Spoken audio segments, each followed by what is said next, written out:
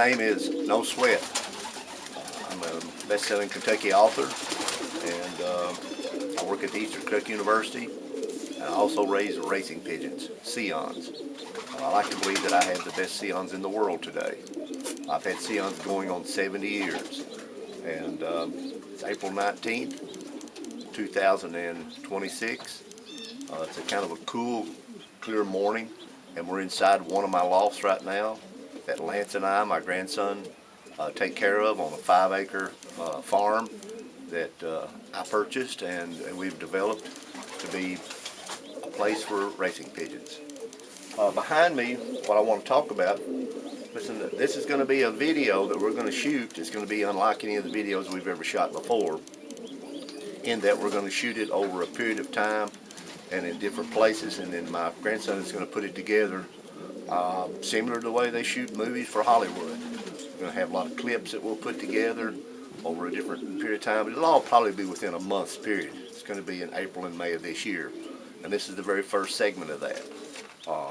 We're hoping it'll be successful, and I don't doubt that some people will try to copy us after that, which I've noticed a lot of people who shoot YouTube videos have copied much of what I've done, which I take that as a compliment. Today, I want to talk about, I've got 14 subjects that I will be talking about, and today's one of them is going to be about the Florida Derby. The Florida Derby, as I know, we flew in last year under Chanko LOFT. It was one of the most exciting race series that I've ever been in. The birds were taken out many times. We counted 42 different times that the pigeons were let loose at 50 miles or more. 42 different times, which that in itself is a pretty tough test for young birds. They originally started with almost 9,000 young birds, and by the time they had them settled and began training, I think there were 7,800 pigeons that actually began training, and these were pigeons from all over the United States. All the big names were there. A lot of birds from other countries, and I met a gentleman there who's in charge. His last name's Brito. He told me to go ahead and start calling him Brito instead of trying to use his first name, and Brito and I became very good friends. Super pigeon man, very positive personality, very knowledgeable, and I fell in love with Brito. And so we're going to fly. Not only do we fly last year, we're going to fly in the Florida Derby again this year. We're very excited about it, and hopefully I'll come closer to winning this year than I did last year. Last year was a learning exercise for me, and we did manage to have two of my closely bred, inbred, line-bred Sions, my family of Sions, which flew the entire race series, including the big money 350-mile race, and also the 450-mile race, which I had hoped would be a 500-mile race. One of my birds coming in at about 3 o'clock, which easily told me that it could have flown, 500 miles on the day. That's our goal with these Sions. We're 500-mile day people with young birds, because my birds are all pretty much bred for long distance. They fly in this area. I fly them back on 500, 600, and 700 air miles back to come home as young birds. 700 air miles. I've done that 4 times, and as any of you know who raise racing pigeons, to get young birds to come back from 700 air miles is almost an incredible feat. 4 times I've done that, different releases with people, racing pigeon fanciers with me, and them with me also on the returns, seeing the birds. And so some of that lineage of those birds that have flown well for me, those babies out of those birds have flown fantastic. In fact, this year in the Florida Derby, both birds that flew very well for me were down from my 700-mile young birds. The very last one that flew for me flew back from on the other side of Disney World back to Richmond, Kentucky. A blue bar hen. I only got one bird back from that 700-mile, but she's turned out to be a good pigeon. And she's the grandmother of a pigeon that I call Summertime. And Summertime flew in South Africa. I forget exactly how many birds were in that. Originally, it was something like 7,000, 7,500 pigeons. And I forget all the numbers. It's been several years ago, 6, 7 years now ago when that took place. But she finished 41st out of the original 7,000 birds or so. And so I was very proud of her. And like again, she was down out of that 700-mile blood. I got summertime here. We got her back from Africa. I bred babies out of her last year. And I'm trying to mate her to a different cockbird this year. And it's going to be one of the things that I want to talk about, along with talking about the Florida Derby. I want to talk about what I'm doing to try to win that race. Because this coming year, we expect maybe 10,000 birds. And we also expect, Brito was telling me that he's going to have a lot more birds coming from other countries, from Europe in particular. He's going to get birds from Dubai and from all over the world. And there's nothing that excites me more than to try to beat 10,000 of the very best racing pigeons in the world with my close bred family of Sions. And again, I want to emphasize a close bred family of Sions. There's some people out there that hark and promote that you must cross pigeons. And that's not true. My Sions speak for themselves. I don't introduce any birds to these birds. These are all one family. And these are all birds flying today against the best in the world. You do not have to cross pigeons to have good pigeons. In fact, the smart man is a man who understands the birds that he has and works with inside that family of pigeons. Van Loon did that, and I'm doing that. So anyways, you'll see here what I'm doing. These are the breeding cage. I've isolated 2 pairs. So far right now, I've isolated Summertime. She's in here, and I've really got her what I call almost darkened up. There's not much stimulation on the outside. The 2 birds are going to have to concentrate and look at each other more. Now I'll gradually start to move that after I start watching these birds and starting to see that they're looking like they're taking with each other. And I can see right now, because he's been in there with her for about a few days, this particular pigeon. I had her with another bird last week. I had 3 different cockbirds, and I want to talk about those choices I'm trying to make. What's the perfect pigeon that you want to put with a great racing pigeon? What pigeon do you want to put with that bird in order to improve, to get the very best out of it? There's so many different things that you look at. Wings and the eyes and the feather and the construction of that pigeon.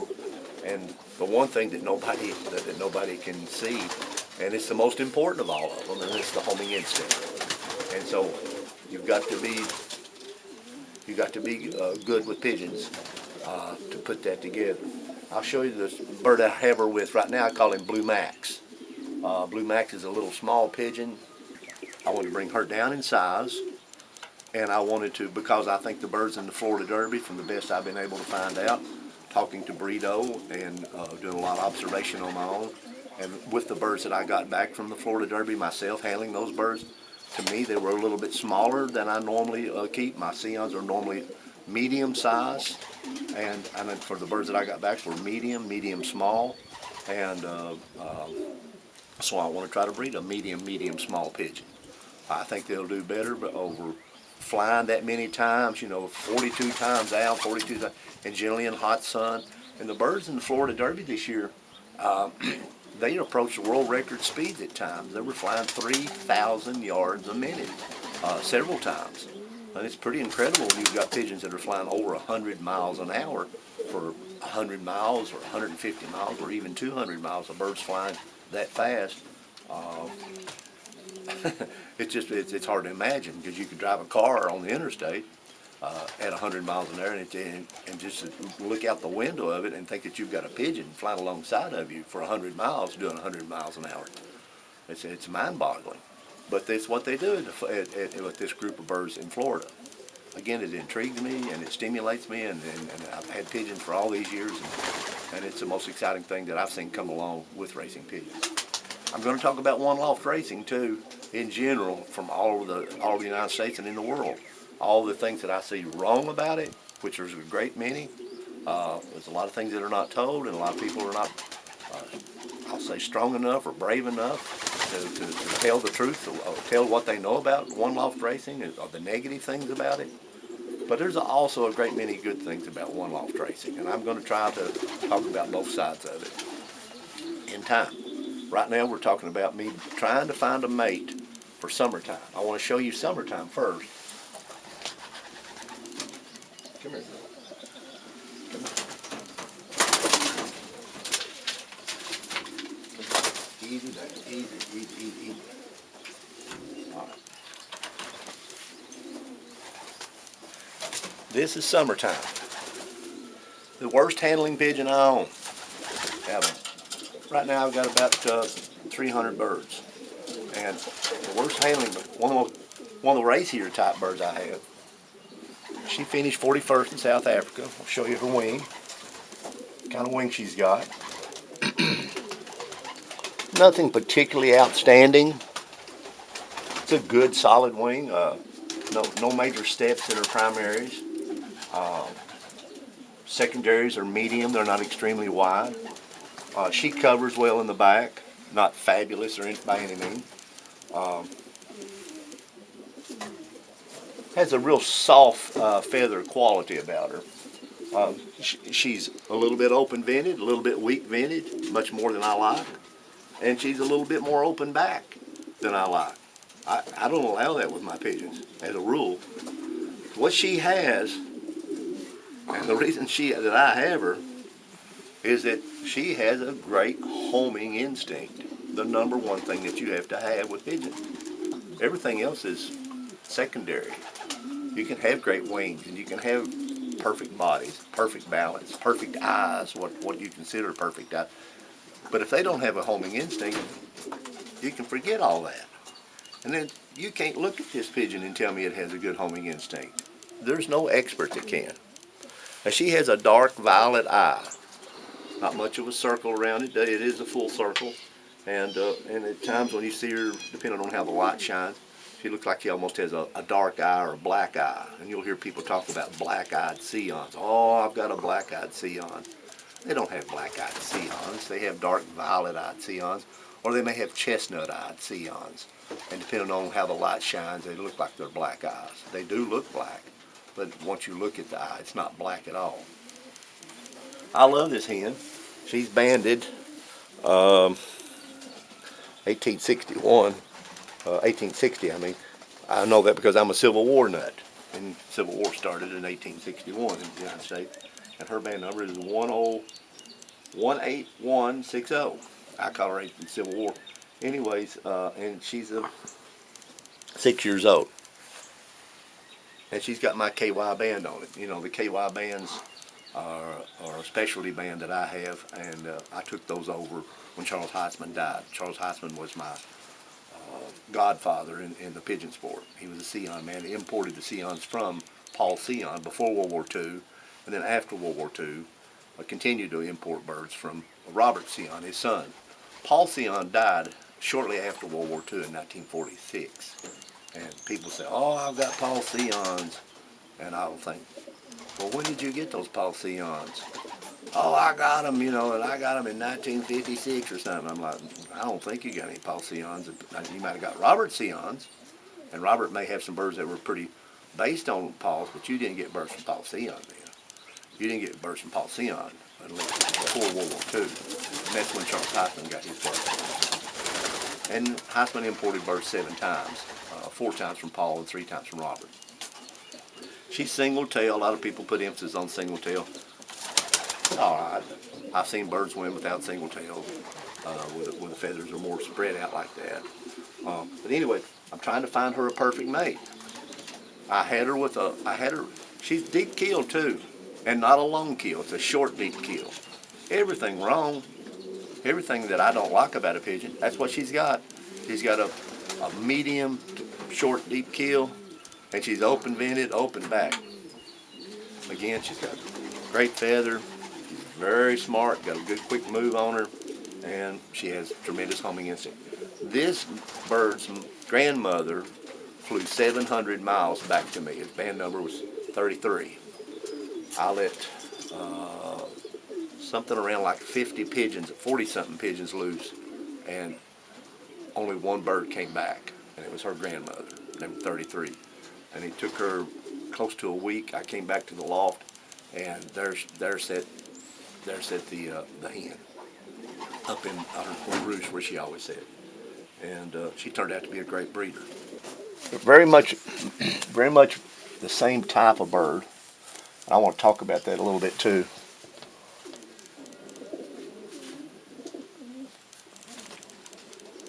He's wanting that because he's a mated pigeon. That's why he's a little bit on the nervous side. He's got a mate. I took him away from his mate just a couple of days ago. He's wanting to get back to her, and that's why he's jumping around like he was. I know it, big dog, but you're going to settle down and you're going to mate to her.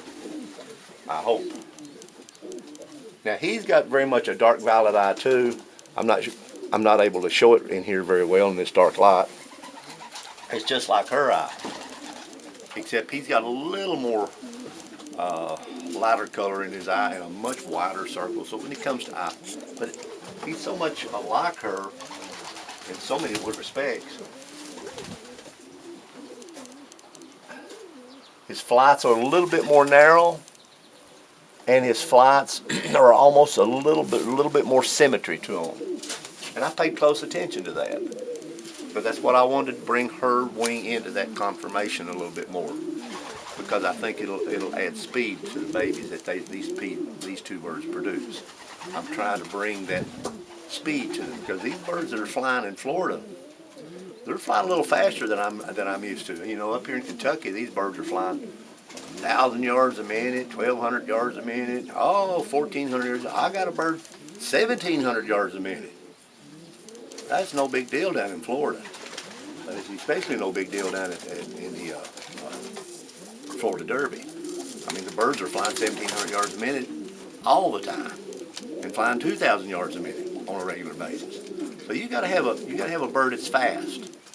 So I want what I call a speed wing, and I want a bird that comes down in size, and I wanted a bird with a super tight vent. Not particularly showy birds. Nobody cares about show in a race. I like a beautiful pigeon. Anybody knows me knows I love a beautiful pigeon. And it's a beautiful pair of racers. There's no two ways about it. But as far as showy, winning shows, no.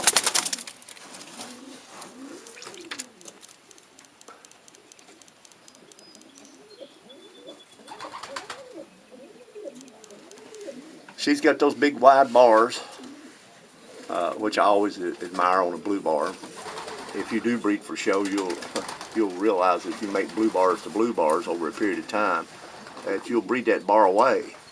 In order to maintain a bar, you'll have to breed a blue bar back to a check to keep that bar going strong. Okay, that is Summertime and the Blue Max, and he's 6 years old too. I got two 6-year-old pigeons going together, or 6 and 7-year-old. This pair over here, they're worth their weight in gold for me, because I haven't been flying my birds about 4 years now. Every year I used to take them down to Florida and let them loose and get to 500-mile young birds. But since I've moved over here to this new, got this 5 acres and put these lofts in and everything, I've not been set up to fly the young birds out like I normally do. I'm working on that. I'm building a new loft, and I'm going to get back to where I can take the young birds out 500 and 600 miles and 700 miles. So this is my first pair that I've actually got to fly. And that was one of the great things about flying in Florida. They did it for me. 42 times this bird was let loose past 50 miles or more to come back. Bird flew 450 miles at the end. They weren't mated. The hen is called Blue Bayou.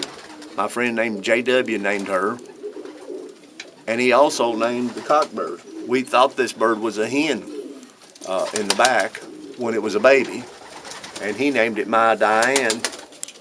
He knows a lady named Diane that he named her after, and My Diane turned out to be a male pigeon and not a female, and was going to change the name back to make it a male name, and I said, JW, I want to keep that cockbird. I want to call him My Diane from now on. They're going to be a little more less apt to want to get out here. But they've been wanting, and you'll notice that I've already got more light coming in here. Once I saw that they were a mated pair, they started roosting together, and I expect her to lay sometime soon. They're very radically different from each other, except that they're both small. She's a small pigeon, and he's a medium small pigeon. And she's handling really well now. She's put on a lot of weight since I got them back 2 weeks ago. I've been letting them eat all the time, and when they came back to me, they were way down. But she's a little round muscle, I'll call it. Beautiful body on her. Tight vented, perfect keel, soft feather, small hen. And she's got a red eye. It's an eye that was a lot of the old eye sign books used to talk about. Of course, the old eye sign books are completely different than the knowledge people have about eyes today, or what they think about eyes. She has that almost full reddish eye throughout the entire eye, for whatever that's worth. To me, it doesn't mean a whole lot. What it does mean is the bird has a great homing instinct. This bird does have a great homing instinct. And she's a little small flyer. Let's look at her wing for a minute. There you go again. No major break in the flights. Her flight feathers are a little wider. And you'll see that she's flown so much, she's got a little bit of fray in the flight and a fray on her tail. But a pigeon that has flown as many times as she did, I don't know how many miles they flew, 2,500 or 3,000 miles or something total in all together. So she's going to have a little wear and tear on her. And I really believe if you're going to fly in the Florida race, and this may rub some people wrong, and I don't mean to do that, but I really think that knowing what I know about feathers, because I showed pigeons, generally speaking, darker colored feathers, the black jean feathers, they're a little bit stronger, as a rule, than your red feather and your light feathering. The birds that are grizzles or whites, they have that feathering, and normally isn't as strong as a darker colored feather, a black check or a blue check or a blue bar. So, if you want a bird that can hold up its feathering, that's the tool that it used to fly with. Probably do want to enter a blue bar or a black check or a blue check. And I noticed there was a lot of good blue bars and black checks that flew well in that race. Let me show you this tail just for instance. And this bird has a real, just carefully look, I don't know if you can see it. See the fraying, the little bit of fraying all along the edge here? I pay attention to that. That's not, it has nothing to do but except a bird that has really worked hard over and over and over again. See, it was a little wear and tear on her, and she has superior quality feathering, but still, it still cut into her just a little bit. Right up here on this flight, you can see right there again a little bit of fraying, and out on the end two flights. Of course, when a bird's pushing its wings down, the more feather it has to work with, the more efficient that it is. I don't handle birds very much in my loft. There's no need. I don't even like going into a loft where somebody has to go catch this pigeon and that pigeon all the time. I think your birds will be a lot tamer and will trust you. And everything just goes a lot better if you don't handle your birds very much. Handling birds doesn't make them tamer. They're tame in many other ways besides having to grab them and pet on them. I'm not too sure you as a human would want to be picked up by a giant and petted on to don't have to make you any tamer. But anyways, this is my Florida Derby hen named Blue Bayou. She's a pure, no sweat Sion that flew all the races, again, out of a family, no crossing. It's a straight Sion, period. I get so upset when I hear somebody, oh, you have to cross the pigeon. And this pigeon, it finished, I think 127 out of like the original, it might have been 157. It was somewhere 127, 137, 100, but it was right along in there, out of the original 9,000. Now you can do the math. That means it beat 8,000 birds with the 7,800 went into training. It beat over 7,000 of these crosses. Crosses. This isn't no cross. This is my Diane. Hope he doesn't get a complex from being called a girl's name like a boy named Sue. My Diane is bred out of summertime. This is one summertime sun. And a pigeon I call the Maltese Falcon. Big, strong cockbird. But he's light in body. And he's in here. My Diane out into the aviary, there with the sunshine, so that you can get a good look at his eye. And again, he was one of the top birds in the Florida Derby this year. Flew very well in all the tosses. At times was up in the in the upper 5%, 10%. It's a lighter colored eye, and a light violet eye, what they call. He's all racer. And here's his wing. If you're a wing nut, a little bit different wing, what I call more of a long distance wing. And he does have a little bit more of a step out on the end. His flights are a little bit more narrow than hers are. But this is a good wing for long distance. And in the ratio to his body, it's good. Ratio to her body, it was good.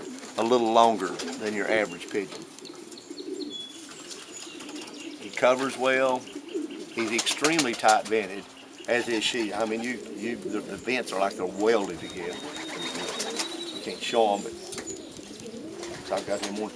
I'm excited about mating him back onto her because one of the big reasons is because I know that both of these birds have strong homing instinct. Bam, and that's what I'm after. And not only that, what Brito and I talked about, they're birds that are flying well in Florida. We talked about it as a horse for a course, and we think there's pigeons. Some pigeons will fly better in some areas. So I know that this pigeon flies good in Florida, or in that Miami area, and coming back all across the state of Florida. And I know his mate did too. They both just got through doing it. And if you want to improve your pigeons, that's what you want to breed out of. You want to breed out of birds that have flown themselves, always. It's always better that first generation than it is the second generation. And you always want to breed out of birds that have proven that they have homing instinct. I'm bringing Summertime and Blue Max over into another loft. They're going to be the only old bird pair in that loft. There's some young birds in here. So I think they got a better chance.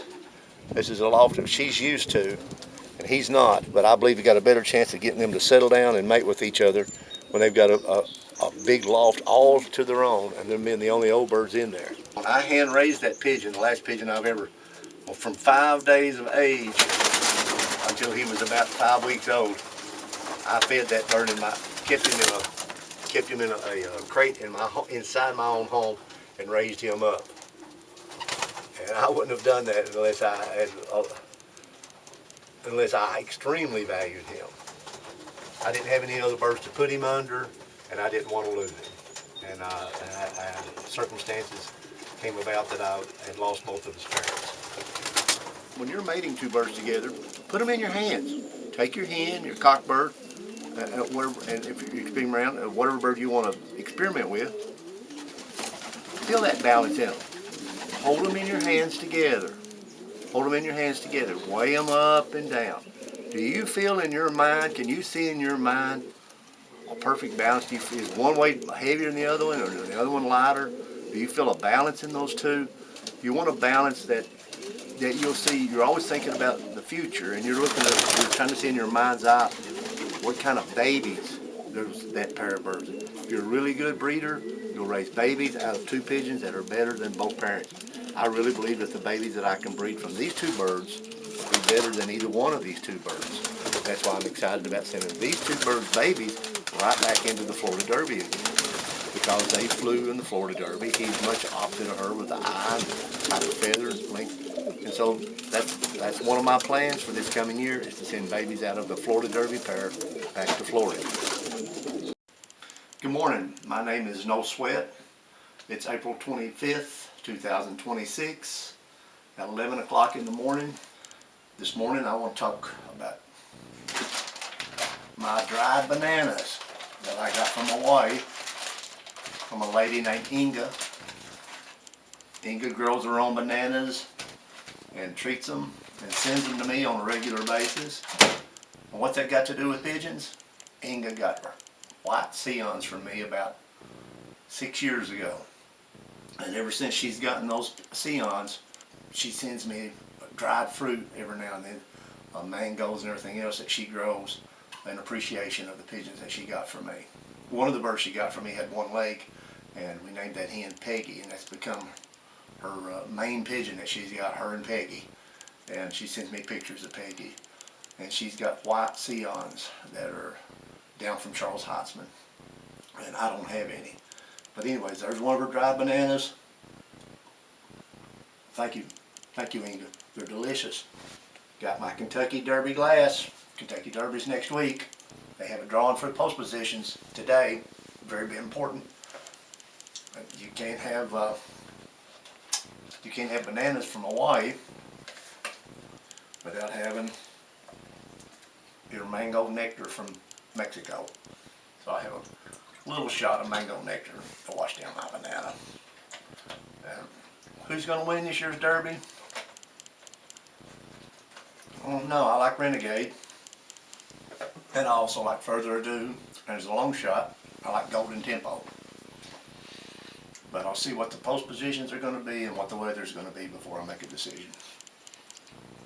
I've never missed a Kentucky Derby since I was a little boy.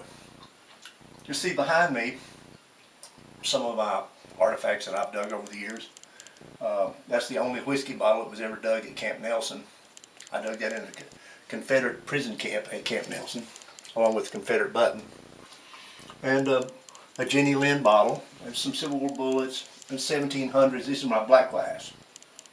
And I got a dated axe back there that I dug up. Thing that's just recently happened today. I just signed a 4-page contract, 1, 2, 3, 4, sent to me from China, sent to me by one of the great flyers in China named Hao Lu, and Hao Lu has gotten birds from me before, and I'm taking 60 old birds, 60 of my better breeders, and shipping them to him.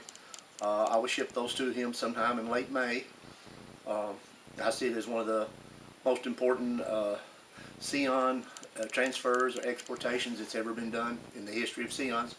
In the 100 years of Sions, it's going to establish the no sweat Sions, my family of Sions, strongly in China and also in Taiwan and Japan. And I'm anxious to do that. I'll be driving the birds myself from here Richmond in Kentucky all the way to Virginia. I'll be going through West Virginia through those mountains, and I'm taking them to what I think is the best pigeon exporter in the United States, a gentleman named Danny Lee. If you want to ship pigeons, Danny Lee is the guy to go with. He's very detail oriented, very positive person, and an honest person, and a person you can rely on to get the job done. So I'll be going back to Danny's sometime in late May and taking 60 of my best old birds to ship to China. Behind me you'll see some of my Revolutionary War muskets, early flintlocks. There's a brown bass right here is one of my prizes, a Longland brown bass, the early ones. And some more Charleville's, French Charleville's. Oh, this is a bottle of bourbon. And that was sent to me from a gentleman named Ray in Texas. Thank you, Ray. And that was for an appreciation of some Sions that he got from me this past year. Sent that out of the blue, which I was very happy to get. And holding it for a special moment. And up here's one bottle that Lance and I just recently got. It's 21-year-old, 111 proof bourbon, Woodford Reserve. And we're definitely waiting for a special moment for that to happen. Maybe when we win the Florida Derby or something. As you'll see, this is some of the German stuff that Lance and I've collected recently. I got both of these helmets were dug up in Russia that I got from the man who dug them up. Civil War cantina that I dug up at Camp Nelson. There's some Kentucky red agate that I've dug. Something I've spent a lot of time doing in my lifetime. That's the royal red, that's the big red. This is the very first Kentucky red agate that I ever found. That's why I've still got it. I've sold thousands and thousands of dollars to the Smithsonian, to the Science Museum in Cincinnati. Anyways, that's one of my friends who's dead now, Wallace Scott, Doc. Powderhorn, he's got my name carved in there, EARL, Earl Lowell Robbins. Doc did the illustrations for my last novel, Uncle Moses and Ed Hawkins. You can find Uncle Moses and Ed Hawkins on the internet. The book's been selling very well. And you'll see a little painting that I got in a shop of the pump house down in Florida, which is like where Lance and I scuba dive and surf and fish and stay on the beach every day for about 3 months every year. I've met so many different people in the last 70 years with pigeons. Famous people and celebrities. A person called me out of the blue, basically, and wanted to get some pigeons from me, and then went on to tell me who he was. His name's Michael Sullivan. Mike wants to become a partner with JW and I on flying our pigeons this year in the Miami Derby, biggest race in the United States. And I said, that'd be fine, Mike. You know, you have to put up some money for the perch fees and the entry fees. I'll put up the birds. I'll ship the birds. We'll work it all out. So he's been extremely agreeable on everything, and he's it looks like that JW and I will have a new partner.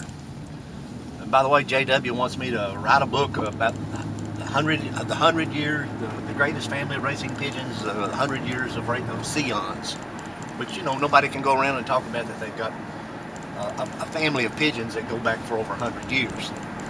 But the Sions do.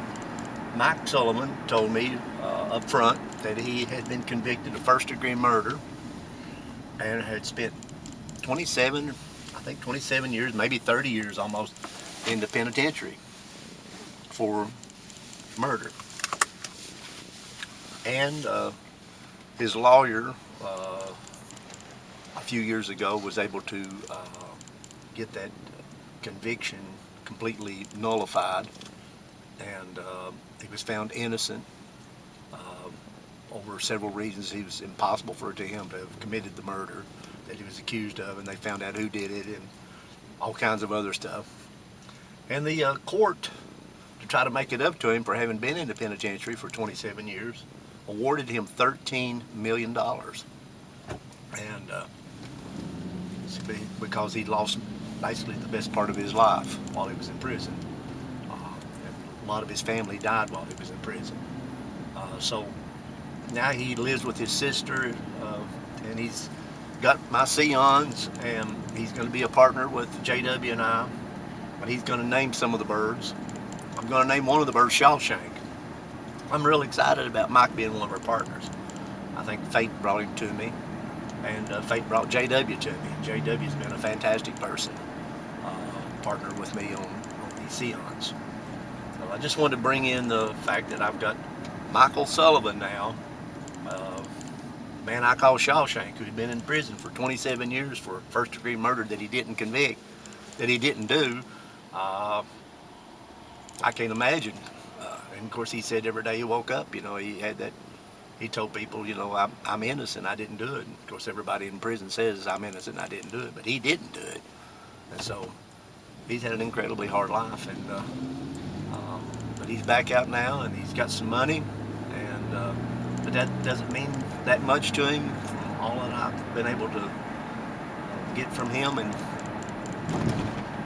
he's just dreaming about us winning this big pigeon race now. And I don't know, it's just a fantastic story for a man to have gone through that and now be involved in this Miami race with my Sions. And I've told Brito, man down there in charge, I said, Brito, I want you to say these words. He said, what's that, No Sweat? I said, say, No Sweat Sions, first place. No Sweat Sions, first place. No Sweat Sions. I said, keep saying it, Brito, because it's going to happen. And of course, I'm getting him to practice. No Sweat Sions, first place, Florida Derby. And Brito seems like he enjoys my attitude. and I enjoy his. So I'm hoping to get to go fishing with Brito this year. He's invited Lance and I to go deep sea fishing with him down in the Keys, and we're very much looking forward to doing that. We'll be down in the Keys this summer, so if we do, I'll shoot some video or something. Lance and I will shoot a little video while we're out there fishing. This blue bar just got through flying 42 times in Miami from 50 miles or further back. He flew the 450. That bird is named My Diane. You can find him on the internet if you want to look him up at last year's Florida Derby. A pure, no sweat Sion. He and his mate, which both flew the whole distance, I got them back 2.5 weeks ago back from the Florida Derby, and I put them together and they've mated and they've laid eggs yesterday. You couldn't find a nest box to suit them. There was too many fights going on. I moved them out of the separate room they had. I want them to have more freedom, and they've nested on the floor, of course, and not only nested on the floor, but they've nested right by the door. So I'm going to leave everything alone. Let fate takes its course. If the pair does raise these babies, right now is May 25th. June cutoff, the deadline to get birds back into that race, or the last day of June. If it's possible that I can send babies back out of that pair, out of Blue Bayou and My Diane, the both birds having flown the entire race series and did very well on the 350 and on the 450. If I can get a pair of babies out of them very late, I will do it. So everything's riding on these eggs on the floor right here. As soon as you walk into the loft, they laid there. He's holding his nest tight. I will give him credit for that. For a young cock on his first set of eggs, he's holding tight. I'm proud of him. Proud of the fact that I've got eggs out of him, a pair that I just got back from Florida. One of the things I want to try to do today, one of the segments is going to be the selection of birds that I'm going to be making. Picking out the birds that I'm going to be sending to the Miami Derby this year. Biggest race in the United States, down in Miami. And hoping they'll fly a 500-mile race this year. That's where my birds should do best. That's what my Sions are bred for. I'm the guy who's had 4 different times had Sions fly back, young birds fly back from 700 air miles down below Disney World, flying all the way back up here to Richmond, Kentucky. These are some of my reds right here. I'll be going through to pick out young birds that are on the floor right now. I'll move them over to the young bird loft, and then we're going to start going through a selection. But I'm just picking out a certain birds right now that I think have the right conformity and blood and everything else to do well in that race. So you can see some of my reds. There's nobody in the United States or any place in the world that I know of that has brick red velvets like I've got, especially these old Sions. They didn't get here by accident. Well, I picked out one red here that I'm going to move over to the young bird loft. I've already moved some over there this week, but this is one I picked today. You see my reds have got gray up in their flights, and you'll see how much red. If they have that usually tells me real quick that they've also got hardcore up in the blood. And he was a young bird that flew 620 air miles from me. Came back on the second day, early on the second day, from 620 air miles in 90-degree heat with headwind. And I can tell already, if you look at this bird, that this bird's going to be one of my lighter-eyed reds. I have some reds that have light-colored eyes, and that usually also goes back on to my hardcore blood. So I like this bird. It's got a good balance to it. I like the fact that it's a red, but it has a dark color of red in the feathers. I think it'll fray a lot less. It'll be a whole lot better pigeon to fly in that particular heat. And as many times as they have to fly down in Florida, it'll be one of them that I'll be possibly selecting to go to Florida. I'm going to be looking at some of the young birds that are on the floor that have come out of the nest. I've got a whole lot of birds that are still in the nest right now that are out of these matings. And I'm really excited about possibly selecting birds out of this group that'll also go to the Miami group. I'll be choosing from some of these birds, and I'll show you as I pick them up and get them. Then we'll be making more selections. Most of these silvers, a lot of them again come down out of hardcore, and some of them come out of cock that flew 500 miles 6 times and 600 miles 5 times. A Marine who just retired recently, Tony in North Carolina, got a strawberry mealy cock son out of him that I love, that pigeon. And I'm tickled to death that Tony's got him because Tony traded him, and I expect that to do well. There's a real good chance, and I'll be sending at least one baby out of this strawberry mealy cock to the Florida Derby race. He's sitting on 2 babies right now we just recently mated. He's made to a small silver hen. He's got a fantastic eye, and he's got a tremendous homing instinct. He's double line bred back onto hardcore and has more hardcore blood in him than any pigeon I own right now. And he looks similar to hardcore. Fantastic pigeon and a proven breeder. A candidate here for Miami for the Florida Derby. You can see this part of the breeding operation that I've got where the silvers are at and blue bars. You'll see 2 young blue bars here. They may well be birds that'll go to Miami. You'll see 2 silvers here. I've almost earmarked one of these silvers to go. Showing you 2 babies that, if you remember the strawberry mealy cock that I had a while ago, what these 2 babies look like. They look like they're straight silvers to me, but I will definitely be looking at a baby out of them, possibly to send. I've got a lot of deciding to do right now. It's good. I'll have, like, I may be sending 20-something birds, and I've got like 150 birds to select from. So I get that luxury of being able to pick out what I think are going to be the best 25 birds or whatever I send out of 150. Be some of the silver cocks and hens, my breeders. Some of these will be going to China. But you'll see some of my, it's just my breeders in 2026. They're all perfect pigeons. I'm extremely proud of them. Beautiful birds. All of them long distance blood.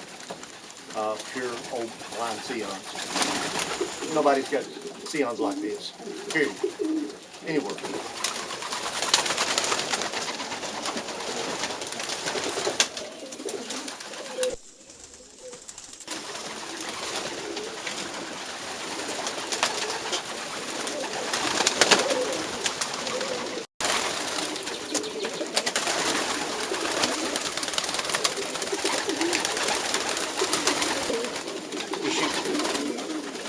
You'll see Lance is shooting some of the red. These are breeders. Some of these birds will also go to China.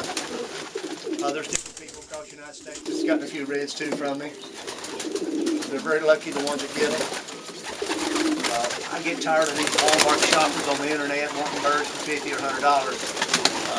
I'm sorry, but there's no issue writing a letter to me if that's what you got in your mind. I've got too much time, money, and love tied up in these birds to be giving them away.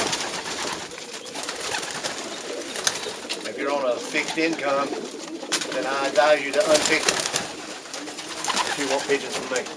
One of the reds that I've got HEITZMAN's old 51. He was a red Czech Sion that went back onto his original Sion pair, something like 36 times or something.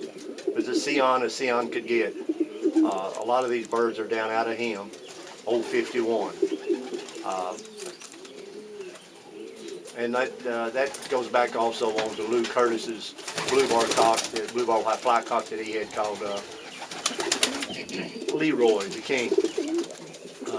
Because of HEITZMAN's original pair of the 2 reds, they had Leroy blood in them. One of them was a baby out of Leroy.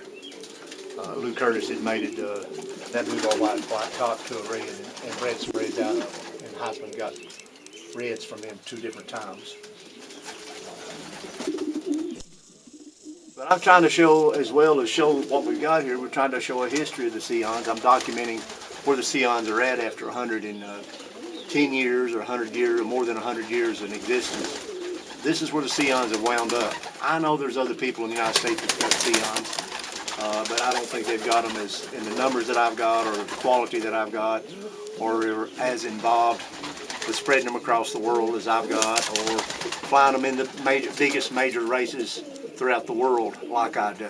There's just nobody else doing that with the old family of Sions. There's the Florida Derby cock. That's Blue Bayou. I love him. He's starting to fill out a whole lot more than what he looked like than when I got him about 2.5 weeks ago. He's put on a whole lot more weight, and he's fallen more back into line with the type of pigeon that I breed. He's come off the nest right now. Down here on the floor, they've got 1 egg. Right now, to show you his mate, Blue Bayou. She's laid 1 egg so far. I just caught some more silvers and blue bars, young birds, and I'm getting ready to put them in this particular smaller loft. And I'm keeping all the birds right now. It's sort of like in a holding pen. This is a preliminary loft where I'm taking the birds that I'll be selecting from to go to the Miami Derby. I'm picking birds that are a little bit smaller, a little racier is what I think of when just in the way they look. Going to have a little lighter feel. Super, what I think would be better birds for long distance. Just looking at physical attributes. I'm gonna, like I said, I have about 125 or 50 birds to select from to get it down to 25, and I'll put like maybe 40 in this loft, and then I'll go through that 40 and try to pick out those 25 that I think are the best ones. I'll be doing, and it won't happen all overnight, it won't happen quickly, but I'll show you some of the things that I'm looking for as I pick birds out of a group of pigeons. And the ones that I feel real strong about, I'll go ahead and write their band numbers and color and sex down today in this book. So it'll save me some time later on. And some birds that I don't think are that good, in comparison to the others, I'll go ahead and move them back to the loft. It doesn't mean they're not any good, it's just birds. I've got an idea of what I think it takes best to fly in that hot sun down in Miami, repetitive flying against 9,000-10,000 pigeons. Right now I've got about 35 pigeons in here. I thought I had about 45, but it's 35. It's a fairly small loft. This loft is good for about 50-60 birds. And I'm calling it a holding tank. These are preliminary birds that I've moved over out of like 125 pigeons. I've moved 35 of them over here. And I've just put some in here. That's why they're acting like they are. They're climbing up on the wall. You can see that. I know that doesn't look good, but that's holding pigeon. They'll settle back down in a minute. But these are some of the blue bars, silver bars, and reds. That's the 3 colors that I have. As anybody that knows my family of birds, I breed for that, those particular colors, as well as So when I start to look at these birds, I've already selected these earlier out of birds already on the floor and in the nest and stuff over there.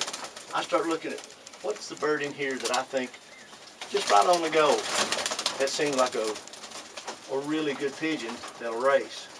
Just body-wise, balance, size of it.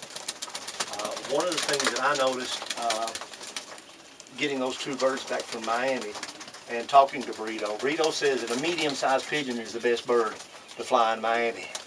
And we talked about horses for courses. Some birds that fly well in Miami may not fly well in Canada or California or Kentucky or New York or some other place, or at the Hoosier or Tar Heel Classic in North Carolina. All those different races they have, the Peachtree and all that, Grand Canyon. They may not be the same birds that'll fly well.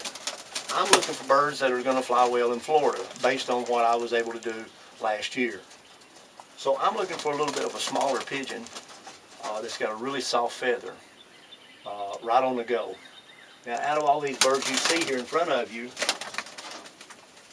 can see that red's a little bit smaller bird. That would be one that I might consider. So I'll take that red out of the group and move it over here to, I'll write its band number down in comparison to all these pigeons. This blue behind her is a smaller bird. I'm just looking, guys. Just physically looking right now. That's one of the things you'll do before I start putting my hands down on any bird. That silver is the smallest bird in here.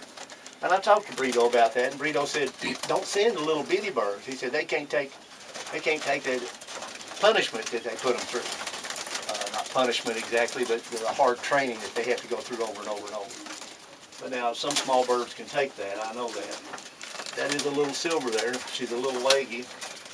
It has nothing to do with the way that bird will fly. You know, and again, we're looking for birds that have a great homing instinct. And who knows which of these birds have better homing instincts than others.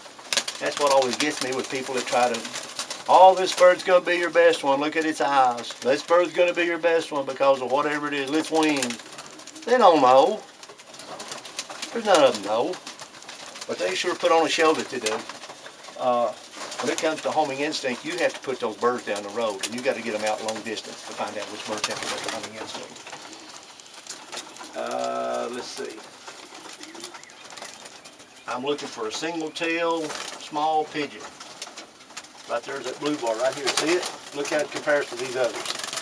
Coming back, super coverage in the back, a little bit smaller than the other birds. Got a nice solid darker blue color to it. Super tight vented. This bird should make it great. Got a nice wing to it. As far as I'm concerned, this bird's on the team. This bird is AU KY 2026 26109. So I put down 26109. And that tells me right on the go that was the 9th pigeon I hatched out this year. Without me having to go through the records. And I have who its parents are out of and all that kind of stuff. So I got 109. It's a blue bar. And medium, small pigeon. Real sharp features to this particular bird. Sharper, more narrow flights that are sharp. Single tail. Good vent. Everything about the bird is all racer. Here's a group of birds, same group of birds. There's some of them came in here on the roof. Again, I'm looking at them, trying to make a physical decision. Once I put my hands down on them, then that'll tell me a whole lot more. You know, if they're open-vented or whatever. I don't raise open-vented birds as a rule, but you can raise an open-vented bird out of tight-vented pigeons for sure. But if the odds are that you won't. The little blue sitting right there facing me is one, you know, it looks like a good solid pigeon. Super tight vents, a little bit deep on the keel. I like the wing on this bird a little better for Florida. It seems like more of a speed wing. The flights aren't quite as narrow. The vent is a little tighter than that other bird, and the keel's a little deeper, which I think it'd be a good pigeon. Got a good, everything about this pigeon's nice. Good soft feather. For right now, I'll put it down. Real classic no sweat Sion. My birds have a kind of a long face when they're at this age. A lot of the Sions do. Robert Sion was one of them that loved those birds like that, because he got his birds from his dad, Paul Sion. But some of the Paul Sions had that long face, and a lot of them didn't. People say, oh, I can see a Sion a mile away. They can't see anything a mile. They don't know what they're talking about. But anyways, this bird's band number is 26110. What's that tell me? It's probably the nestmate of the last bird I just picked up, because the other one was 109 and this one's 110. So I'll figure that out later on when I get to looking at my other records that I have of who these birds are out of. But it's a blue bar cock.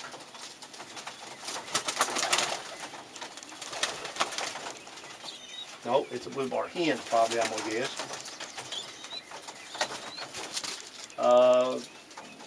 Soft feather, tight vents, perfect wing. Just some brief, quick notes about this bird. So, if that bird is the nestmate to that one, it's slightly different than its nestmate. The feathering in the wing is a little bit different, and I like this bird better than the first one.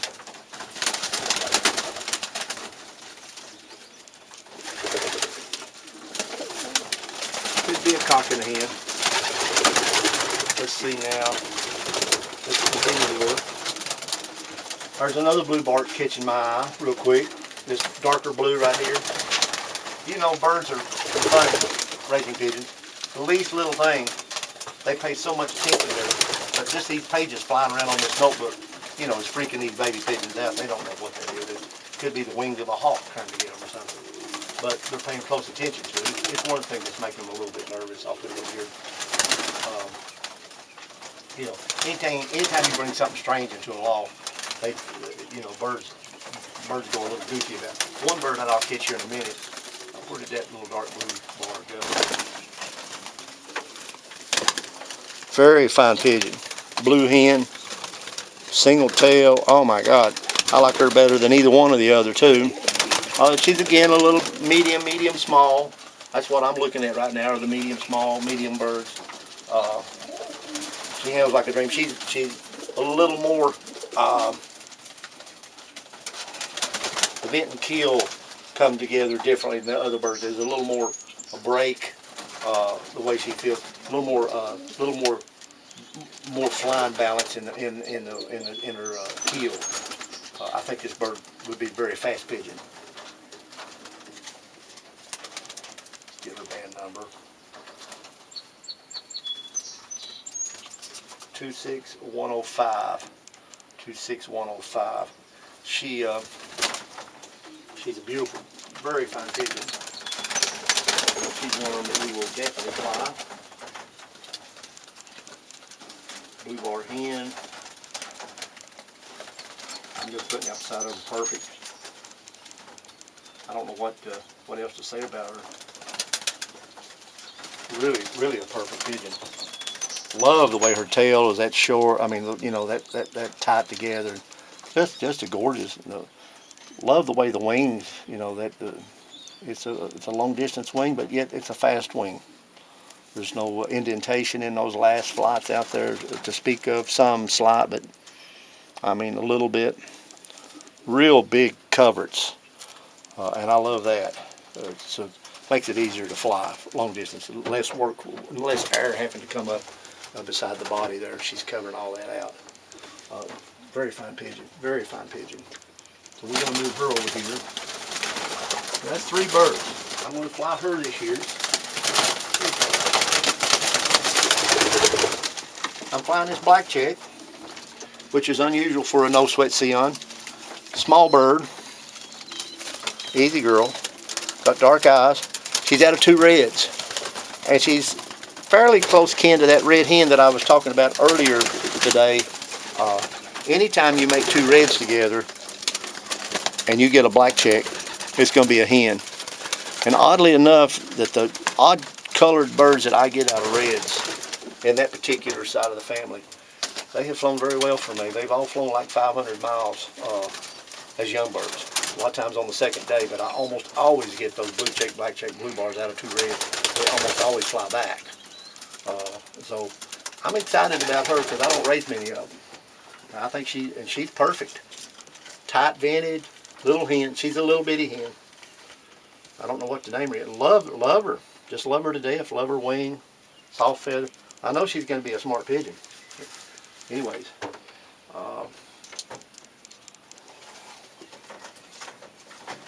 She is 26046. 46 bird I banded this year. 26046.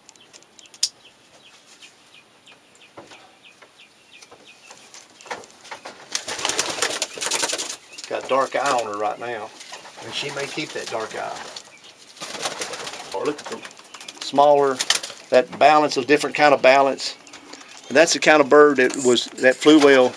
I got that sort of a different, that kind of balance. Instead of a leaning forward, it was a leaning across type, but like this bird and this bird. They both had that, more of that balance.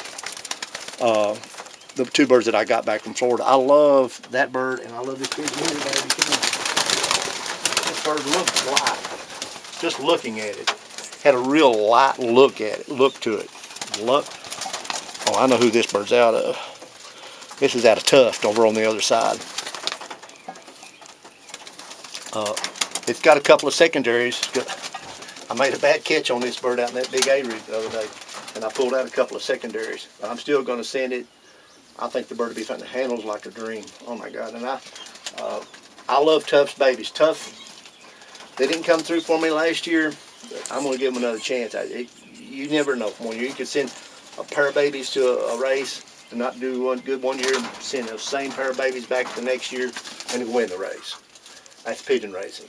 And the guys that have been at it for a long time, they know that. Of course, it's not that predictable, but it can happen. And I'm going to see if it doesn't happen with this bird. I love this pigeon. I know who he's out of. 26008. My 8th bird I banded. Blue bar cock. I know what it is. 26008. I love everything about that bird. I liked him because he was a little long cast. Had a real light feel. When I put him in my hands, it's super pigeon. It's just super tight all over. The vent and the keel right together. Got a longer wing than most of the birds. All racing. 26008 with a blue bar cock. Out of Tuft. I know who he is. I'm going to make a note there that secondary is gone. Secondary. I don't know who it is. And another bird was the black check hen.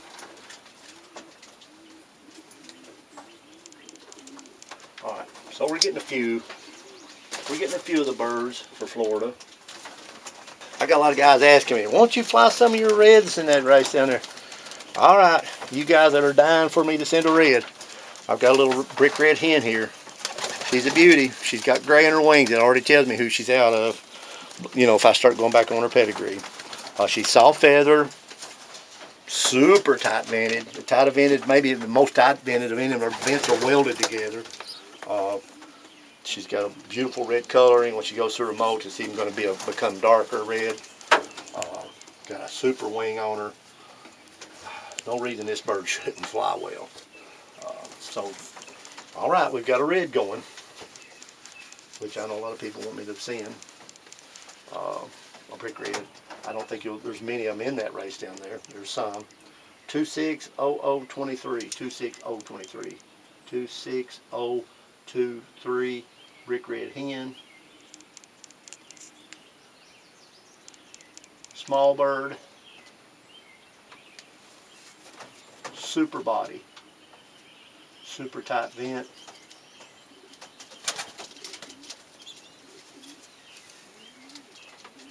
Just a little racing machine. Just this is the kind of bird you just got to put her on the road to find out what she's going to do. She's from a long line of 500 and 600 milers.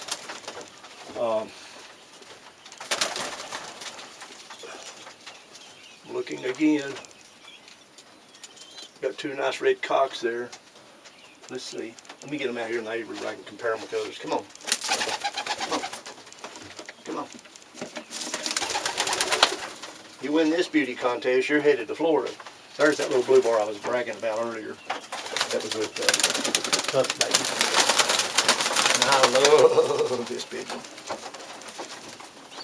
Short cast pigeon, small pigeon, single tail, perfect wing. Real wide, really good covering type secondaries. Secondaries are as long as the primaries. Big, long, wide secondaries. Vent perfect. Vent to the keel is very close. Not a deep keel, just a really perfect pigeon. Small cast pigeon. Small cast blue hen is what it is. Beautiful bird. Beautiful bird. Birds should be able to fly a long distance, should be able to take a lot of flying, should be able to fly and fly and fly again 42, 50 times, you know, like all the birds do. 26051. 26051. Blue bar hen. I don't know who she's out of, but I'm going to put small cast. That's the first thing that hits me with her. Great balance. I'm going to put great racing balance.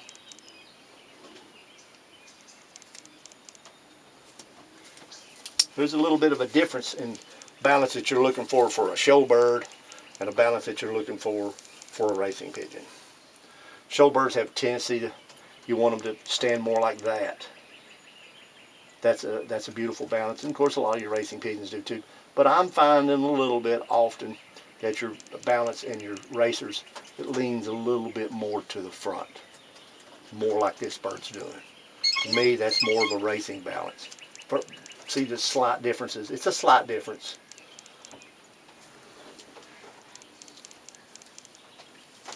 I'm real happy with that particular group of pigeons that we picked out so far. And this bird that I was bragging on out here, I've got to pick it up. It's sticking out like a sore thumb. You know, you have people say, oh, he don't know how to catch a pigeon. Well,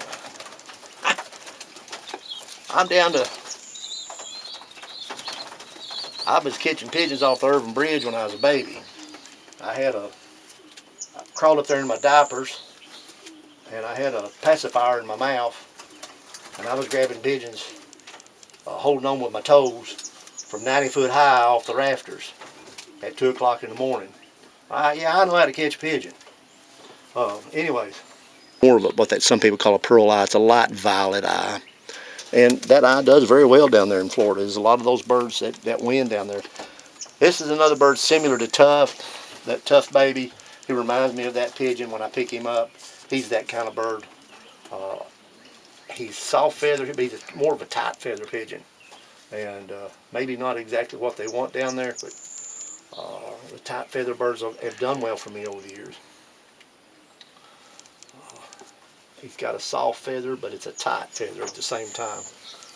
Again, wonderful wing. Not quite the wing some of those others had. I like his balance. I like his type. I like a lot of things about this pigeon. He's sticking out to me over some of these other birds. 26060 blue bar cock. 26060.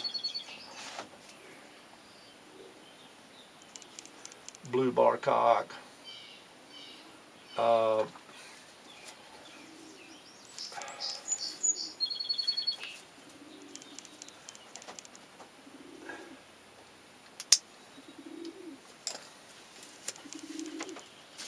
His strength is his balance.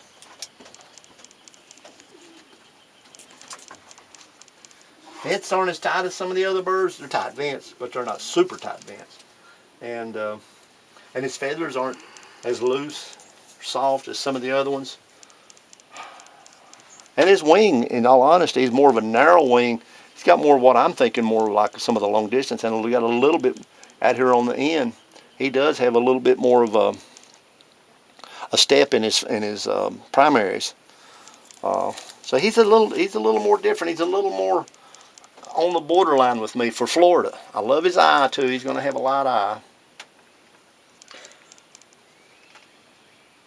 I'm going to put border.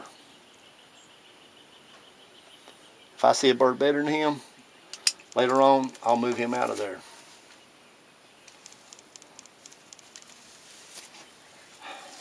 Let me look at him again.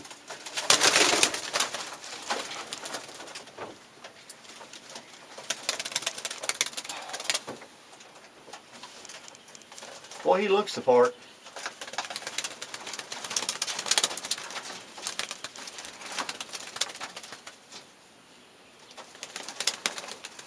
Come here, Hotshot. He's smaller than the others. He's got a wonderful racing balance to him and a beautiful eye. You know, it's just and again, what I know about his homing, how much of that homing instinct is swelled up inside of him when he has to fly 500 miles. I like a lot of things about him. Come here, Hotshot. There's another red. Come here, red.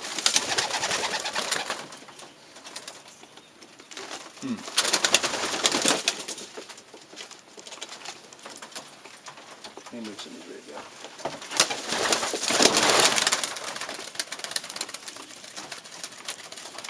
Got another small red here. Definitely a hen. And more of a checker pattern. See, she's more of that check pattern that I've got. A lot of those checkers reds of mine will outfly the red velvets.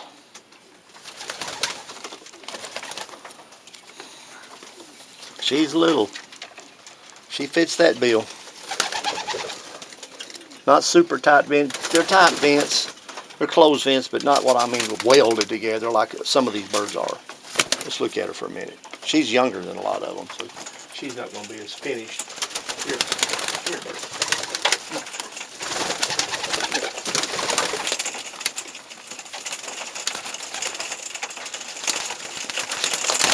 this bird here, I already know.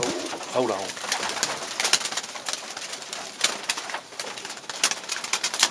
This is a bird out of, let me sit down. This bird's out of Summertime and Maltese Falcon. I know this bird. Does have one white flight and another white flight that's almost. That flight's got a cut in it. Deep keel, tight banded, a little bit edgy this bird is. I'm sending this bird strictly because of his bloodlines. I'm not crazy. And it was that full brother of this bird flew good last year. So yeah, I'm sending another one back. 26002. 26002. Blue bar white flight. Cock. Deep keel. Look like he's gonna have, can't tell about his eyes yet. Deep keel, and he's Summertime. That's the main thing. He's a Summertime baby. So there's a good chance that these Summertime babies all have good, extremely good homing instinct. You know, they're my birds that flew 700 miles. I'm not crazy about this bird at all physically. This is a classic example of a bird that if you picked it up out of a group, it wouldn't be one of the birds you picked out. It's one of those birds that probably that has a better chance of having a great homing instinct over some of these other pigeons. Two. I should have some double red banded birds in here that were both out of Summertime. I'll cut one of those out. There's one of them. Where'd you go? Huh.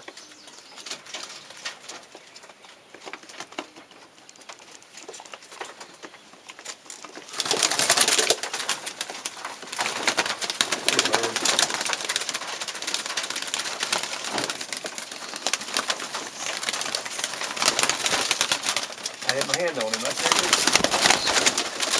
This is Summertime baby.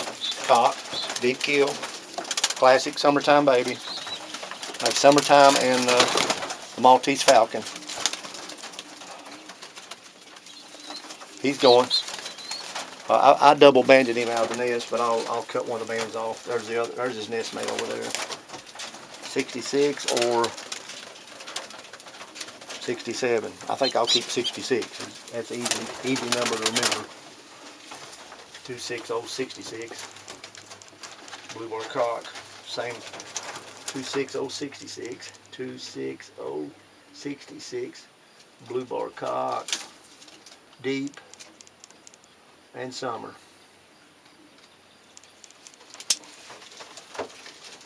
Not much to say about him. He's a little too deep in the keel.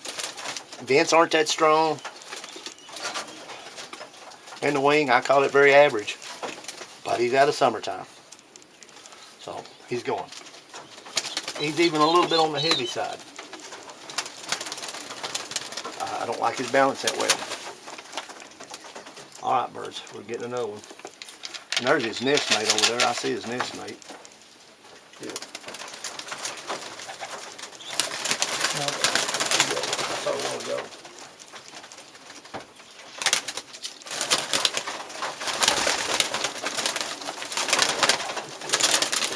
This band. Finally got a hen from Summertime. And it's got three white flies.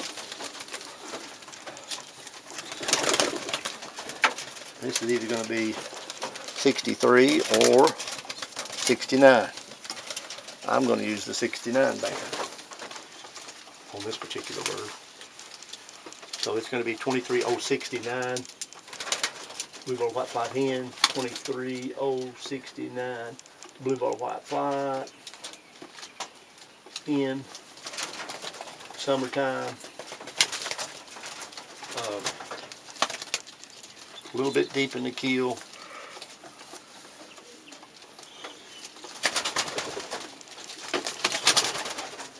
I'll put deep.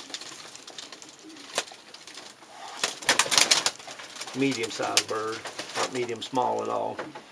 And the other two birds out of Summertime, particularly that last one, both of those birds, he was a little on the large side. Medium large here. So I'm paying attention to those body sizes. And she was no small hen. Once you put her in your hands and felt over her.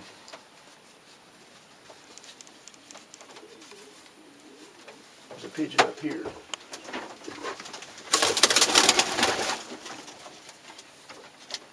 Come here, hot shot.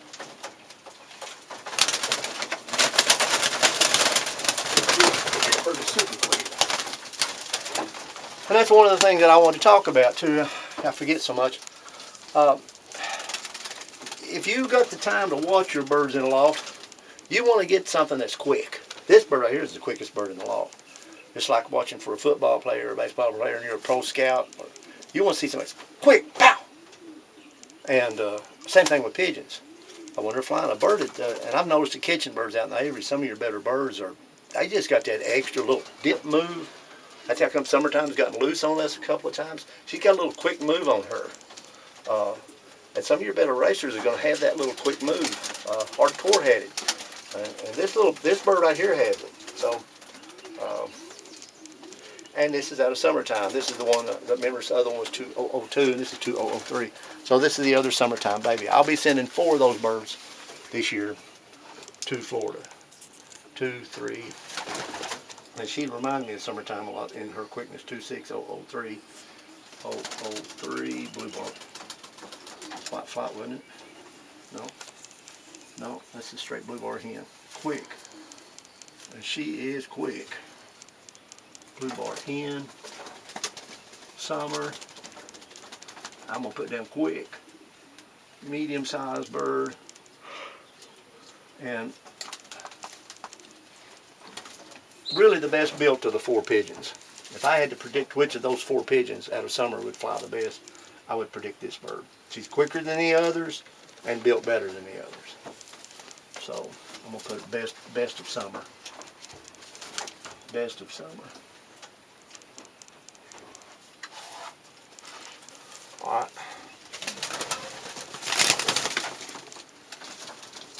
You need to straighten your wing out, big boy. I know. I just put you in. I just pulled him out of the nest a while ago. He's out of the big silver cock we showed you in the video earlier, and the little blue bar hen. I'm probably gonna. I want to fly them. If I'm gonna fly any silvers, they just got. It's such a dream mating. You know, these babies are just at that age. You can't tell a whole lot about a baby. Nobody can at that age. Just a beautiful nut. It's all feathered. They're a little bit on the large side. He's a big cock. She's a little hen. A lot of times people think they made a big bird to a little bird, they'll get a just right bird. That's not true. You're probably going to get another big bird and another little bird, more likely. But you may get an average bird out of that. But birds have a tendency to reproduce themselves. Of them two, I just can't say I'd rather have the hen out of that mating. There's a little bitty blue bar that I like. See how small she is? And the bird behind her is small. Like both of them. Love this first one. She's very small. Come here. Yeah. Oh, tight. Oh, she's all wing. Oh, boy. She's got, in comparison to her body, whew, in ratio to her body, she's all wing, this little hen is. Here's a flyer. My favorite pigeon I've picked up at this point. I love her wing ratio. I love her small body. She doesn't weigh anything. I don't feel anything in this bird. Her wings almost come out to the end of her tail. She's got the wing, buddy, and she's little and light and perfect. A little bitty, you know, not a lot of body, super tight vent. Here's your Florida bird. Mark it down. Mark this bird down. This is exactly what I'm thinking that you have to have in Florida. 26025. 26025. 26025. Blue bar hen. Small. Long, extra long wings. Small. Dead perfect. Dead perfect pigeon. I could see this bird winning the race. She's a dead perfect pigeon, as far as I'm concerned, at this stage to send to Miami. Yeah. I'll remember it's the number 25. Have to give her a special name. She's my favorite bird I picked up. That's 25. That little hen's small back there. That little hen's got a nice balance to it, a racing balance, and a small bird. She's fighting with Blue Max. That's the bird I'm putting with summertime this year, not with. Come here. One of the ways that I found, and I've taught Lance this, and Lance is good at it, way you want to catch stuff, pigeons, I take my left hand and move it out here and get their attention. Then I grab them with my right hand while I'm doing that. Get their attention with one hand and grab them with the other. And Lance has grabbed them. He's grabbed everything on earth using that little trick. It works. I learned it as a boy. You know, it's a diversion. Another nice pigeon. She's not quite as small, but very fine pigeon. Got narrow flights like my old peg leg Sions used to have. She's going. I like this bird. Soft feather. 26014. 26014. Blue bar hen. Small. Narrow flights.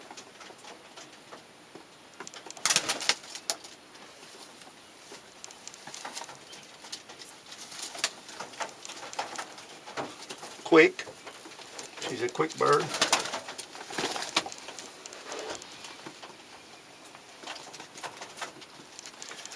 She'll do well.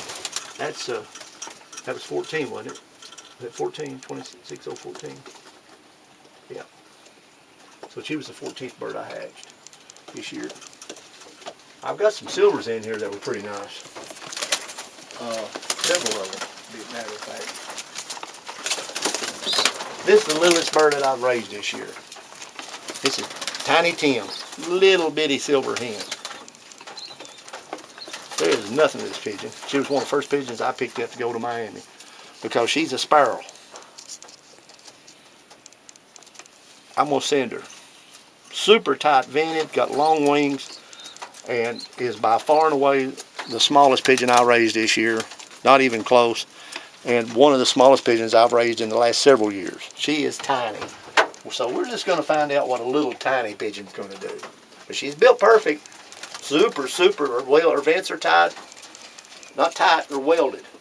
And she's got a great wing. If she can take the beating, she'll be a fantastic pigeon on a long distance flight. That's the kind of pigeon I've had fly back from me a lot of times from long distance. Yeah, we're going to send her this little tiny silver hen, and I'll make note that she's the tiniest bird. 26005. 26005. Silver bar hen. Tiny. Tiny, tiny. Perfect. Perfect wing and vent.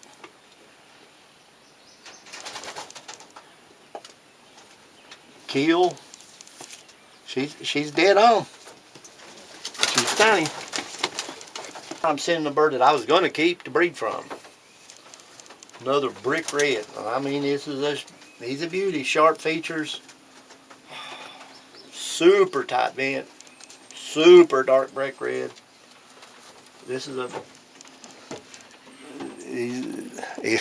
he could get through all of it.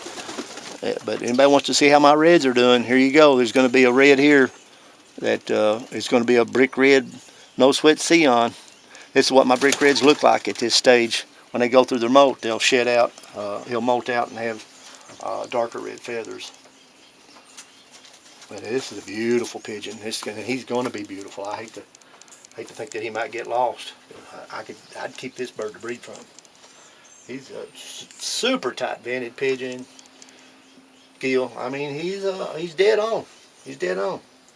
Feather could be a little less, a little more soft. Secondaries could be a little wider. But hey, he's got super sharp features, and he's just a nice pigeon, medium-sized pigeon. He's kind of what Brito was saying. You know what he thinks is the best bird down there. 26032. 26032, 26032, brick red cock. Boy, is he nice. Super pigeon. If I can spell super, I got supper. He's a supper pigeon. Supper. Nice. The outstanding quality about him, besides just being a gorgeous brick red, welded vents.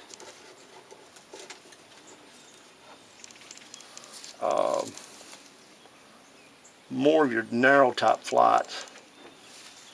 Narrow flights. I don't know what that means. Venting is perfect on him. And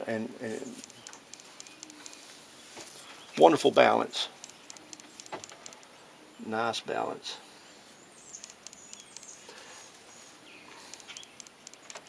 I think he may have a little lighter eye, but I'm not sure. Can I write it, Ben? Yeah. 032. Another brick red. We're getting there, fans. Let me see now. Let's see. Who would you think could outfly the other birds by just looking at them? That silver looks nice. Let me move them around a little bit. They're all sitting there. Come on down here. Y'all get in the show. Come on. Hang on that pen. Here you go. Come on. Come on.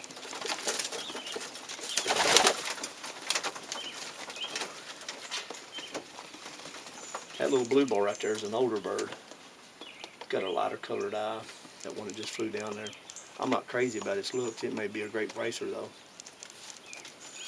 See it? Got that ugly head. Why is it a lot of the ugly birds are your better flyers? I don't know.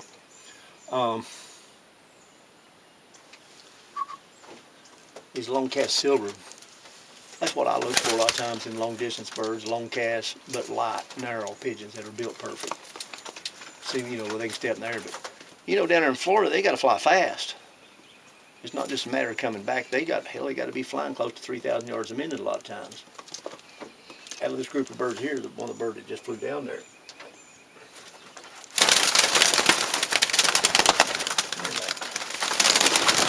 I know you're not crazy about all this. Little rounded short pigeon. This is the oldest bird in the bunch.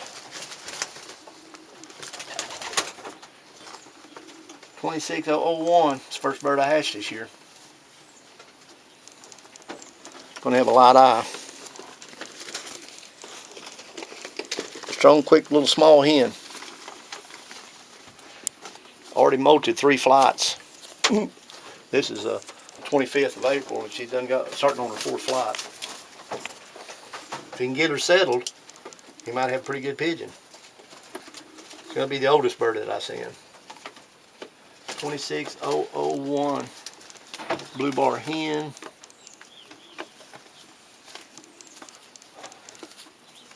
Strong. She's a strong bird. I'm not always looking for a strong pigeon to fly in that race down there, but she is strong. Strong, quick, light eye. Making just some quick notes. She's got more of a rounded body. I really don't have a pigeon in here that's more of a rounded, got a rounded look to it. Rounded body.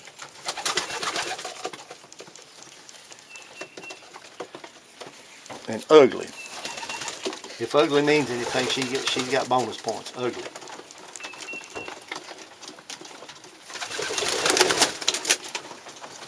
We'll see. Hey, I'd be willing to take a chance on her. She's quick. That's her big thing. That quick and that light eye. So far we've got 1, 2, 3, 4, 5, 6, 7.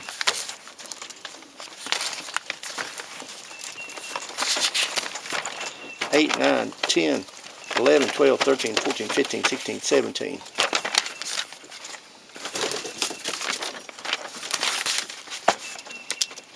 Okay, of them.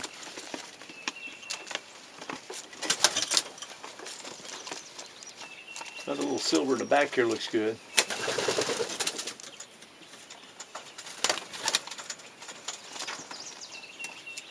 See, she's got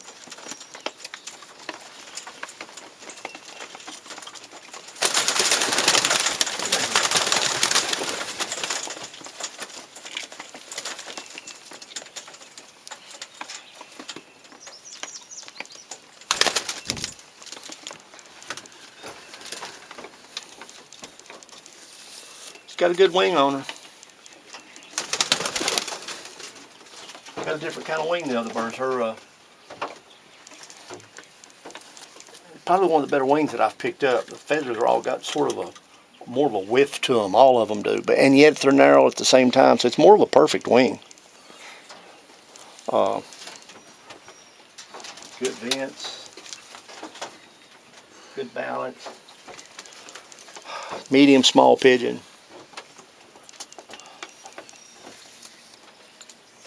Pretty nice bird.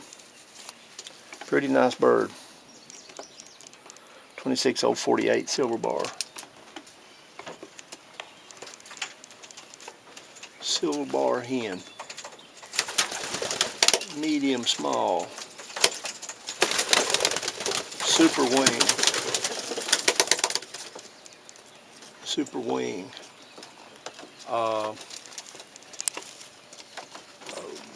Not only the feathers good in the wing, but the ratio of the wing to the body is also a little extra better than most of the birds. Way better than that last bird that I put in, that older pigeon. Got a great balance to her. Nice pigeon. All right. Absolute balance.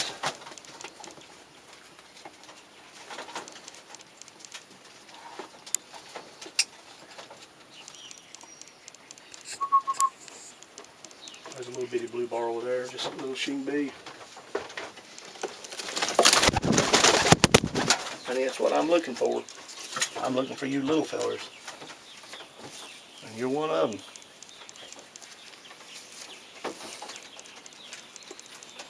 $26061.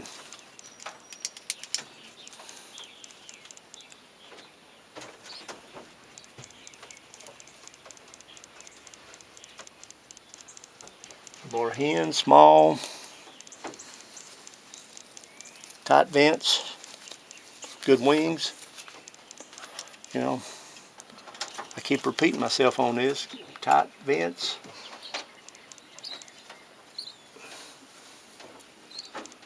A little more narrow flight, a little more of a long distance wing. The way I'm seeing that. And she's got her. I'll call it a long wing. She's got a break in her wing. I'll call it a break in. What I mean by a break in the primaries. Break primary. Make a little notes. I'll know what I mean. Yeah, she's got more of a break in her primaries than a lot of those birds, and more narrow.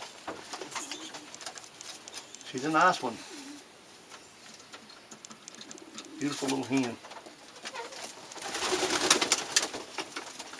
Okay, I want everybody to know that what I've done today is what I call the first evaluation test. I'm going to pick out 20 right now, and you know, of the 30. And so when I go back a month from now, and I'll have maybe 45 pigeons in here, I won't know which pigeons I picked out today. I won't know them. I might know some of them, but then I'll go back all over it again, just like getting ready for the Kentucky Derby. You know, it's one thing to have the horses ready 3 weeks before the Derby. It's another thing to have them the day before the Derby. And so that's what I'm doing with these pigeons. I'm picking them out. This is preliminary what we're doing. Yeah, that's why I say you want to be good in the racing pigeon sport, you want to put a lot of time in it. That's where a lot of people fail. They just they don't put the time in what it takes to be successful. So what I was telling Lance, I'm going to come back out here in a month. Today's the 20, about exactly a month, and that's when I'm going to ship the birds to breedo. So I'll be picking birds out then, all over again, to see if they don't match up with the birds that I got there. They may not match up, but if I got a bird I like a month from now and I like the bird now, hey, I'll feel real good about it then. So here's another bird out of this group. We're getting ready to wind this segment up. What I wanted to try to do was show you all kind of what I'm looking for to specifically fly in the Florida Derby. I'm looking for a medium small bird, soft feather, exceptional wings, tight vents. quick, all those things. And again, who knows what homing instinct it's got until it gets out there and flies. So, and you got to have a little bit of mother luck with you on any of these races. So, and I've been lucky. My mother was a McClanahan. We got the Irish in our blood. So, luck of the Irish. This is the other pigeon. I think this would be number 20. And it's double banded. I double banded it on purpose. 26 old 37. That'll be the last one that I'll show you all right now, just not to drag this out forever. 26 old 37 blue bar hen, double banded. 26 old 37 blue bar hen, double banded. That's all I'll put on it right now. This was a preliminary, start to make decisions about which birds that may go to Florida, representing the family of the no-sweat Sions.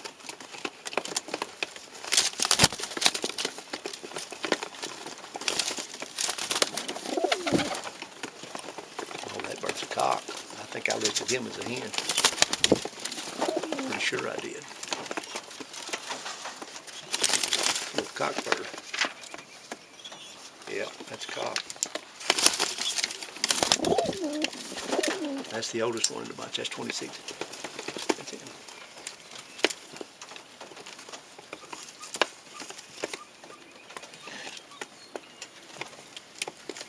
I've got a lot of birds that are in the nest right now that I'm going to be considering. One of the things that Burrito and I talked about, Burrito thinks that your later hatch birds, the birds that hatch in April and May, are better than the birds that hatch in December and January when it comes time to fly these birds. There comes a little black check hen. Probably going to be the only black check that I'll enter. She is a gorgeous little bird. Beautiful balance. Classic Sion out of 2 reds. But Burrito thinks that your birds in April and May, as a rule, on the average, will outfly the birds that are 2 or 3 months older than your earlier hatches, December and January. And the 2 birds that did good for me last year were a February hatch and a May hatch. So,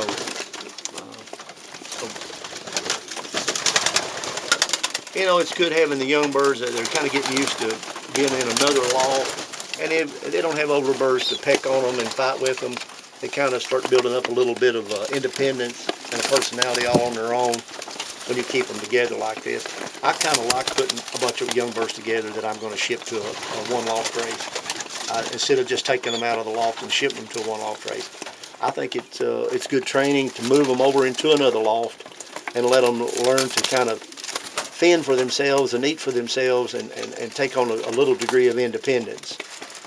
Build a certain personality so that when I ship these birds down to Florida and they're put in a loft with close to 9,000 other pigeons, they'll fall back on what they've learned. This is sort of a schooling for them.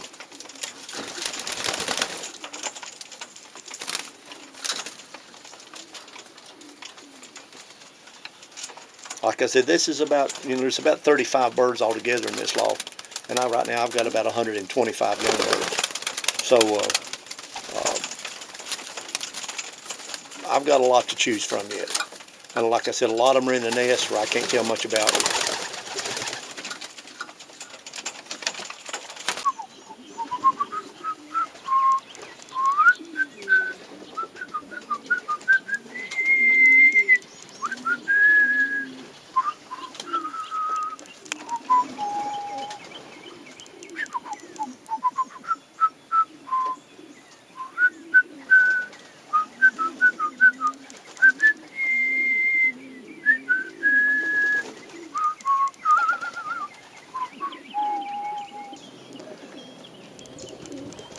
This is part of the 5 acres that are being turned into a nature reserve where the Robbins no-sweat Sions, Lance and his grandfather, are turning into a pigeon world and to a place where all wildlife can come here from now on. 5 acres down on a creek, and land goes all back through here undeveloped. It's going to remain that way, where butterflies and groundhogs and raccoons and possums and coyotes, and every kind of bird on earth, red-headed woodpeckers and blue jays and mourning doves. They'll all be coming here and staying with the pigeons. Plan to let these fields all grow back up, and in 20 years from now, let the small trees overtake and become another forest, woodland that will take over this field. And these woods and trees will come up to where the lofts are at. We'll always keep the lofts mowed, and hopefully they'll be more and more developed even long after No Sweat has left. Good morning. It is April 26, 2026, and it's about noon, just a little bit before noon, and Lance and I are getting ready to go back out and shoot some more on this big long video that we're putting together. He's using a new camera for the first time, one we bought at Walmart. It's an actual movie camera, so we don't know if the quality is going to be any better or worse or anything. Lance thinks it'll be better, and I do too, so we're excited about the prospects of that. I still have many subjects I want to talk about. One I want to talk about on the way to the loft today. I want to talk about one loft racing. You know, one of the things that I find entertaining in the racing pigeon sport are these people who call me after I ask them not to call me, or contact me in some way that I prefer not to be contacted. I always want to be, anybody wants to get a hold of me by an email. I like emails because it's in black and white, and there's no confusion. No, he said this or he did that. But I get people who call me every single day wanting birds from all over the world, and I get a lot of people who will tell me, of course, they're wanting birds as cheap as they possibly can get them. You know, $25, $50 for your very best bird. They might even break loose with $100. And that's the maximum they can spend. They'll tell me, "Oh, I'm on a fixed income. I can't spend more than $100." But now listen, I want birds that I can enter into those big one loft races and win with. Now, don't send me anything unless I can win with the bird that you send me. Will breed pigeons for me that'll win in those one loft races. But now I can only spend $100 for the bird. You know, to get in those one loft races, about any one of them, that's a Hoosier or a Florida Derby or South Africa, Victoria Falls, or any of them almost, you're going to have to pay a perch fee, which is going to be over $100 or at least $100, and you're going to have to pay an entry fee, which is going to be considerably more than that. So I'm sitting there thinking, you've only got enough money to spend $100 on the breeders, but yet you can take the babies and spend thousands of dollars. Something doesn't add up in all that. Good morning. We're continuing this discussion about one loft racing. I want to talk some about the what I see as negative about one loft racing, and I'll talk also about what I see as positive about it. One thing, one loft racing is all about money, and without any money involved, there wouldn't be any one loft racing. People wouldn't care about training pigeons all back to one loft if there wasn't some reward in it, which may be one of the curses about one loft racing. The people who make money off of one loft racing are the people who put on the one loft races. If they weren't making money, they wouldn't do it. And a lot of them make real good money, make a lot of money, a lot more than what we realize. There's a lot of different ways to make money with one loft racing. So they're the main ones that make money. People who import and export pigeons, they make money off of it because there's people shipping to those one loft races from out of the country. They're not getting rich off of it by any means, but they do make some money. And of course they're going to talk positively about one loft racing because they're making money off of it. Just like the people who put on the races, they're going to talk how great the one loft races are, all the great things about one loft racing. You're going to find out which bird is the best after you pay a bunch of money to them. You're another person that makes a lot of money off of one loft racing, and he's not getting rich off of it, but the different people who own pigeon journals. pigeon magazines throughout the world. They love one loft racing because they get all this advertisement for one loft racing. Full page ads, you know, enter your birds, all the different rules and who you need to contact and everything else. All this means they have to pay whoever owns that magazine, whoever's running that magazine. They got to give them money to run those full page ads. And as a person who worked in a newspaper, for a newspaper office, I know that a newspaper and magazines and books and everything else, they all survive based on money. So you're going to have your editors of these pigeon magazines are going to be pushing one loft races. Oh, they're wonderful. They're fantastic because they're making money off of them. And I can understand that. So you've got them. The people who win the races are going to love one loft racing. Oh, I've got the greatest bird on earth. I got $100,000 today. I love one loft racing. So those are the people who love one loft racing because they all make money off of one loft racing. And they're the ones, if you can combine all that together, you'll find out that people who, if you can control people's minds, all these different people pushing for it, those ones that primarily I just mentioned, if you can find all those people pushing for the one loft races and able to control people's minds, then you can control their pocketbooks.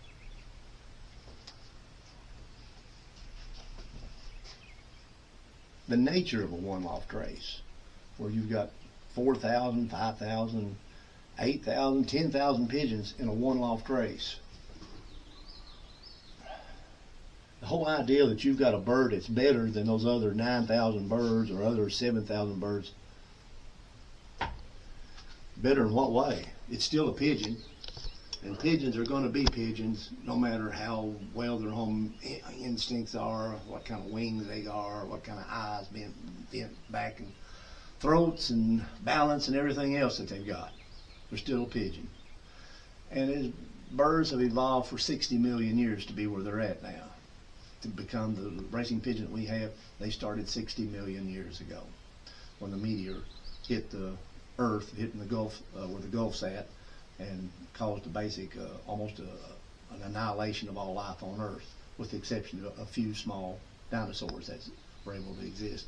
And from a couple of those, one being a theropod, birds evolved from that theropod and diversified into all the different types of birds that we have today. Thousands of birds, millions, I think several billion birds. I forget how many birds there are on Earth. I don't know, 50,000 species. And one being our racing pigeon. Well, pigeons didn't just accidentally get to be where they're at. It was from a process of survival. There's natural selection and there's unnatural selection, where we do the selective breeding, where we pick out certain qualities and traits that we want with birds. Then that's what we control.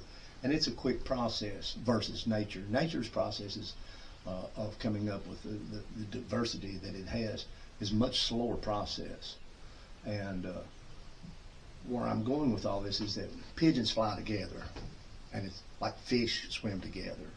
And there's a reason for that, and it's a survival mechanism that they came to rely on. Some of them are going to make it out of a group. So when you're letting 5,000 pigeons go, or 10,000 pigeons go from one spot, and they're all coming back to another spot, they're flying together. They're going to fly together, and who knows which bird is the better bird out of that group. The further you go with those birds, you're going to be looking for birds that have the stamina, that have gone through all the training and are able to fly those longer distances. And then you're going to be able to fall back more on possibly a little bit better with homing instinct, but probably not, because you're going to have a collective homing instinct with all that group of birds. So it's not one bird that's controlling all of them. It's going to be 10 or 15 or 100 or whatever it is combined. You, this bird. So they're relying a little bit on each other. And then you have the stamina part. You're going to have a bird that is built very well and that can take that kind of punishment. A really good pigeon, maybe the best pigeon out of all the pigeons, may have made the mistake of following another group of birds, and that happens quite often. And it may have been the best bird. It just made a big mistake of doing what it's evolved to have done, was just naturally following another group of birds, kind of relying on a group homing orientation, hoping that it's successful. And it probably, I mean, it may have wound up where it didn't work for him. You see that in all your different, and that's why a lot of birds are lost. So again, that's a flaw in believing that you have the very best bird in one loft racing. That's one of them. Is because you've got so many birds coming together. It kind of ruins being able to find out which bird is best in some ways. One of the things that I see that we don't talk about is hens versus cocks in one loft racing. Hens, as they mature, and as well as the cock, they'll want to mate with each other, and hens will go through wanting to lay eggs when she mates. And if you've got 5,000 pigeons in one building together, they're probably not going to be nesting because of the way the building's laid out. The hen's probably going to develop eggs inside of her during training, and probably drop those eggs off the roost. I've talked to several people who have who maintain one loft races, and they tell me that it's not uncommon to go along where they clean on the floor at the bottom of the roost to find broken eggs from hens that have laid those eggs. If a hen has an egg developing inside of her prior to training, I mean, going into training, she's a good chance you're going to lose her. If she's got an egg inside of her during a race, there's a good chance that she's going to come back late, or you'll lose her. Or maybe even after she laid the egg, she's still not in perfect shape. So a hen's at a handicapped having this egg situation with her versus the young cocks. Now the young cocks, the males, they're all the time strutting and using up a lot of additional energy that they may want to be using for racing and maintaining, keeping that calorie count that they have for their body. They may be wanting to keep that more than being out fighting and wanting to mate. So that's a slight negative for the cocks. But I would think that a cock bird has a better chance of beating a hen, because if a hen's in good shape and she doesn't have any eggs inside of her, I'll take a small hen every time on long distance, if all those things are what I said. But if she's developing an egg or has an egg inside of her or just laid an egg, I wouldn't count on that hen being the first bird back. So you've got that going on in a one loft race, and you don't know. You don't know if your hens, they don't report to you from these one loft races your hen has an egg going on inside of her or anything about an egg. A lot of one loft races. So I've talked to some people and they say, none of that ever happens in our one loft races. We never have any hens that develop eggs. And you're sitting there scratching your head like, what? I can't hardly believe that. So that's a handicap. You have to weigh those negatives and positives out about hens and cocks in flying in a race. It's a good chance that that one hen that you had may have by far and away be a fantastic pigeon, but if she had an egg in her, when they shipped her to a race, you can just chalk her off more than likely. You have different ages with the birds. Some of the birds are like in the Miami, Florida race, Florida Derby. You'll have birds. I could send a bird that hatched in December, and got my bands from the American Racing Pigeon Union, around Christmas time, and banded one of those really early hatched birds and ship it to that race. It'd qualify. And then I turn right around and ship a bird that hatched out in May. We're talking almost 5 months difference there in age on a race. That's the same issue that comes up with horses going into the Kentucky Derby. A lot of people try to breed horses together where they'll have the 3-year-olds going into the Derby. They may be foaled. That's the same thing as being born. people do want to get an older horse into the Derby if possible. So it's a thing that handicappers look at. It's another thing that horse breeders look at and trying to get that timing just right. So to me, I've always thought logically that an older bird could outfly a younger bird. But I've talked to several people and they tell me that that's not always the case, that older birds may have their mind more on mating and a younger bird has its mind more on coming home. Brito in Florida said as much to me on the phone just last week. And he thought that the younger birds that hatch in April and May outfly the older birds for those very reasons that I just mentioned. So, you know, if you were flying in club races and combines and stuff, I would want an older bird if I was handling the pigeon myself. One thing is that later in the fall of the year, you know, you're going through those 10 primary flights, your bird can naturally molt out. And I really believe in birds naturally dropping all their feathers. I don't like any of the business about pulling flights. I don't like anything about it. Trying to make all the birds have an equal perfect wing when they fly in these races. Charles HEITZMAN believed strongly in everything going by nature. He mated his birds, and Valentine's Day, he thought in the spring the birds come together better, the warmer weather, you raise healthier babies, and you're just following nature more. Even when he flew his birds, he liked to use an open loft a lot more, and letting the birds just naturally hang out around the loft from early in the morning till roosting time. He was very strong about following nature. And I believe that also in racing pigeons. I don't like this whole business of pulling flights. They can pull a flight and tell you that another flight's going to grow back in as well. Of course, you want to kill the flight first, cut it, and let that flight die. Then you pull the flight out. It doesn't always happen. It depends on how close down you cut the feather, and is it dead for sure when you pull it out, and several other factors come into play. So you run a little bit of a risk when you cut the feather when you pull a feather out of a pigeon. Even if you think it's dead and everything, it's just not. Chances are it's not going to be quite the quality of feather that's going to come back into the bird as if you'd left it alone altogether. So I don't like pulling flights for birds, and that's one thing that does go on in one-loft racing. I'm not sure how they go about cutting the flights and pulling the flights for thousands of birds and monitoring that just exactly right. Another one of the, what I say is one of the bad things about one-loft racing are the chances of you getting any money back, the odds on your return. And I know there's a lot of different races, so, you know, we're going to give you a chance to win money this way, and we're going to give you a chance to win money this way, and all these different chances. But more than likely, you're going to lose money. And you're going to lose a lot of it depending on how many birds you enter into a race. More birds you enter, more money you're probably going to lose. More so than not, and generally speaking, and I don't care who you are. It's better to bet on racehorses. It's better to bet on a football game, NFL game. You got better odds of winning. Somehow you get it in your mind that I've got the best pigeon, and I'm flying against 5,000 birds, and look at that prize money. It says I'll get $100,000 if I win. Well, you're not going to win.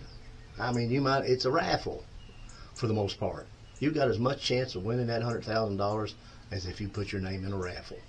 Just about. If the truth's told. And that truth's very rarely told. It's a draw. They try to draw you in. It's one of the ways they draw you in. Because they know people are greedy by nature. And they think, well, Lord, I can get money this way, and I can get money this. It'll be all right. If I only finish 25th, I'll still come out. But more likely, that's not going to happen. That's not the way it works. So you're probably going to lose money when you get in a one-loft race. I have, and I do, and I've had pigeons for 70 years.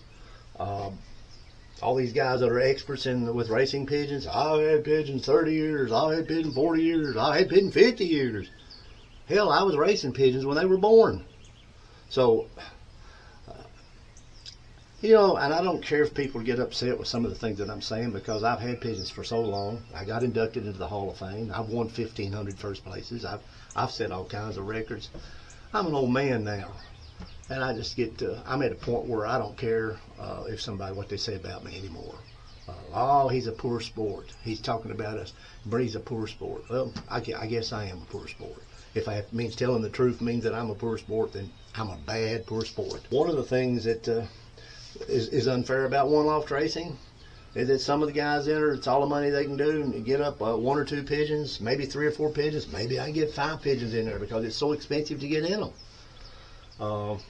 Where you got some people that are multimillionaires, they've inherited money, God knows how they got their money. They may have earned their money, I don't know. But some people can enter 50 pigeons, 75 pigeons, 80 pigeons.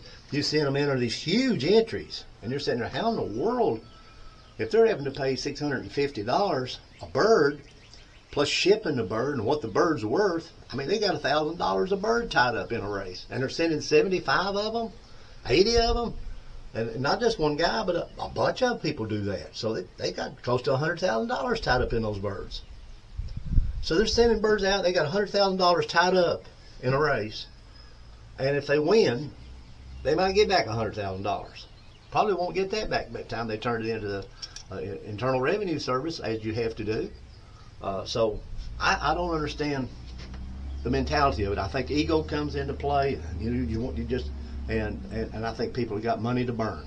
It's sort of a combination of those two things. Some of these people that enter these huge entries, it's absolutely not fair to the little guy. Some guy that's got 3 or 4 birds versus some guy that's got 75 birds. And these guys that enter 75 pigeons, when they win a race, they're not going to tell you that they entered 75 birds, and if they had 75 birds over in this race and 75 birds over in that race and 100 birds over, they're not going to tell you any of that. All you'll ever see is that I won the race. I had this one bird and it won the race. I saw a man from the Netherlands on the internet that talked about, well, that one loft racing's all fair. It's all, just one bird versus all, and they're all coming back to one loft. And as far as I can see, this is a famous flyer that said that it's all fair. No, it's not. It's not fair. One thing about one loft racing that kills me is that a lot of these trainers, they're supposedly really smart guys that know pigeons, that live, breathe, and eat pigeons. Their life is pigeons. They're under the guise of being guys that really know how to condition a pigeon and how to train a pigeon. And I've sat back and watched the people in Victoria Falls and South Africa and Hoosier and these other races, including the Miami race, and I've disagreed a lot with the way they train pigeons. I don't know how they're going to, what kind of feed they're giving them and how much feed they're giving them, but as far I do know how much they rest them, and I do know, to me, most of the time they're training them way too hard. For me, when I fly a young bird out to 500 and 600 miles, I give it a month's rest. I use the same thinking as people who race horses in the Kentucky Derby. That's why all your major Derby prep races now are 1 full month before the Derby race. The racehorse people figured out that the best rest for a racehorse before the Derby is 35 days. You can go online and find all this information. And so they try to get horses that's had 30 days rest at least to go into the Kentucky Derby. So you've got the Bluegrass and Wood Memorial, Arkansas Derby, and all these big races. They're all 1 month before. That's not an accident that they're doing that. They want to give these horses a month's rest. And so I really believe that when you want to fly young birds in the big major race, one of these what they call a 350-mile money race, I wouldn't fly them 2 weeks prior to the. I would give these birds 2 or 3 weeks rest, and that's just me. That's the way I train birds. When I fly 500 miles, I'll fly the birds 100 miles, sometimes 200 miles, month's rest in between, and then I take them 500 miles. And that's kind of a radical way of training birds too. But it's not, I give the birds plenty of rest. And I get probably the same results back, if not better, than somebody that's flying them every week and training them every week and doing all this stuff. I try to cut through the chase and try to find out who the best birds are, give them the best chance to stay healthy and in good condition without going through all that legwork of having to train all the time. You can find out just as much and tossing them 3 times as you can 10 and 20 times if you do it correctly. And that's what I've always tried to do. So I really disagree with almost most of the guys who train pigeons at these one-loft races. I don't think what they do. I don't think they give the birds enough rest. Is my main concern in between the races and in between training itself. So that's another flaw. You may have a really good pigeon that was not conditioned right and not trained right. It winds up not flying right. So it could under somebody else's training, that bird could have won. With these one-loft races, don't kid yourself. Well, the birds that finish first on whatever the big race is, you can take that same exact group of birds right back out 2 weeks later or a month later, same birds, and let them loose and have a completely different order of finish. But birds that got lost might win the race, and that's just the truth about pigeon racing. So don't get all hung up that you've got the best bird because one bird comes in. You got lucky that day. The bird made some right decisions, was some right birds, and came in that day. It could be the best bird, but odds are it wasn't. Some of the good things that I see about one-loft racing is that you can find out just how resilient your pigeons are. Can they take a brutal training schedule? Can they hold up over a 6-month period of training, week after week and several times a week? It takes a good pigeon to do that. Physically, it takes a good pigeon. Do you have that kind of pigeon that can do that? A lot of people don't enter these one-loft races. I know that there's guys that's got Sions. Oh, I got Sions. I got the best Sions. You don't see them entering these big one-loft races because these same exact guys know that if they enter a one-loft race with these supposed Sions that they have, they know they're just throwing their money off the bridge. Might as well tear it up in a tornado and let her go because they know they're just going to lose. They know those birds can't take that kind of training. I'm the only guy that I know of that's flying a family of Sions, true old blood Sions, in these hard-strung races. And they're inbred, line bred. It's a family of pigeons. And anybody that comes on the internet and says that all of you can't got birds in a family, then they're no good. Then they're not thinking about me, and they're not thinking about Van Loon. They're not thinking about a whole litany of fanciers who've been extremely successful flying a family of pigeons.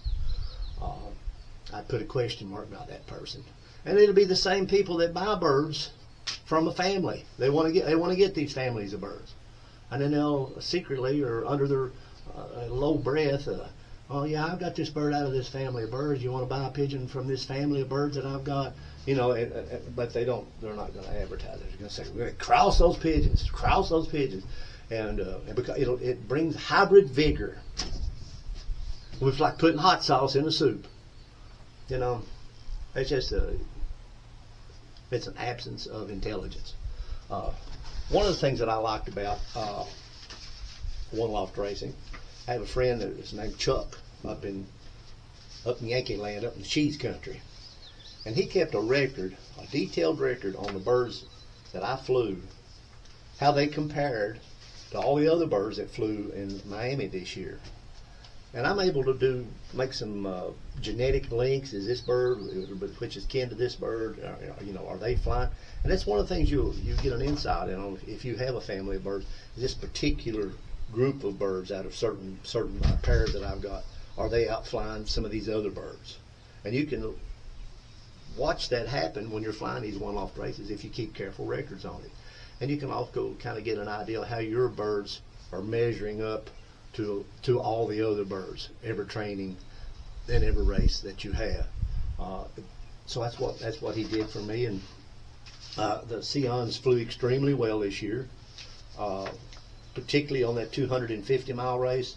Birds did very well. I got all the statistics on every bird that I have, and in comparison with the way they flew speed-wise and finish-wise and everything else on how they did, Chuck did.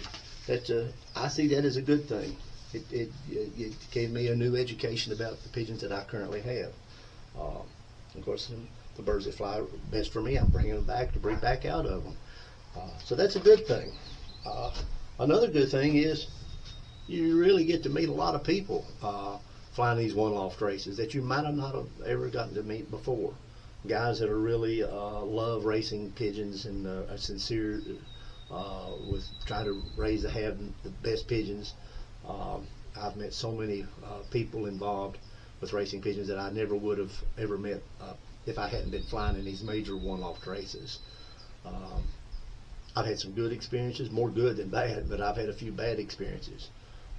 There's a lot of jealousy in the sport. A lot of people want to put you down, and you just have to go through it. You try to do the right thing and continue trying to do the right thing no matter what happens. It's just that simple. Most of these guys that are detractors, they'll fall by the wayside eventually. I shot a video in here a year or so ago, and I had a jar of peanut butter in here that I used to bait varmints with on the traps, and some guy, commented, "Is that what you feed your birds? When you train them, you feed them peanut butter?" I mean, that's the kind of stuff that I've had to deal with. And shot another video where all my pigeons were roosting on all the different crossed up roosts that I have out in one aviary with broom handles. And some guy, your birds look like parakeets out there. That's why I usually don't have any comments. I may have 100 people that say, "Oh, I loved your video and I loved everything you said about birds and I learned about pigeons." But then I'll get some yahoo that's basically jealous of me or just totally ignorant that will say something about peanut butter or birds being a parakeet or any number of things. I don't know how to catch a pigeon. It goes on and on and on. So that's why I just leave the comment section off. I get more rest out of it. So will everybody else. That's pretty much what I wanted to say about one-loft racing. I hope that I was honest in my assessment of them. Like I said, I'm sorry if I offended anybody to some extent, but I'm not sorry for telling the truth. I didn't try to offend anybody. I just think that there's some odd things that happen in one-loft racing at times. I'm gonna leave out the names. I've flown some smaller one-loft races that they found out later on, and I suspicioned as much that the guys that were training the birds that were in charge of the race weren't even taking the birds out, but they were saying that they were taking the birds out, and that the feed that they were supposed to be feeding the birds, they weren't feeding them that kind of feed. They weren't doing anything. They were just putting money in their pocket. They were supposed to be taking some of that money and using it on the gasoline for training and also on good feed. They weren't doing any of that. I knew something was wrong because when they had the last race, it was an order of finish. I knew some of the guys in it. They couldn't get a bird to fly back 20 miles, and they had done, they did all right or at least beat me on, and it just didn't even make sense. But I found out later on what had happened. Of course, the whole race shut down later on once they found out that the race doesn't exist anymore. And like so many races, like in South Africa, the last year that they flew South Africa, I noticed on the internet that they were feeding the birds whole grain corn right before they had that last race. And I thought to myself then, what's going on with feeding the pigeons whole grain corn to fly in a 400-mile, hot in the sun race, feeding them corn? And of course that race shut down, and the money disappeared, and we can't find out anything about that race either. So those things go on with one-loft racing. It's a little bit of a chance that you do take, but for the most part, you've got very reputable people that run these races, and they try to be responsible, be able to answer questions for you. And they have to make a lot of decisions depending on how the weather is and the winds and stuff that we don't know about. And we don't know about all the hawk attacks they have and so many things that we don't know about. I do think another thing that one-loft racing generally doesn't do well to the extent that I would do it if I flew one-loft races, if I was in charge of them, is communication. I would have almost an entire page, 300 words or more. I would have exactly what I did with the birds that day, whether I took them out or not. I would talk about what's going on with the pigeons every day, and I would send it out to everybody on either on the internet or on a mailing list or something, so that everybody was on the same page, and that we all knew what was going on with the pigeons every day. I just wouldn't have a surprise note pop up every 6 weeks. Well, the birds did this, and you're like, what? And so the communication's poor, I think, and for most of them, and I also think that the training could be much improved. I think the birds are overtrained, And so that's two things that I would do differently if I flew one loft races. One of the subjects I'm going to be covering, probably we'll do it tomorrow or something, I'm going to talk about photography with pigeons. I'm the person that did all the photography for Charles HEITZMAN with his Sions and his loft. The majority of his photography later on in his life, I did that. And I take thousands of pictures of racing pigeons. You can go on my website, HEITZMAN Sions, or type, and you'll see thousands of pictures that I've taken of homing pigeons. I've taken more pictures of Sions than all the Sion people who have ever existed combined. So I want to talk about photography in general.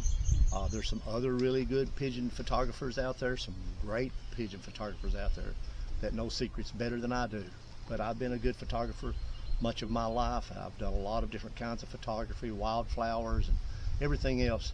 And I want to talk about what I do when I'm taking pictures of racing pigeons. And I'm going to go into a great discussion about angles and light and all kinds of stuff. You can take pictures of pigeons and that pigeon may look ugly.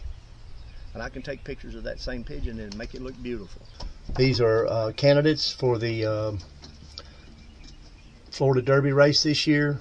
You'll see that they've settled down a lot because a lot of these birds I had just brought in here yesterday. Remember, they were climbing on the cages and so forth. These are all the products of ROBBIE robins or No Sweat. That's that hen there, that old hen standing up there. That's summertime. That's Blue Max, and summertime's behind him. I'm getting that pair to mate. That's the only old birds in here. I'm trying to get them to mate in this loft. I don't have any other old birds in here. And I can tell they're kind of looking at each other. I'm real excited about that pair. He's going to bring her down in size and going to throw a little more stronger 700-mile blood into that mating. This is a family of pigeons, whether they're reds or silvers or blues. They're Sions. They all came from Paul Sion originally. These are not Robert Sion birds. And some of these guys that advertise, oh, I got Paul Sions, they don't have Paul Sions. Just be aware of that. These are Paul Sion birds that I've molded into a family. I've had pigeons for 70 years, and these Sions I've really concentrated on building them into a solid family, uniform family for really the last 20 years. One of the big differences in my reds versus Charles HEITZMAN's reds, because I have the majority of my reds are all red velvets, brick red velvets, and he had a few red velvets, but far and away not the majority of the birds were red velvets. And the red checks that I have don't have any black in them, and that's because for the last 15, 17, 18 generations, for the last 20 years basically, I've mated reds to reds over and over and over again, and I've about bred the black gene and the black markings out of these birds. Whereas Charles HEITZMAN, year after year after year, crossed that black gene with the red gene, and he was producing some red chicks that had black flecking in their tails and black. There's beautiful blue bar. It just flew up.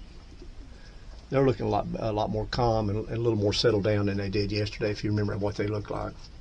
I'm just in here for a second, just showing you again.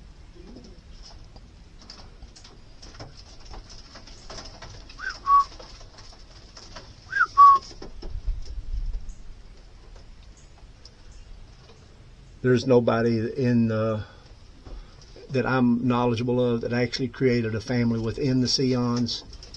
A lot of guys, the Finor Sions and different Lou Curtis Sion, they kept Sions, but what they did, they just mated Sion back to Sion and just kept the birds true. That's what Charles HEITZMAN did as well. But as far as molding them into a family that was reflective of what their ideal bird should be, none of those guys did that. I'm the only Sion guy that has done this. And it's because I've been working quite often, a lot of times with as many as close to 1,000 birds a year. I was able to do a lot of selective breeding to pick out birds that I wanted to be like what I want. It's easier when you've got the big numbers to play with. I'm probably going to send that red you're looking at right there. I love everything about that red. One of the outstanding features about my pigeons, about my family of pigeons, is they're all closed back. you look at these birds, you'll not see what we call an open back bird. And I've noticed that pigeons that generally do well in racing are closed back. And to say they're closed back, that means that these feathers, these secondary feathers, these covered feathers, come across their back. You can't see any of their back. Now when you go to buy pigeons, you want a bird that closes in the back. I see people advertising pigeons all the time that are open back. And for me, I consider that a weakness. And so make sure you're looking for birds that have closed backs, tight vents, and vents close to the keel, and birds that are not too big. You want all those things going on when you are selecting pigeons for races, or if you're buying pigeons to breed from. You want birds with closed backs. You know, this loft's not fancy. I've got milk cartons. I've got all kinds of really cheap, common stuff that I've built nest out of and roost out of. You don't have to spend tons of money on racing pigeons to be successful. You don't have to have lofts that have hallways in them and corridors and sliding doors and a breeding pair in one pen. That's not necessary. You can have the greatest pigeons on earth in a humble loft. That's Lance out there watering the birds. I'm real proud of my blue bars. I think they're gorgeous. A lot of these birds I'll be sending to China. I'm extremely excited about the birds going to China this year. Hao is going to establish a base for them in China, where people in China and Japan and Taiwan, if they want my birds, my Sions, they'll be able to get them through him in Asia. I'm excited about that. I've sent a lot of birds to China and to Japan over the years. I've sent birds to 23 different countries and 32 different states.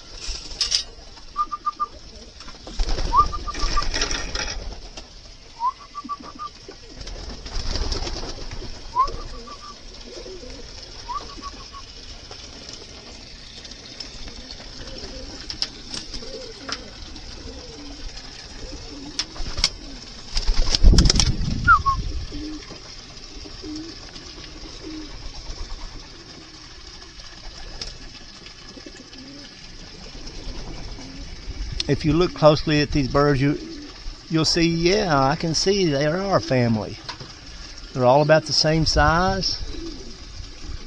They basically are the same shade of blue. They have a conformation in their head and face, which is very much alike. You'll see a mixture of young birds and old birds out here in this aviary right now this morning.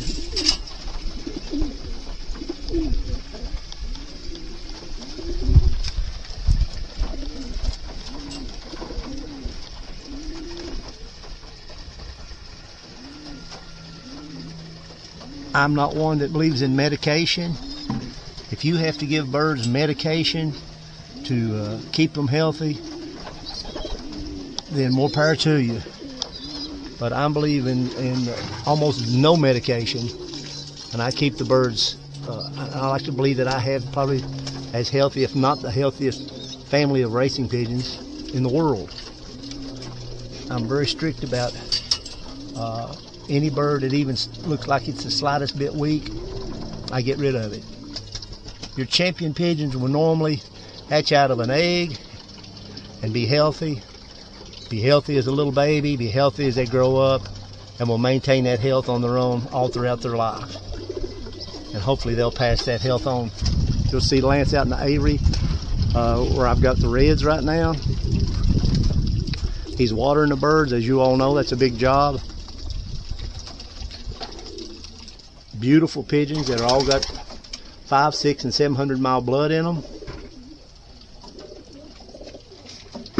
Birds that are racing against the best pigeons in the world today.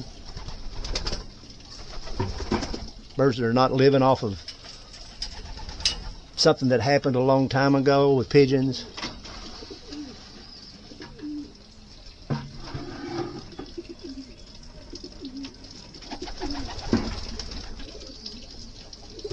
These aren't pets or working birds.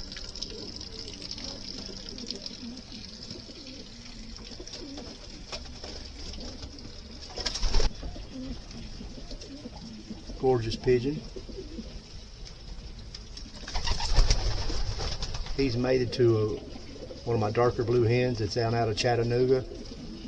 That flew, got hit by a Cooper hawk and survived from 200 miles, and then the next year I flew her back from 600 miles. She came back covered in tar and oil. Next cockbird down. You'll see that the birds have built nests out of pine needles. Pine needles are excellent nest materials. Find your group of pine trees and rake them up, or you can go to some feed places and they sell pine needles in bales.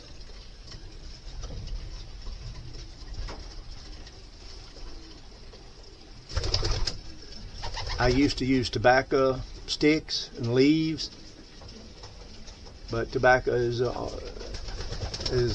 going away in Kentucky. There's very few people that raise tobacco. It's a very rare thing anymore, so I'm not around tobacco much. That's gorgeous, gorgeous light blue, powder blue hen here. Generally, when we talk about powder blues versus a blue bar, you're talking about a bird its hackle is a lot lighter and the shade of blue is a lot lighter. So we call them powder blues. He's a little nervous on the nest. What are you nervous about, big dog? You're a movie star.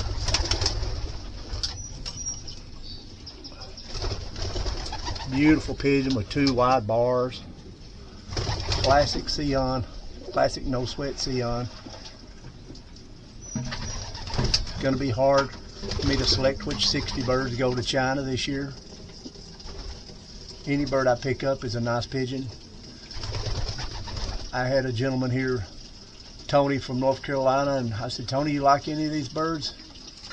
He said, no sweat, there's not any bird in here that I don't like. This particular hen has a real dark maroon eye. She's sitting on the nest. It's that time of the day where some of the males are coming off the nest and the hens are starting to sit back on. And of course, you know, some of these birds, they'll switch up. One bird, they'll come off the nest to let their mate go out and eat.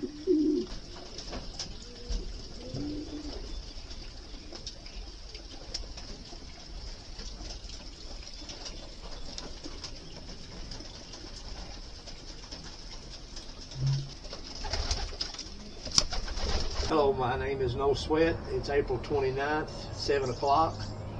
Getting back chow time. And I'm standing in front of my home. It's my front door to the house and a window that I had created. That's my wife and my daughter. She's holding a Kentucky agate that I found up on Middle Fork in Estill County and had cut and had polished, an agate that was in the shell matrix. Anyway, that's not what I'm here to talk about. I'm here to talk about pigeons. And while we're making this video, one person that's on my email list named Neil, a good friend who has some of my Sions up there in Cheats Country, Neil said, I'd like to ask you a question. I'd like for you to answer that question as best as you can. A very important question in the way I see it with racing pigeons. And I believe that this could be the single most important question to be answered by anyone. It's the one question that everybody needs to know that wants to fool with racing pigeons. Not wing theories and eyeball theories and looking down their throat theories and balance theories and silky soft feather theories and open back theories and if they stand on their head theories and if they can recite their ABC theories and if they're crossed up or if they're straight theories. None of that stuff. This is the big question. And this is the question Neil posed to me. Neil said, No Sweat, I would like to know, how does a racing pigeon fancier find a really good looking, sexy, beautiful, nice, woman, rich, I mean filthy rich, that wants to marry a man that has pigeons? And I thought about that for a little while, and I thought, that is an extremely important question. Far and away more important than all that other baloney that I just mentioned. And I believe I have the formula. First of all, when you're looking for a rich woman, it's like going big game hunting. And you don't just go out looking for a regular deer, you're going after Boone Crockett. And so the richer the more. And how do you know if a woman's filthy rich? You know if they're good looking and all that other good stuff. You know if they're nice. How do you know if they're rich unless they tell you? Unless you follow them back to their daddy's home or whatever. Somehow get home and find out what their bank account is. But just to find out. And I know how you know when a woman's rich. It starts like this. If a woman doesn't have freckles, it's like a night without stars. So you gotta look for a woman that's got freckles. If she's got freckles, every freckle is probably worth at least $1 million. The more freckles, she could be a gillionaire. So you look for freckles. You find a woman with freckles, you got you a rich woman. That's starting out now. That's how you start to home in on one. I know there's a lot of different kinds of women. There's ones that's raven-haired, brunettes, and there's blondes, and then there's redheads. And redheads and freckles kind of go together. So what you want to try to find to do, try to figure out is, can you find a rich, red-headed, freckled girl? If you can find a rich, red-headed, good-looking girl that's nice and smart and all that other stuff, then you're on your way to success. Now, to get that woman, you yourself, you've got to be good-looking. You need to be about, I'd say about 5'10", and you probably need to weigh about 160, and you need to be brilliant, and you need to be witty, and you need to be full of charm. As an example, I'll use myself, and you really need to be humble. Now, I feel like the more humble you are, the better off you are. And so if you're good and humble, you got a chance of getting close to this redhead. Now you can't deny the color of red. The rainbow starts with red, and it was Eve in the Bible. She had red hair, and red is the most used color there is in all of the Bible. So you got to have a red-headed woman. It's right there plain. And she's got to have freckles. So if you've got a red-headed woman that's got freckles, you've married a rich woman. Now if you can find one, then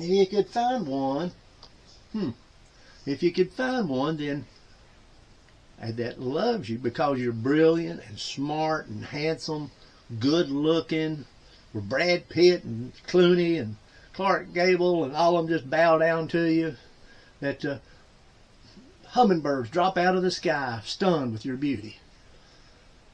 If you're that good looking, and of course I'm trying to use myself as an example, and do it in a humble way, then you've got a shot. That's probably your best way to have success, and of course it's worked for me pretty good.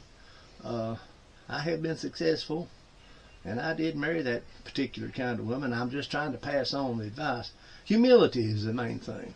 Well, now let me tell you something. The Robbins family, my dad and my dad's brother, was Rob and Lance. Early on, they went big game hunting, and they didn't even raise pigeons. Dad landed with my mother when she was beautiful, movie star beautiful. Saved my life twice when I was a little boy. One time the whole family was wild drunk down on Daytona Beach back in the 50s when you'd run those station wagons up and down the beach line. And my uncle and my dad, they were zooming up and down right at the edge of the water as the tide was coming in. Next thing you knew, the whole station wagon, all us kids in the back, my cousins and my aunt and my mother and all us, we were out in the ocean. And it was dark, and I was the smallest of the kids, and water got all the way up to about that far up in the roof, and I was trying to get a breath of air, and everybody had abandoned ship, and I thought I was going to die. And just about when I got my last breath, an arm come through there in that station wagon at nighttime with everybody drunk. It was my mother, and she pulled me out of that station wagon, my head going underwater, and got me out of that car. Saved my life that night. And another time she saved my life was we were all out eating at a nice restaurant, and I was eating steak, and I didn't cut up a piece that was about medium rare or rare. I got it hung up in my throat, and I couldn't breathe for about a minute or so as a little boy, and I was about to pass out, and I felt something go down in my hand. It was my mother down my throat, and she stuck her fingers all the way, I don't know how she got them down in my throat, and about pulled out a T-bone steak out of my throat. Saved my life there too. My mother was always watching over me. That's who my dad married. And she was rich. She was very rich. She came from the richest family in a hillbilly town. She was a McClanahan, and she brought me luck to our family. We've always had the Irish luck. I've always had it. I've had it with everything. I had it with the woman I married, and I've had it with the pigeons that I've got. Good morning, May 3rd, 2026, the day after the Derby. I took a beating in the Derby. I was winning some money in the other races before the Derby, but put all my money on Further Ado to Show. And, well, he got a pretty decent ride, but he got hit coming down the stretch, bumped very hard, hit into Commandment, and both of them wound up not doing very well. Again, we're back here talking about photography with pigeons, and I know everybody thinks they're an expert in photography. That's one of those areas where I'm an expert, you know. So I'm just going to tell you what I know about photography. And I've spent my whole life, my dad was a good photographer, and I worked at a newspaper office taking pictures for the newspaper and developing film and making prints. And I've taken photography classes in college, and I've been shooting all kinds of photography all my life. I'm now more involved in underwater photography, but I take lots and lots and lots of pictures of racing pigeons, my Sions. I shoot probably maybe 3,000 pictures a week, every week, of my racing pigeons. Sometimes more than that, but that would probably be about what it averages out to. And I put a lot of those on the website, and on my website, which I update a few times out of the year. Right now my website is sitting on HEITZMAN Sions. It's had 6 million hits, and I have these little, what I call icons, or at the top. Like right now it's Best Hall of Fame Sions, and the one before that it was Long Distance Sions. And then when you go into looking at the whole thing, you see it goes on and on and on. I've got for the last I don't know, for the last 7 years, I may have as many as 100,000 pictures on this one website. I've taken more pictures of Sions than all the Sion people who have ever existed compiled together. And I have them all on this website. Here's a picture of a blue bar cock. Again, you see he's not in the best stance, but for me, it's kind of more what I call a racing balance, where that more of a squatted type than a show. And you'll see that a lot of the racing guys will recognize that. Here again is one of my red cocks. I'm going to try to go down through here and show you different photographs of pigeons that I've just recently taken. This has nothing to do with my history, but to give you some idea of the way I take pictures on, that's just for this website. You'll see sometimes I shoot a back angle. I shoot different angles all the time. I shoot with different lights. I shoot in different environments. I shoot birds sitting on nest. There's two of my favorite red cock birds. Here's another sort of a side back shot and you can see they'll have the lights coming down on him. He's one of my favorite cockbirds. Here's a beautiful little hen sitting in that position, tail down, everything beautiful, little dark-eyed, dark red check. She's not a red velvet. A red check. A lot of my reds people think are red velvet. You can see the check pattern in it. Another black-eyed red velvet. It's one of my favorite matings. This pair. And oddly enough, the babies I've been getting out of them aren't exactly like I've been wanting them to be. But I know if I keep them together long enough, I'll start raising some birds out of them that are fantastic. You can take out the background, you know, nowadays in editing. I don't do that. I can do it in different ways. You can label things. There's all kinds of tricks in editing photographs anymore. Here's a picture of some of my reds flying around with snow in the background out in the aviary. You can see red in the tail. I like and how the red diffuses down on that, and the red all in the flights. You don't see a lot of reds that are like that. Another red, an angle shooting up. I generally don't like to shoot up at anything, in any kind of. It gives I think, an improper distortion on whatever you're shooting, people or birds. Here's a straight on shot. Two different little hens. You can see one's much more racy in type. Birds out in the aviary. It's really hard for me to get a good shot of a group of birds out in the aviary that satisfies me. I very rarely do that. Inside the loft, I'm playing with different lights, but I wanted to give you some rough idea on side of what I call the blue bar loft. This is outside where Lance and we put the container and built the aviary. You've got a little trap here. I've been laying bricks out in here to try to come on out for like a little patio area for the birds. You can see what I'm doing. So side shot of one of the lofts, kind of an angled shot. Trying to give people that don't know my birds or my lofts, give them a good feel. Here's another back shot. You don't see a lot of racing pigeon people taking that kind of photograph. Another kind of a racing stance, I call it, a balance. Another little red hen, another red cock, another reds. I want to showing you my reds right now. This is. I hope you're enjoying this. I'm trying to. Another one of my red hens. I took pictures for Charles HEITZMAN for many years, and he used those in a lot of his articles and his ads. There's some reds. You can see how when you start getting group photographs and you study these, it gives you an idea. You start to see what a family's all about. You start seeing these birds that have a lot of similarities in looks. There's 4 reds, another aviary shot, 2 more reds, 3 reds, group of reds, another group shot of reds. I try to, if I'm doing a website, I try to mix it up a little bit. I may shoot 3 or 4 shots. It'll be straight one bird reds, and then I'll try to break it up with a group of little reds. I still haven't painted this. This is the loft I'm calling the Glass Palace. These are some of my silvers. Some of them are with lighter hackle, are what I call my powder silvers. They're much lighter in color. These silvers all go back very strong long distance, and most of them have wonderful eyes. There's one out in the aviary, beautiful silver. You can see how I kind of focused in on his hackle. He's kind of fussing and cooing there. There he is again. Another powder silver. It's out of Fatty, a silver hen that I had, Fatty. I call it Fatty's boy. And I called her Fatty. She was the first one down to the feed trough to eat every time I would put the feed out. You can see some of my silvers. There's an eye sign of one of my silver cocks that I call Sunshine Superman from the Donovan song. Some more of my silvers. That's Lance and myself. It was taken this year. And Lance and I around the lofts. That's Lance holding one of the pigeons that I sent to Florida Derby, and I had that bird named Lance. That's Lance when he's a little boy. I raised Lance up. Here we are. I talk about there's many measures of success in the sport of raising pigeons, none more than observing your grandson share the love you have for Sions. This is a bird I call Snake. He's got like snake, his eyes. He kind of got an unusual, when you walk in the loft, there's kind of an electric, light-colored eye. I love him. He's as solid as a rock pigeon. Oh my goodness! And I'm expecting to breed. I'm going to send one of his babies to Florida this year. One of my favorite old cocks. He's kind of got a hurt leg where a hawk had hit him, but he's a wonderful pigeon.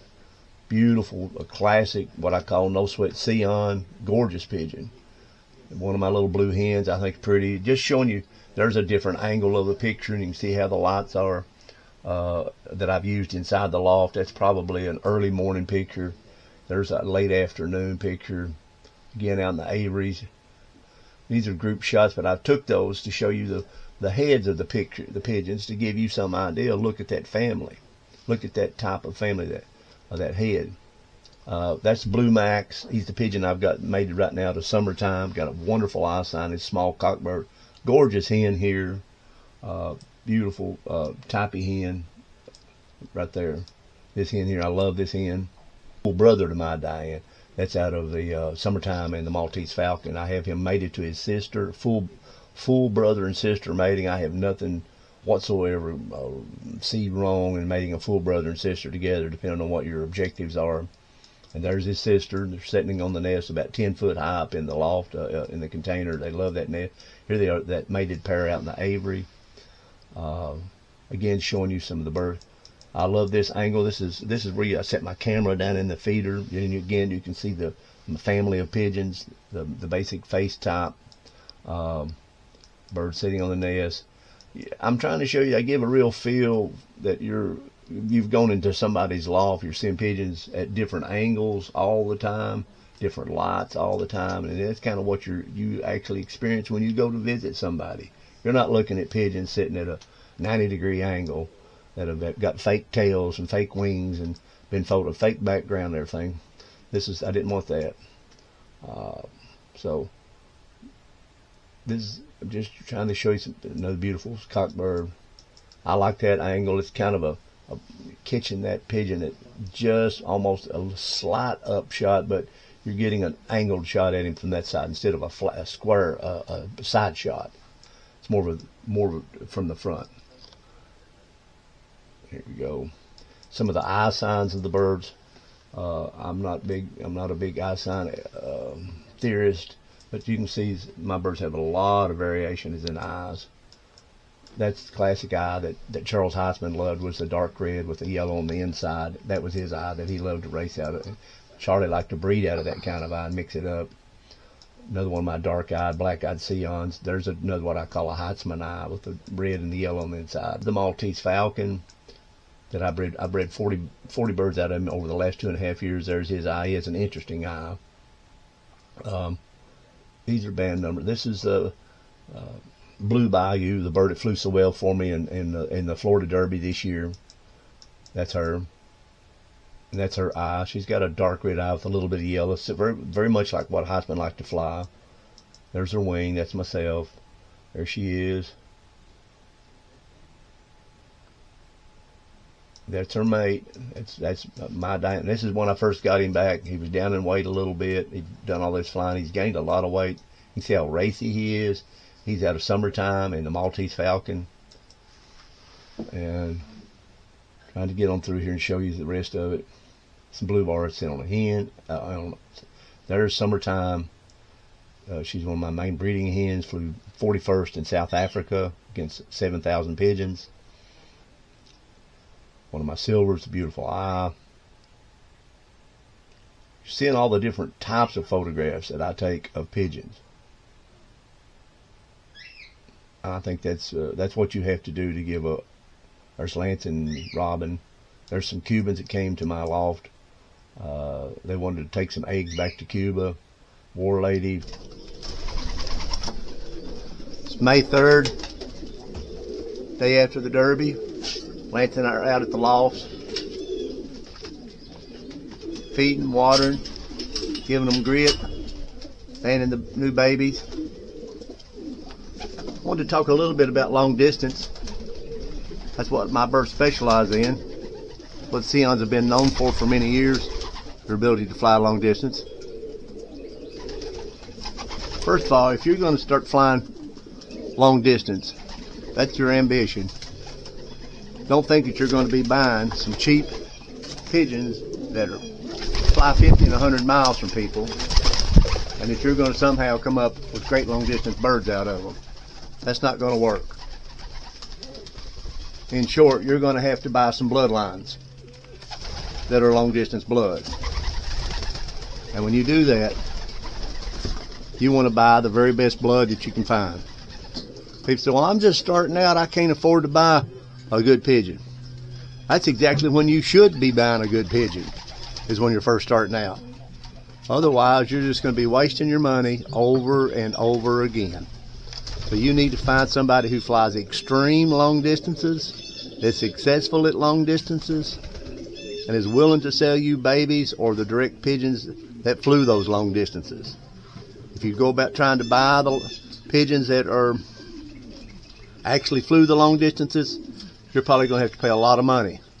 People don't want to let go of their birds that were first on 600 miles first on 500 miles, or may have flown 1,000 miles, which you're not going to find nowadays. If you do find somebody, he's going to want a fortune for those birds. So you're going to you need to get long distance blood to start out with. That's the first thing. And the better birds you get, the better chance you're going to have at being successful at long distance yourself. One thing with good long distance birds almost always have in common, they have exceptional wings. And by that I mean a wing ratio to their body. If you get pigeons that's got little short wings, when you pull the wings out on a pigeon, you can almost just tell, common sense, this don't feel like the kind of wing that's going to take this bird on a long distance flight. Almost look like wings that are really, really long, like a glider plane's wings. You want to look for really long wings.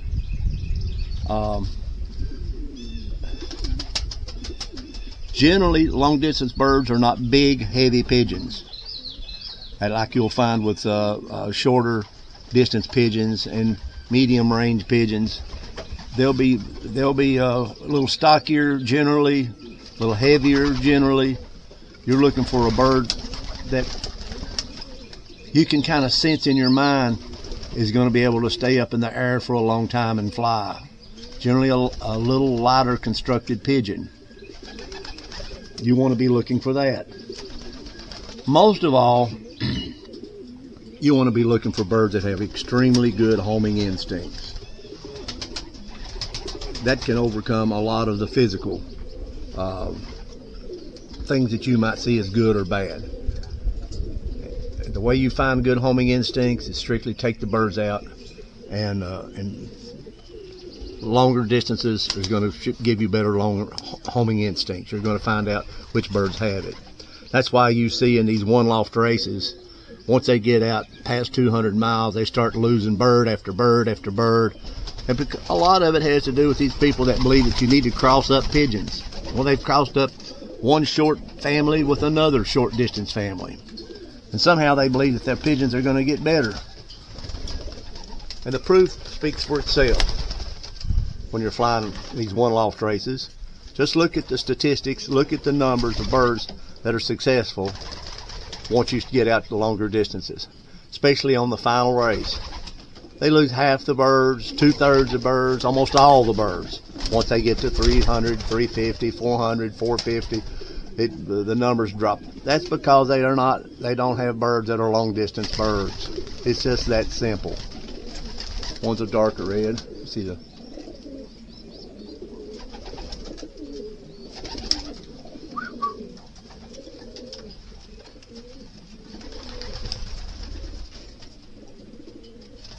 A lot of my reds go back on the old original Sion pair HEITZMAN had. Go back on 1033 and 1104. There were 2 red checks. One of them was out of Leroy that he got from Lou Curtis in Massachusetts, which was a blue bar, bred by Paul Sion. And that blue bar was responsible for many pigeons all over the whole United States over about a 20-year period of time that were extremely successful at long distance flying all over the United States. You know, out in California and in the West, the South, all through like Pennsylvania, New Jersey, New York area. The Sions were very successful. Go back. You'll see out my property sits on 5 acres of undeveloped land. I'm turning this into a nature preserve. We're building a new loft. You'll see side of it there.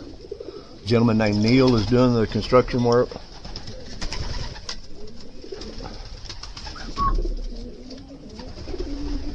I like to believe I had the most beautiful long distance racers in the world. They're Sions, and they've been developed into a family of Sions that are called the No Sweat Sions. Right there is a very famous pigeon of mine, big beautiful blue cock. It's the best bird I bred about 3 years ago. In my opinion, he was the best bird. I named him the Maltese Falcon after the famous movie. I've kept him mated to summertime for 2.5 years and I've raised 40 young birds out of him. I loved him as a stock bird, is what I saw out of him. I could see that he's super tight vented. He extremely closes well in the back. He's got an alpha personality. He just took off back out to the. It's still a little bit in the morning. A lot of the birds haven't come out yet. I want to try to get as much footage of my Sions. I've got 60 birds that are getting ready to go to China. Don't want to get off the subject of training for having long distance birds.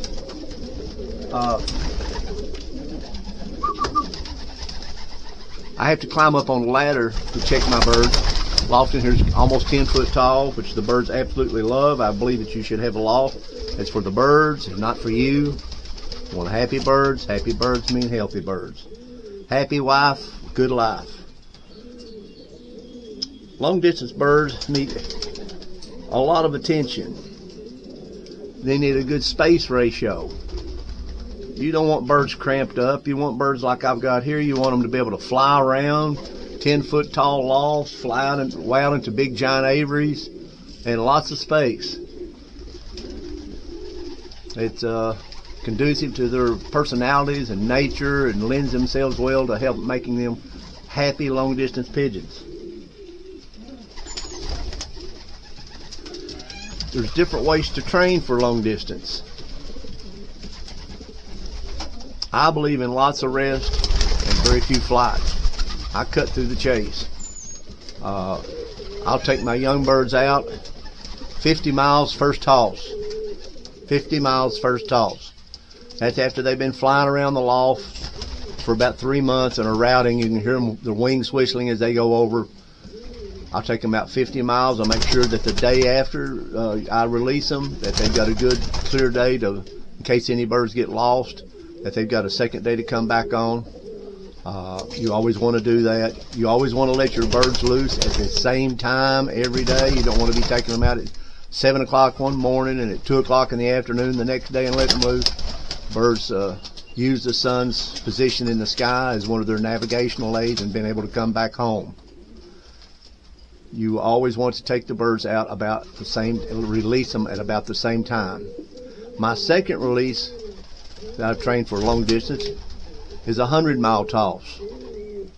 I'm going to lose a lot of birds when I let them loose at 50 miles first time.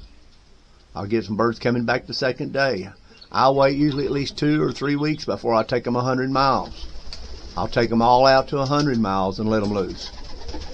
I'll lose a lot of birds again, that being just the second toss. Whereas a lot of people may have spent a month getting their birds out.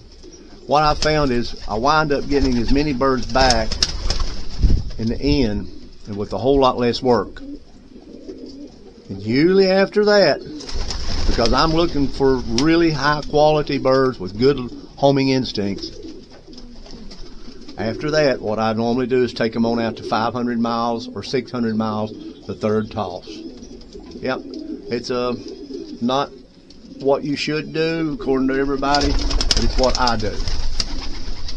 And the birds that I get back from 500 and 600 normally come back the second day, some on the third day. I rarely get them back the first day. But what I get back are pigeons with really good homing instincts that make really nice pigeons to breed from, and you feel comfortable. If you can get a young bird to come back from 500 miles, then you can really feel comfortable in thinking that the baby out of that bird should be able to fly 300 miles in races. Of course, you always want to let your birds loose when you know you've got good weather. You don't want to train birds in hot weather. It's not right for the birds. They want to come down. I don't like training birds once they get more than about 83 or 4 degrees. I think you should take the birds, leave them at the house if they're going to have to fly in 90-degree weather. It's not fair for them. They're going to get hot. They're going to want to come down in the water. So I wouldn't train in hot weather. And I wouldn't get mad at the birds if you lose them in hot weather.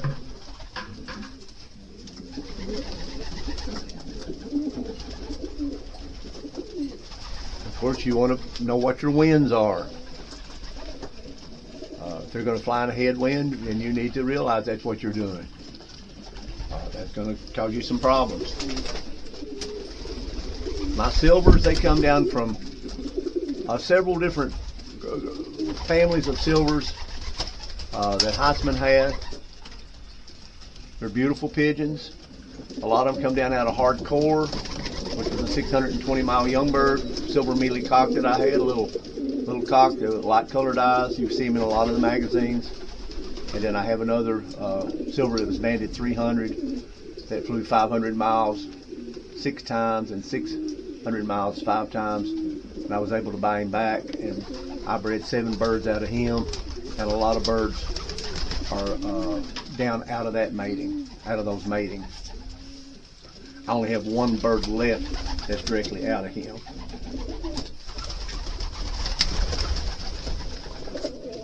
When you let birds loose at 500 and 600 miles, these young birds, I let them loose about 5 minutes before sunrise, because the birds will go up.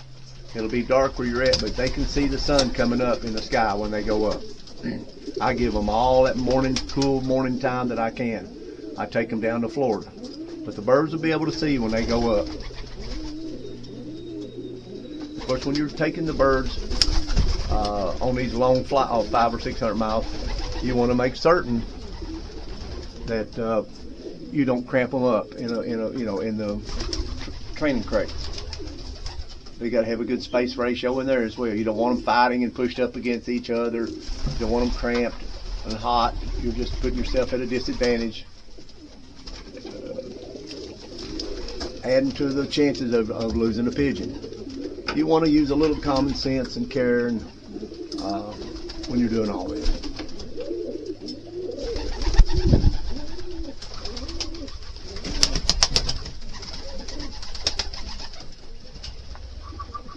Here's my oldest hen. She's out of that cock I was talking about. She's 13. Still laying eggs, fertile eggs with her mate. She's made to a silver cock.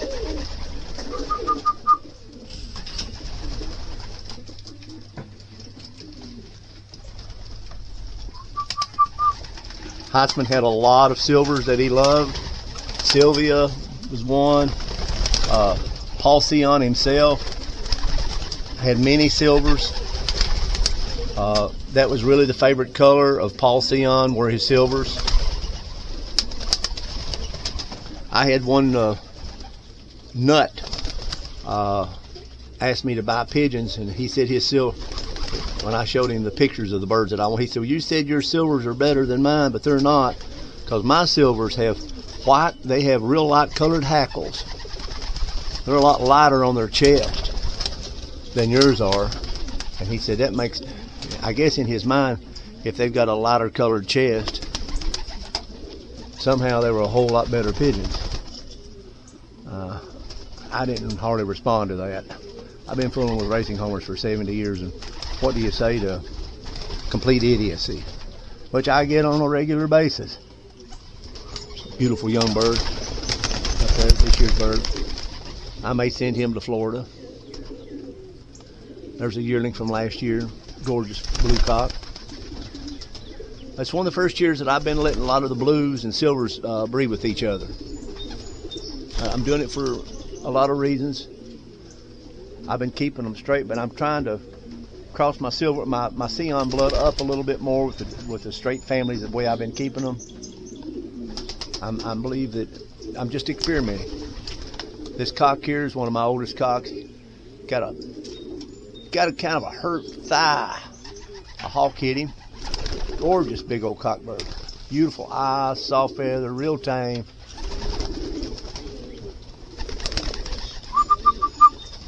You can see the birds love being out here on this 5 acres.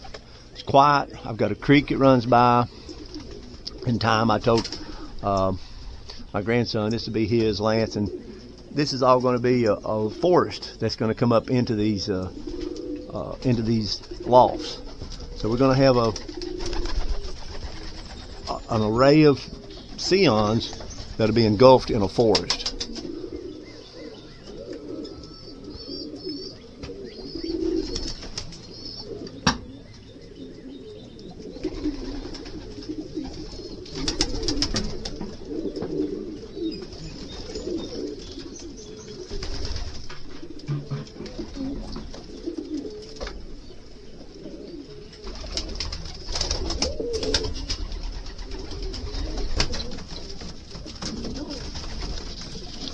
May 10th, about 10 o'clock in the morning, Lance and I are headed to the pigeon loft.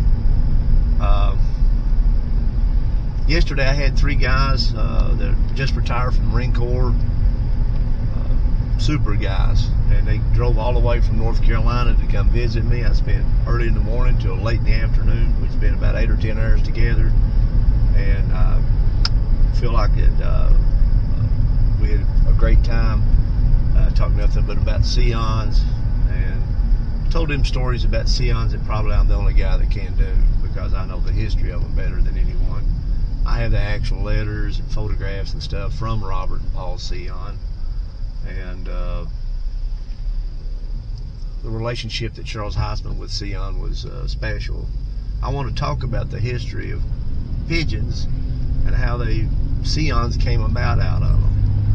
And to do that, I've got to go all the way back before 1900 and go back to where Paul Sion in France, where he got his birds, how he came up with them. And it boils down to him having two, a mealy cock and a red check. And they were the Weggy blood or the Weg blood. And he introduced another pigeon, but it started with those two, and they raised a blue bar hen out of them, and they had dark eyes. And you know, they talk about the black-eyed Sions. They're not black-eyed at all. It's a variation of a dark violet eye, and sometimes even a chestnut eye. And the way the light hits it, it makes it look black, but it's not black, void of color. That's what black is. And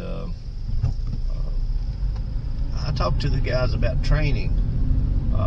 I think there's a lot of wasted time on training, because it doesn't really matter what kind of eyes a pigeon has, or what kind of wings a pigeon has, or even its balance, hardly. If the bird doesn't have a good homing instinct, all of that's secondary. It's hogwash. So you got to try to find birds that have a good homing instincts. And when you get that, when you see something odd has to happen for you to really say, daggone, that bird did something, you know, just incredible. And when you get a bird that does that, you know, then you start to realize, hey, this bird is special. And it usually has something to do with the fact that the bird came home in some strange way, through a storm, or covered in tar, or tore up by a hawk, or hit a wire or something, and flew back home from 500 miles and stuff. And you know, it's something just courageous and extra special about that bird. And that's going to be your bird. That's going to be the bird you want to build a loft around a lot of times. A long distance bird that's shown that he's especially good at coming back, because he's got that homing instinct. And once you find that, then you can have that wing, the vents and the gills, and you can work on having a better body. You want all the advantages that you possibly can when you're racing. And one of those big advantages that you would like to have is a bird that's physically better than its competition. And there's an agreed upon certain physical characteristics by the sport as to what generally goes well, and wings, you do want to look at that. The kind of feathers a bird has, you do want to look at that. And the vent, back, and keel structure is often important. So that's what you keep in mind when you start to breed for birds. I think in training, you know, a lot of times I'll raise a couple of hundred young birds, have in the past, and I want to take them out to 500 or 600 miles, and I don't want to go up and down the road all the time, getting them to that point. I'm not in races in a club. I'm just trying to find out which birds have the best homing instincts. I want to cut through the chase. So I'll take them 50 miles first time, wait a month, take them 100 miles second time, wait a month, and then I'll take them 500 or 600 miles the third time after a month. You know, and I lose a lot of birds with the birds that come back from 600 miles, these young birds. You know, if I start with 200, I might have 10, 15 birds that they go through all that. But those birds that I get back, and they're very special pigeons. You know, if you're flying in a club race, and especially if you're a first-time flyer, I always recommend having a lot of numbers, because it's a learning process. You're gonna go through a lot of numbers. Because just the very nature of pigeon racing, the way it is today, it's changed. You know, everybody's going to one loft racing, and I've talked about one loft races in this series of this video we're shooting, a day in the life, we're calling it.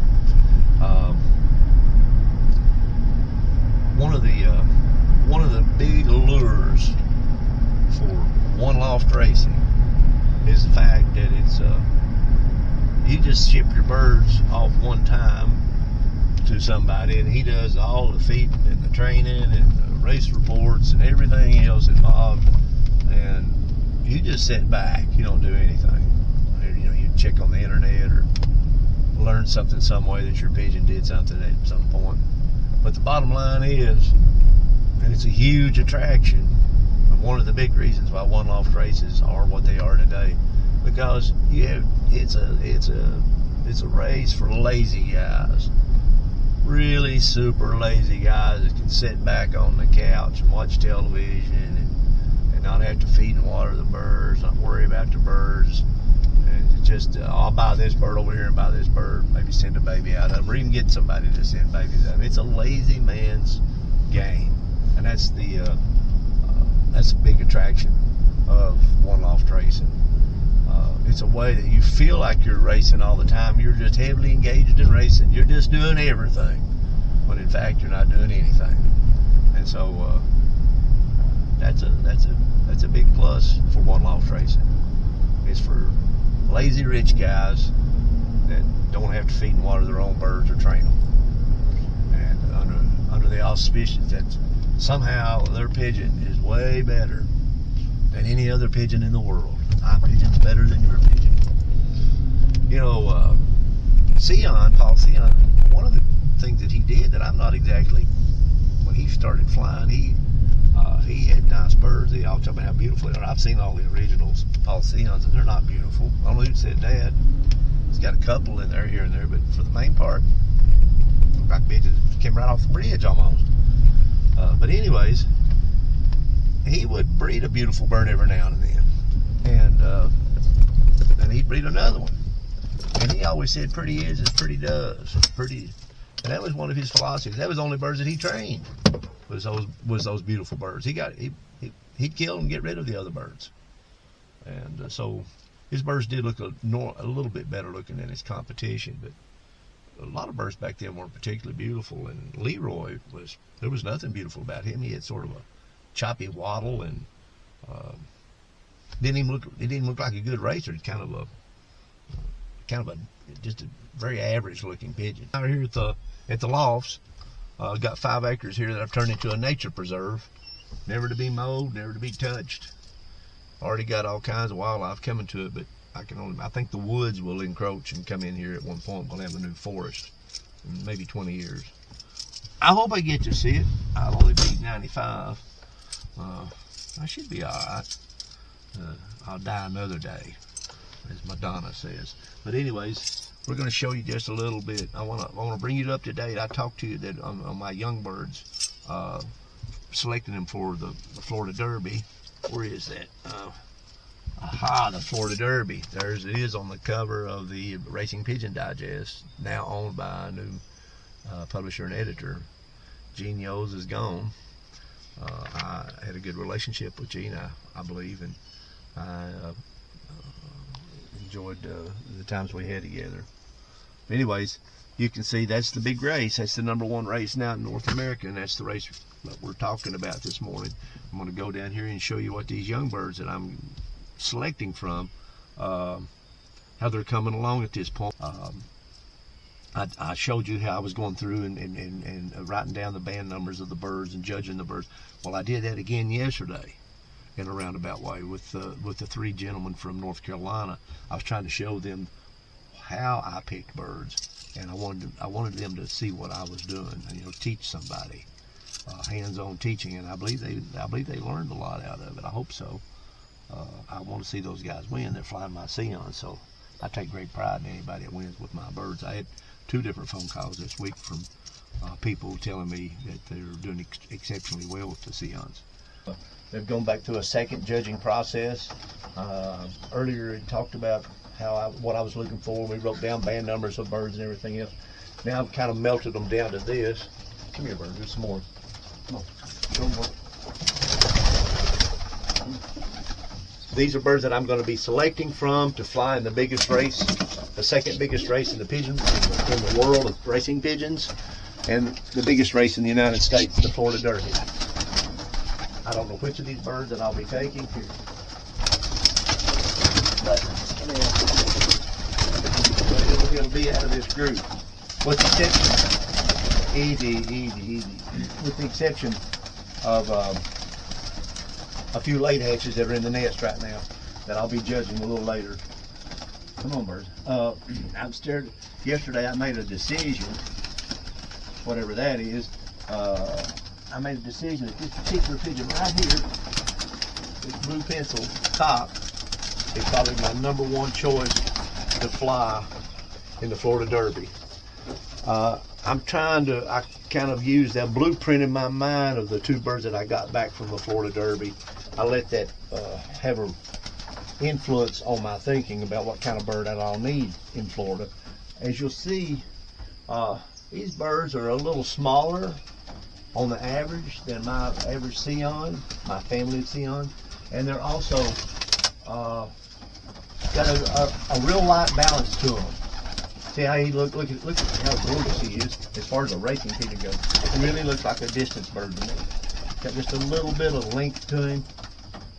But these are smaller pigeons, they're lighter pigeons, and they're very attentive pigeons. I talk about that to the Marines here. You want to find a little pigeon that's got a little extra quickness to it, a little more alertness to it. You can see it just like you're looking at a seagull or looking at any number of birds that do a lot of flying, pelagic type birds, the balances that they have. I'm trying to go back and really think it through before I even pick a pigeon up. I want to see that bird has a light balance. I can see it in my mind that this bird can fly. This bird is nothing to that bird. It's easy flight for these birds. You can see it, and when they lift themselves up, you can just feel the lightness and see the lightness. And these are smart pigeons here. You can see it in their faces. They'll ever settle down a little bit. That's not normal for my Sions. Anybody that's ever had a Sion from me knows that I probably have some of the tamest birds that there is. Here, come on down. They're a little bit nervous right now. Some of these I just brought into the loft yesterday. And I took a lot of birds out yesterday. The Marines got some of them. But this is what I've melted them down. I wanted to see if they go through a second judging process. I will take them through at least 3, if not 4 different times over about a 6 weeks period before they wind up being shipped. The ones that I wind up sending down there, look at him. He's one of my favorites. This blue cockbird right here, gorgeous. Look at the length in him. Look how streamlined he is. It's like looking at a '63 Corvette. I mean, he just got the lines to him. And a lot of these birds, they show that they're smart in their face. You can look at some humans and you know they're idiots, and you can look at some humans and they're looking right through you. You know they're as smart as you are, if not smarter. But they wouldn't be smarter than me, because they don't make them any smarter. Here, Einstein died, so that's it. Here, it was Einstein and then no sweat. The Einstein of pigeons. But anyway, and I've got an objective. I'm trying to win the single biggest pigeon race in the world with an old true family of Sions. Don't know of too many other people that are doing that. They might talk about a Sion every now and then, but they're not doing this. That's hot air when it comes to this kind of stuff. And I'm not a good loser. I don't think good losers are winners most of the time. And I want to try to win the Florida Derby, as long as it's the #1 race. And I learned a little bit out of it last year. And this year, I hope I learn a little bit more. I told Brito down there to start learning how he needs to learn some things, and he's got to start learning how to say over a loudspeaker, the no sweat Sions just won the Florida Derby. They're the #1 pigeons in the world. I said, start repeating it so that when it happens, you'll know how to say it real plain and correctly. Here we are in paradise, heaven on earth for a pigeon man, for an old pigeon man. I tell you, when I was a little bitty boy, found me a bent nail and straightened it out and got an old board from here and there and built my first pigeon loft, dirt floor and everything. I never dreamed in my life, 70 years later, that I would have 5 acres of pigeons. But anyway, you never know which way life's going to turn, but it's been a passion for me. This is the young bird loft. Right now, this is where we just came out of this loft. We've got a whole open front end with a big aviary on this side, a big aviary on that side, and a big aviary on that side. So it's got tons of air that comes into it. It's up off the ground good and got a wire floor to it. So it stays real dry and real airy. And the birds love it. This loft here, John Hayes built this,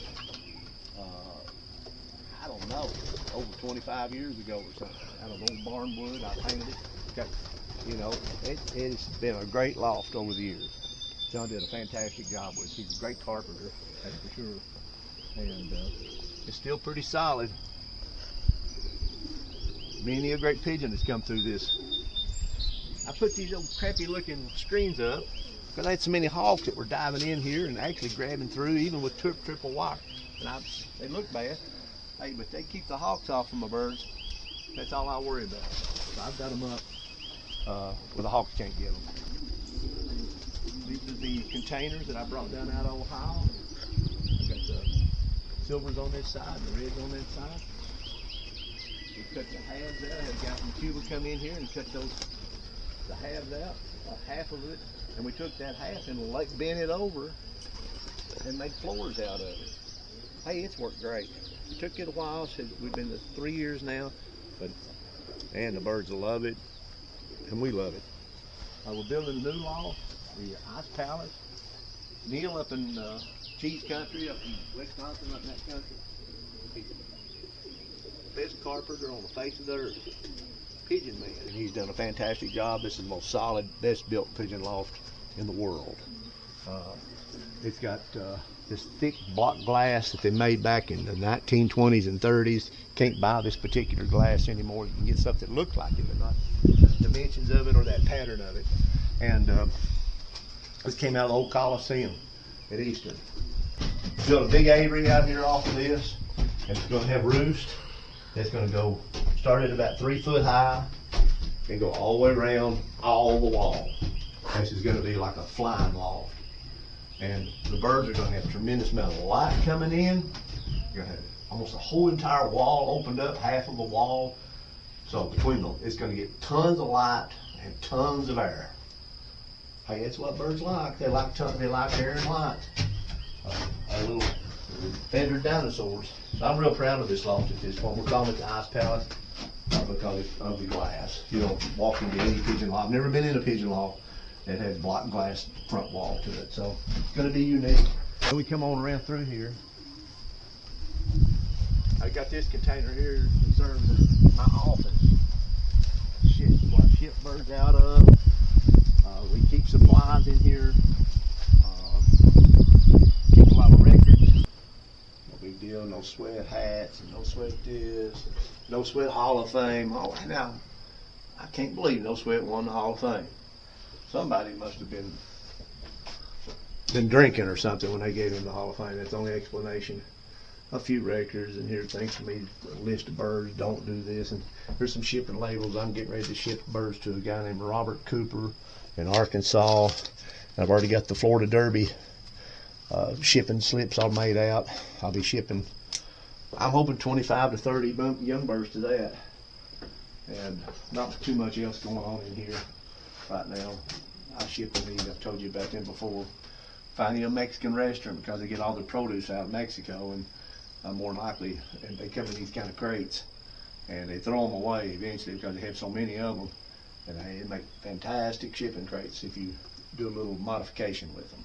Paul Sion, everybody goes, oh, Paul Sion, oh, Paul Sion. That's among the Sion guys. Well, Paul Sion didn't have birds, but about 25, maybe a little plus years that total that he actually had Sions, his Sions, and he had them from the 1920 up to when the war started, a year to about 1940. He had them in that range. Maybe even you could go back to 1918, 19, somewhere right along in there, and then up to maybe 1940, 41. But certainly, you know, that's only like 20-something years.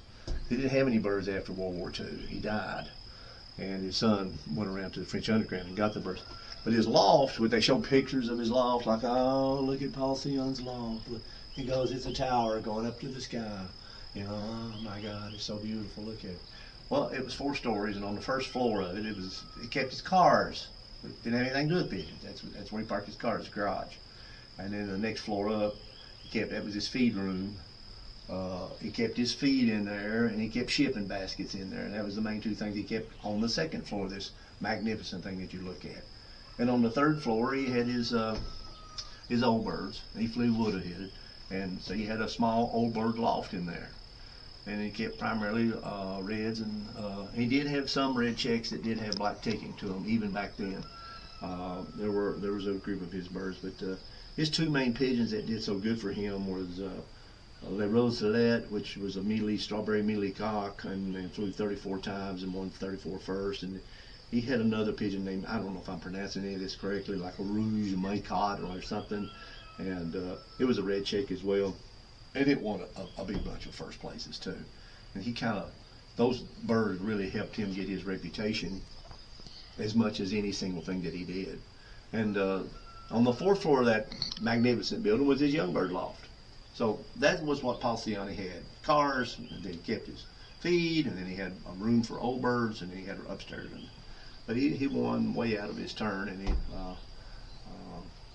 I think the people in the United States that bought his best birds, Lou Curtis and Charles HEITZMAN, both of them were well-to-do fanciers, and they advertised the birds and got those Sions going here in the United States. And the Sions dominated the United States for about 30 years, I would say, with more than any strain's ever done, even more than the Jansons did later on.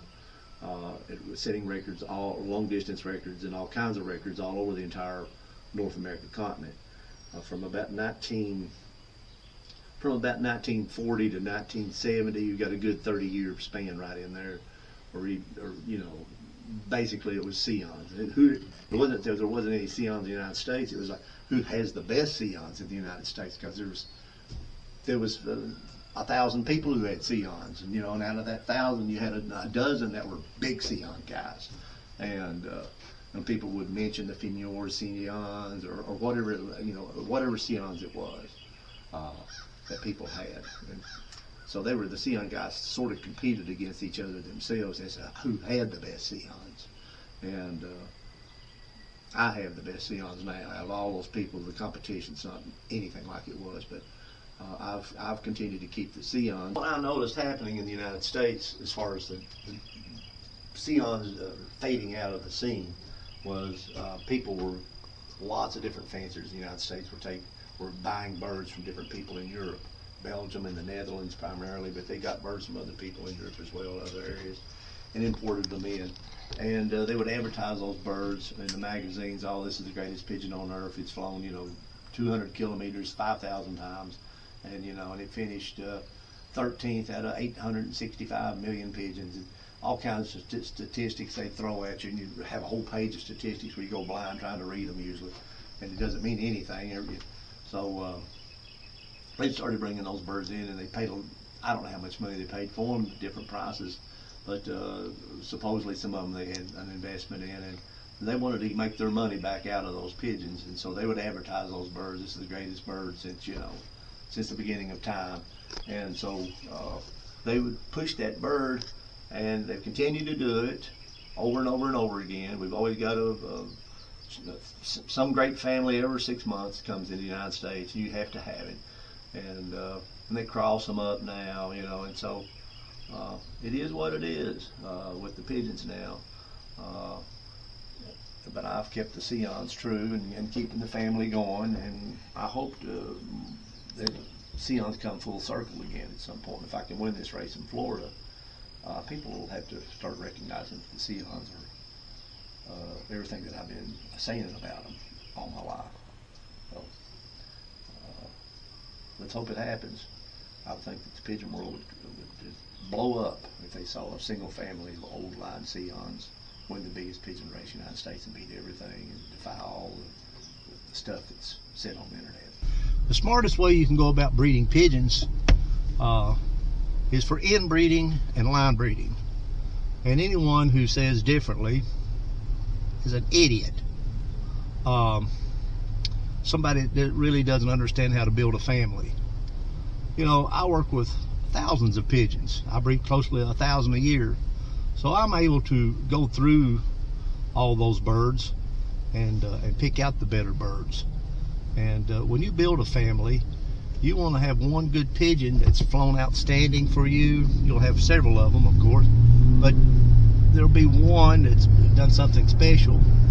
And the best way to get him back is to mate him to a hen, an outstanding hen, and then take the very best babies from that mating and mate him to another hen that is another outstanding hen, and take the very best babies from that mating, and then take the babies from those and mate them together. And if you do everything right, you'll actually breed a bird that's possibly physically better than your champion and could even have better homing instinct than your champion. But that takes someone who has skills and a little bit of patience. And that's why people don't go into line breeding and inbreeding, because it takes someone who has an eye for selection and knows how to pick out the better birds from those kind of matings to work with. Everybody knows who the Lorenz brothers were out in California. They dominated the biggest race in the United States for several years. They were fantastic flyers. They flew Hormans. They inbred all the time. Inbred and line breeding is what they did. That's what they were masters at it. You can go on and on about the greatest pigeon flyers who have ever flown. Weren't people who crossed up pigeons. You lose all control of genetics when you do that. You might as well just take dice and roll it every which way. You know, when people want to buy birds, they want birds that are inbred or line bred back onto a particular champion. They're not looking for this bird was crossed over with this other bird, and that bird was crossed with it, and his grandmama was crossed over here. And what kind of person are you at the end of all of it when you just said, all I did all my life was cross pigeons?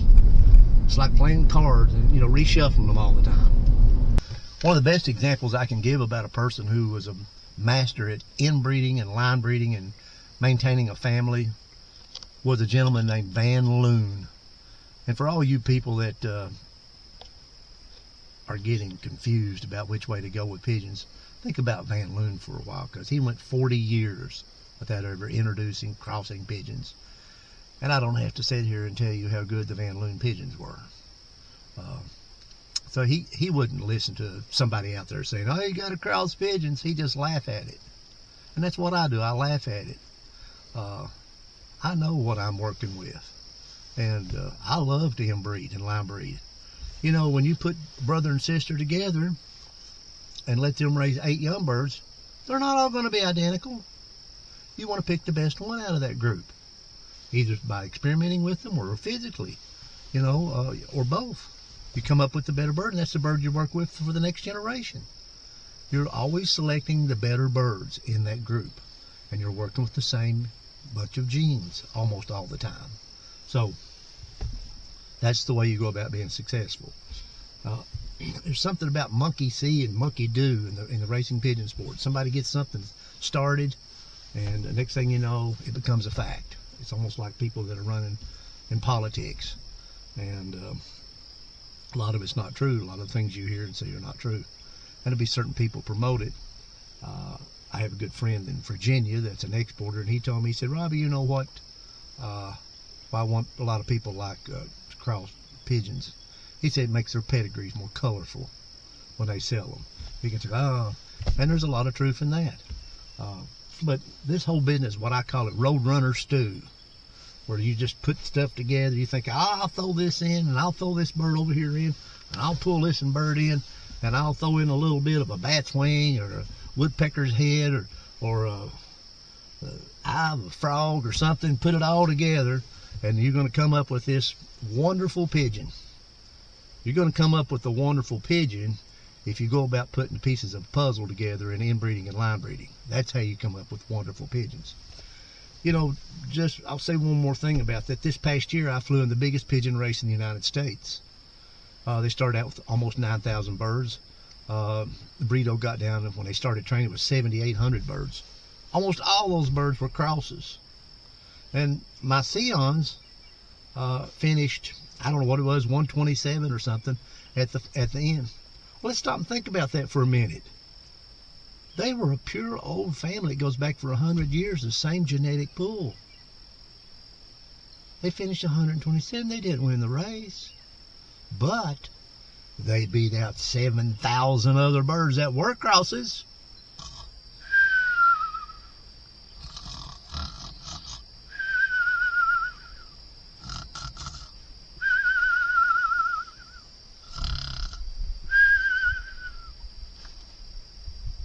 Oh, it's time for me to wake up. Oh,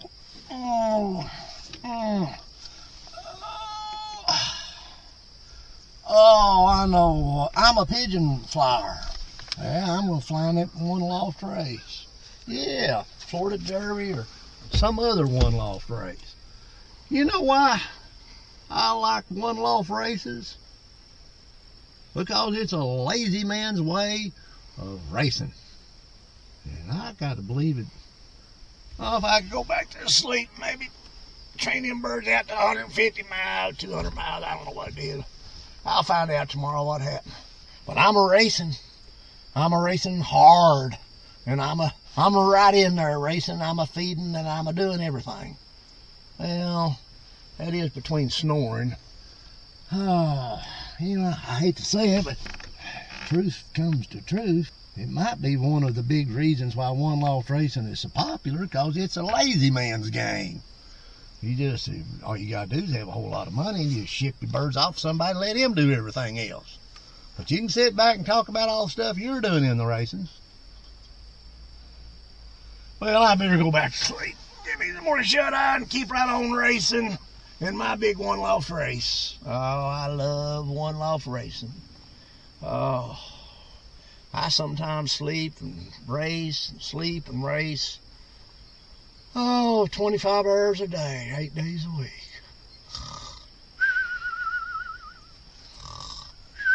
May 11th, no sweat. 6 o'clock in the afternoon. My grandson and I are continuing our Gone with the Wind saga with racing pigeons, a day in the life of Sions. This is one of the old lofts we've got. John built it, the young bird loft. Got a big aviary on this side, big aviary on this side. The whole front end's open. This is an old loft that John built, John Hayes, and he did a fantastic job. This loft's been through some serious storms, and it served us well. I've got mostly my blue bars down out of Leroy, the blue bar cock that Luke Curtis shipped in from France, from Paul Sion. And then here we start with the containers and an entrance room, and I keep mostly my brick reds here, and the brick reds also go back on to Leroy, and they go back on 051, a lot of them. HEITZMAN's iconic dark red check cock that was on all the magazines and everything. And this loft is the new loft we're starting, that we've been working on. It will be done before winter comes. This is going to be my 500 and 600 mile young bird loft. All the birds that'll stay in here. Each year I'm going to try to raise a couple of hundred and keep them in here, and we're going to fly them all the way back down to Disney World. They'll be coming home from about 600 miles, air miles. And my young bird tosses are pretty simple. I cut through the chase. I'm looking for homing instinct. I'm going to talk about that. I've talked about it before. 50 miles first toss, I lose a bunch. 100 miles second toss, I lose a bunch. Third toss is 500 miles, I lose a bunch again. But the birds that come back from 500 miles on the third toss, each time a month in between letting them go, and I make sure they got plenty of weight on them, and they're loving this loft. Birds that do come back from 500 miles, hey, that's the birds you want to breed from. Young birds that only been tossed 3 times and 500 miles. And if I get them back on the first day, that's good. I usually get them back early in the morning on the second day here in Kentucky. Usually, you know, they're flying 1,100, 1,200, 1,300 yards a minute, and that's good for that situation. They got to fly through the Smoky Mountains, and kind of a tough course flying direct south back up Kentucky. But you come on in, built just like a house. A gentleman named Neil is the one that's building this. I think I've talked about this before, but I'm just so proud of it. It's got all the things that I like. It's tall. I want a loft that's not short. The birds like to be up high. Who says the birds don't like to fly around up high? And somebody doesn't know anything about pigeons. And it's all open in here. Who said people pigeons don't like to be open? And all this air. You're gonna have light and air in here, and good openness. Hey, that's what the birds like. Build a loft for the birds. Happy birds are healthy birds. You're not gonna have to dump a bunch of money on drugs and get quick fix stuff to put this in there and inject them with this and feed them that. Hey, if you have to do it with your pigeons, you're doing something wrong. Come on, we'll keep going. You know, I've come a long way since I was 6 years old, fooling with pigeons. We kept them in big turkey cages and anything that would hold a bird. And then, of course, this is my office. And this snowman is my guard. So, I'm going to let all this 5 acres here turn into a big nature preserve. I've already got about 250 little walnut trees coming up right here. And I just hope this whole place turns into a giant forest. And it will. By the time I get ready to kick the bucket, we'll have beautiful forest in here. There'll be, I mean, it'll turn into, I'll have zebras and elephants and wildebeest and ringtail monkeys and who knows what will be flying through here. And maybe a few rednecks. You're in the blue bar loft. These birds are all in one way or another, all kin to each other. They're all line bred or inbred. They all go back onto each other. They're all long distance birds. They're 500 and 600 and a few 700-mile birds, all in the bloodline. Most of these birds have at least 3, if not 4 grandparents that all flew 500 or 600 miles. A lot of them on the day, some on 2 days. It's one of the best collections of Sions, long distance Sions that's ever been assembled by anyone. It's a straight, no sweat family. Sort of a wedge face. There's a lot of variation in the eyes. I have light violet eyes, dark violet eyes, chestnut eyes, the eyes that I call the red, orange, yellow eyes, which I call those the HEITZMAN eyes. That eye is always that particular color without getting into eye signs. That eye has always been a winner. All for years, that was HEITZMAN's favorite eye to race with and was very successful with. But I have a large variation of eyes. There's slight differences in types, but as a unit, they're pretty close together. You know, no really long-necked birds or long-legged birds, or don't have any birds that have open backs or open vents. All these birds have a nice soft feather. They're extremely healthy pigeons. You know, to start out talking about pigeons, I want to talk about the origin of Sions. There's nobody really that I feel is very authoritative about where Sions came from, and before that, where birds came from. I have a degree in anthropology. I studied Charles Darwin at great length, and Huxley is, you know, the person who followed him, and all the different anthropologists over the years, and I've had a particular interest in the origin of birds. My grandmother got me started with birds. I was holding hands and making 5 and 10 mile long walks all day long down in London, Kentucky, walking around on old roads and stopping. She was a member of the Audubon Society, and she would point out a bird, an indigo bunting or a goldfinch or a brown thrasher or any of these different birds, and I learned my birds, but I was always attracted to pigeons. I grew up at the end of the Irvin Bridge, and that's where all the pigeons hung out, big flock of them there. And my pastime, and I would just sit and dream of watching those birds when I was a very small boy. But pigeons come from a dinosaur. All birds come from a dinosaur called a theropod. And theropods were bipedal. In other words, they walked with 2 legs. They had 2 legs, these particular dinosaurs. They were small. And they had their feet had 3 toes and the back toe, exactly like our pigeons do. They had a clavicle collarbone and they had hollow bones. So you start to see kind of quickly, well, these birds had, this creature had that. You know, one of the things that makes birds, pigeons, very unique in all the animal kingdom and all the world is that birds have feathers. And the feather itself is an evolved scale. And dinosaurs and theropods had feathers long before they could learn how to fly.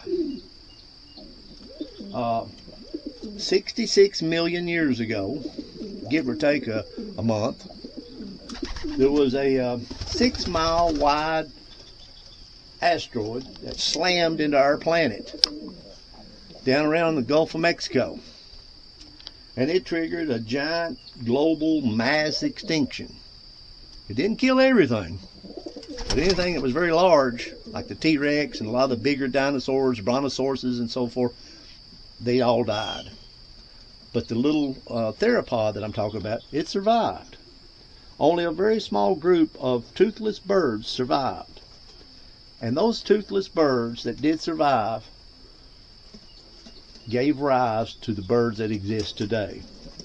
And now today we have over 10,000 species of birds. Darwin did finally come to the conclusion that all life from the birds all came from a common ancestor. They transitioned from being theropods into birds. The origin of feathers came before flight. Like I said, and through the wings developed before flight. These theropods wanted their wings that theorized were to impress their mates and also help keep their nest warm. Going from the ground to the air or from the air to the ground, they learned how to glide. And then the feathers made the birds, help the birds in their gliding. And then the evolution of the reaction of the past is not of the future. Flight, the birds learned how to jump and glide back out, and they would climb up trees and jump out of the trees and glide. That's how it got started, long time ago, with where our birds came from, where birds in general came from. Now, the origin of homing pigeons, it derives from many places. It's not just, a lot of people say, oh, it happened in England, oh, it happened in Belgium. Actually, the origin of homing pigeons started a long time before England and Belgium. And even as early as late as 1150, in Baghdad they were used. Genghis Khan used them. In 1860, Paul Reuter, who founded Reuter's Press, used 50 birds to help deliver. The birds were used 3,000 years ago in Egypt to send messages. In 1815, information was found out about who won and who lost at Waterloo by the release of pigeons. And of course, we had the pigeons in World War I and World War II with Cherami in World War I. I'm that person that wrote really the most documented article on Cherami for the Racing Pigeon magazine, for the weekly, the Racing Pigeon Bulletin. I did a long and bob article for that, which Paul Harvey borrowed from me and turned it into one of his articles later on that he ran on the radio. The origin of the pigeon itself, the homing pigeon, really started to narrow more down in the 1850s, about 10 years before the Civil War, in Belgium. And they crossed a lot of different breeds of pigeons to come up with this kind of bird that we have.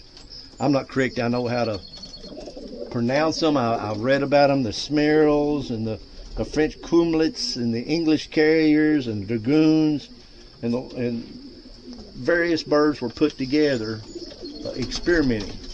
And even today, when you look at our homing pigeons, you'll see birds that's got heavier wattles or longer necks or feathers on their legs. And a lot of this is the genetics flaring back up from those birds that they put together in the 1850s. You'll see a bird that looks more like a dragoon or an English carrier or one of these other birds that were the originals. Then along came a gentleman named Charles Darwin, which is he spent 5 years on a ship called the Beagle. And and I've been very fortunate in my life to have had close friendships with a lot of wonderfully intelligent people. I've asked why anything is as it is. That's always amazed me. I'm not satisfied with just somebody saying, "Oh, that's the way it is." I want to keep on continuing to ask another question and then ask another question. Charles Darwin's father was a medical doctor, a noted surgeon, and Darwin's father wanted his son to do the same thing that he did. And he sent him to medical school, and Darwin just didn't much care about it. Then his father wanted him to try to go to be a clergyman, and he went to Cambridge.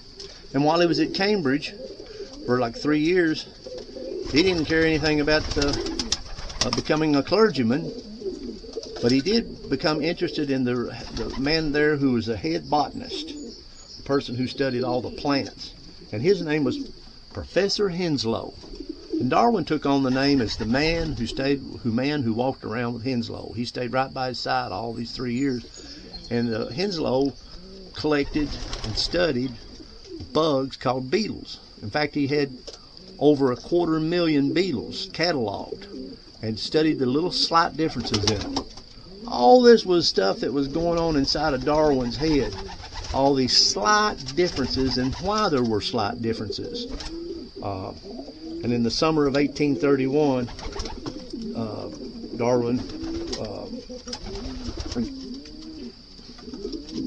got on the ship, was paid £500 to go on this ship called the Beagle. It was about 90 feet long.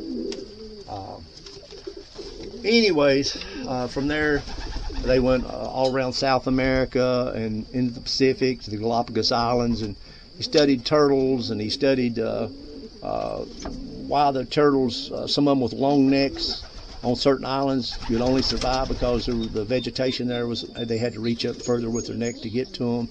And he started putting two and two together, not just because of the turtles, but also because of the finches. Some finches had different kinds of beaks, but it also had to do with their survival. Some of the plants they could get to easier with particular kinds of beaks. Darwin started seeing, hey, the birds that survived, these turtles that survived were the birds it was the survival of the fittest, the ones that could do that. And so it slowly started sinking in his head about natural selection and evolution. And it became very self-evident. So what he really enjoyed doing, he belonged to 3 different pigeon clubs in England, and what he really enjoyed was pigeons. Why he enjoyed them was because people could breed all these different shapes and sizes of pigeons within a few generations, have the exact desired traits they wanted, like nuns, and could have frills or anything whatever that person thought was pleasing to that particular individual. And it dawned on Darwin that through selective breeding, you could speed up the process instead of natural selection. And so that holds very true today with us trying to develop a family of racing pigeons. I'm just speeding up the process of being able to pick out the birds that I like the best. And I have the luxury of breeding anywhere from 600 to 1,000 birds every year. So I am able to pick out from a lot more birds that have the most desired traits that I like. Somebody that's got raising 50 birds or 60 birds, I mean, they can have a fantastic group of pigeons. but they again don't have the selection that I have. So it's helped me a lot in being able to build this family of birds. Paul Sion started with pigeons around 1895, and he had a theory that handsome is as handsome does. And before he would even start training his birds, he would select pigeons based on their looks and handling abilities. So he worked with pigeons as to what he thought was a nice pigeon, a beautiful pigeon. So if it won, it was a beautiful pigeon. If it lost, it was a beautiful pigeon. His pigeon loft, I've talked about that already. 1929, a real famous English flower named Dr. Anderson, he came out to see Paul Sion, and he wrote about what he saw, and it's been that information that he gave has been used over and over again, talking about the size of the birds, that they look bigger when you put them in your hand. They weren't as big as they looked, and that holds true with a lot of the Sions that I have today. Paul Sion's birds go back to Paris. He got a bird called I don't know what it was, the Neolese champion, the Madrigal. I don't know my French that well. But he went back to a mealy cock that for 10 straight years had been winning long distance races. And all these birds were all bred down from Weggies. And they bred this mealy cock that he bred onto a red, raised a blue bar hen with black eyes. And that's where really the Sion family got started, is right there during then. Of course, when the World War II broke out, Paul Sion had to get rid of his birds in lieu of being killed as a spy. He didn't really want to have to worry about that. So he had birds for about 20-25 years up until World War II. He never had them after World War II. He died, I've read, in 1946. I've read some people say 1947, but I think he might have died in late 1946. And then his son went around, I think in 1947, and gathered up some of the birds from the French underground that he had given to his father, and kind of restarted the Sion family back over again. And they weren't like the Sions that his dad had had. Robert, his son, went back through the French underground picking birds that anybody probably would have done, better looking birds and good handling birds, birds that pleased him. They were a prettier Sion than what his father had flown, but not necessarily as good with homing instinct and good straight up pure racers as much as Paul had. And Charles HEITZMAN started, the man that I got my birds from, he started importing those birds before World War II from Paul Sion. He made 7 importations, and I think 4 of them he got before World War II, all the way up to like 1939 maybe, and then did 3 more importations from Robert Sion after the war. I think they lasted from about 1948 to maybe 53, somewhere in that range. He made 3 more importations, and I forget exactly in all how many birds that Charles HEITZMAN imported. I'm guessing it was something like 30 pigeons altogether in those 7 importations. It was somewhere in that range. And then HEITZMAN got some other Sions from Lou Curtis. And that's where my Sions come from. They come from Charles HEITZMAN. And so they're true, pure old Paul Sions, but they're much nicer than Paul Sion had. They're much nicer than Robert Sion had. They're much nicer than Charles HEITZMAN ever had. You could walk into HEITZMAN's loft and you didn't see birds like this. You saw a wide variation of Sions, and certainly they didn't have the solid over and over and over again long distance blood that these birds have. We're back in the what I call the elimination loft, or the loft where I'm going to be selecting the birds to go to the Florida Derby. You can see that's this month's. I just got that this week. The Florida Derby's on the cover, the advertisement. $2.5 million. It could be even $3 million, depending on how many birds is entered to be in this race. I'm showing the light very well. This is the Florida Derby pigeon. Biggest race in the United States, second biggest race in the world, according to Bredo. What I want to talk about, of course, you're seeing some of the birds that I've bred this year, and you'll see that they are a family once you get to looking at it, even though they're different colors. And that's what I'm in here for today. Right now, I want to talk about colors. If you want to raise really good dark reds, a lot of people talk about my brick reds. I make red to red, red to red again, and I eat from one year to the next. Of course, the bird has to be a good racer on top of first. But if you're looking for color, and color does make a difference, people have choices of colors.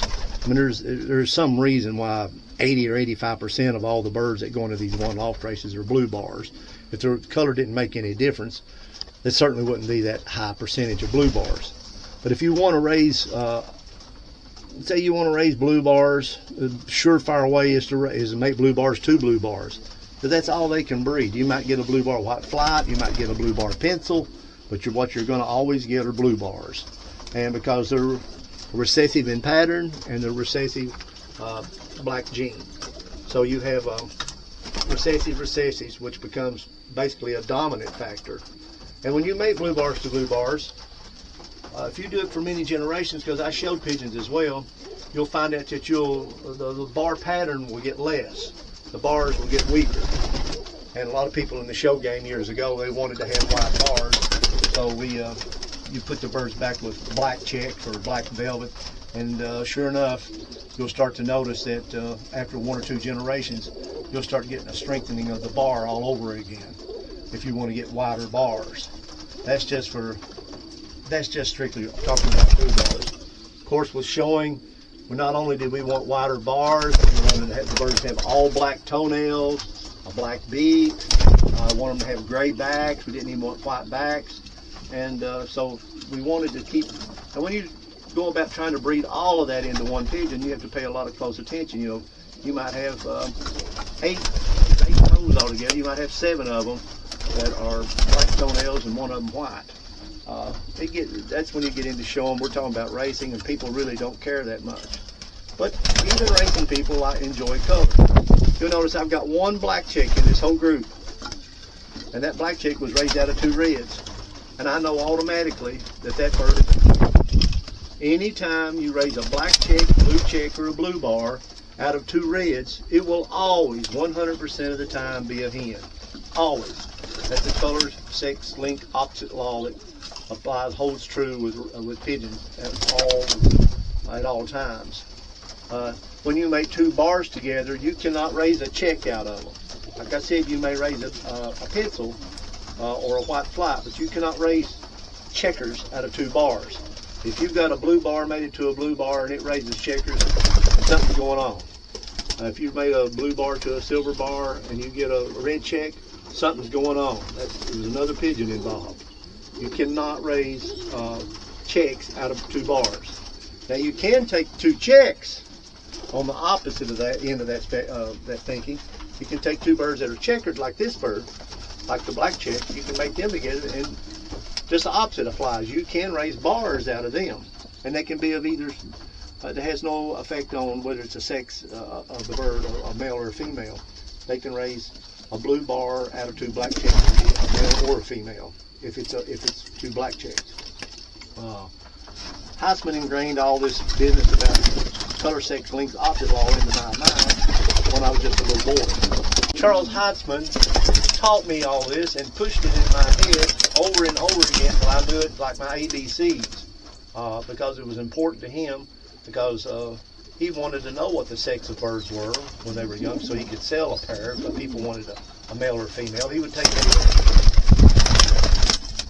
a bird of black gene, a male, a blue bar or blue check or black check male, and made it back to a red gene female, which was a silver bar or red check or red velvet. And the babies, if they came out looking like the mother, they had the red gene, they were always a male. If they were like the father, they were always a female. It was just the opposite. But it has to be a black gene male with a red gene female. If it's a red gene male with a black, then they can have either one. They can have a male or a female, if that's the situation. It has to be certain situations for this to hold true. Now you'll see this group of silvers. I don't have what you call really a powder silver in that group. Powder silvers are birds that, generally speaking, are a lighter colored silver. This one's a little lighter shade, but they have also a little lighter hackle. In fact, they won't have a real good true powder silver. Will be almost a whitish breast all the way down. They're beautiful pigeons. You very rarely ever see a powder silver that's also a fantastic flyer. It does happen on rare occasions, but as I said, it's rare occasions. The Sions, I probably have gotten more into brick reds than anyone who's ever had Sions, or maybe anyone in the United States. And a lot of the reds I have like this, you can see that color with sometimes with the Mullmans or Mullmans, and especially with Trentons. Some people had the red velvets and along that line like that, but with pure old Sions like these are, no. You would go in, you might see a red or a couple of brick reds that came out of Paul Sion's loft. And if you went into Charles HEITZMAN's loft, you know, you might see 350 pigeons, and maybe tops you would see 15, 20 maybe that would be brick reds. He had brick reds, he loved them, but he didn't have that many. HEITZMAN's favorite color was powder silvers, and really Paul Sion's favorite color was, he loved the mealies, strawberry mealies, and silvers too. That was his. Both HEITZMAN and Sion love silvers. Depending on what color eye you have with the bird, gives it an odd look. A white colored eye will give a bird a different look than a dark colored eye. Some people love that dark eye. They don't even know why, but it's kind of like a woman who's got has put eyeliner on and has darkened her eyes, sort of like Cleopatra or whatever, or Elizabeth Taylor. With a lot of heavy eye makeup on. It kind of gives you that effect, that dark eye. And it's one of the things that people like with showing pigeons.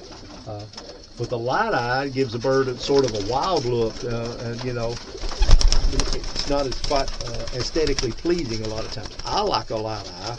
HEITZMAN didn't like them at all. If he had a light eye that cropped up in his birds, he got rid of it. You couldn't find it. It was rare. There was a few of his a couple, not many.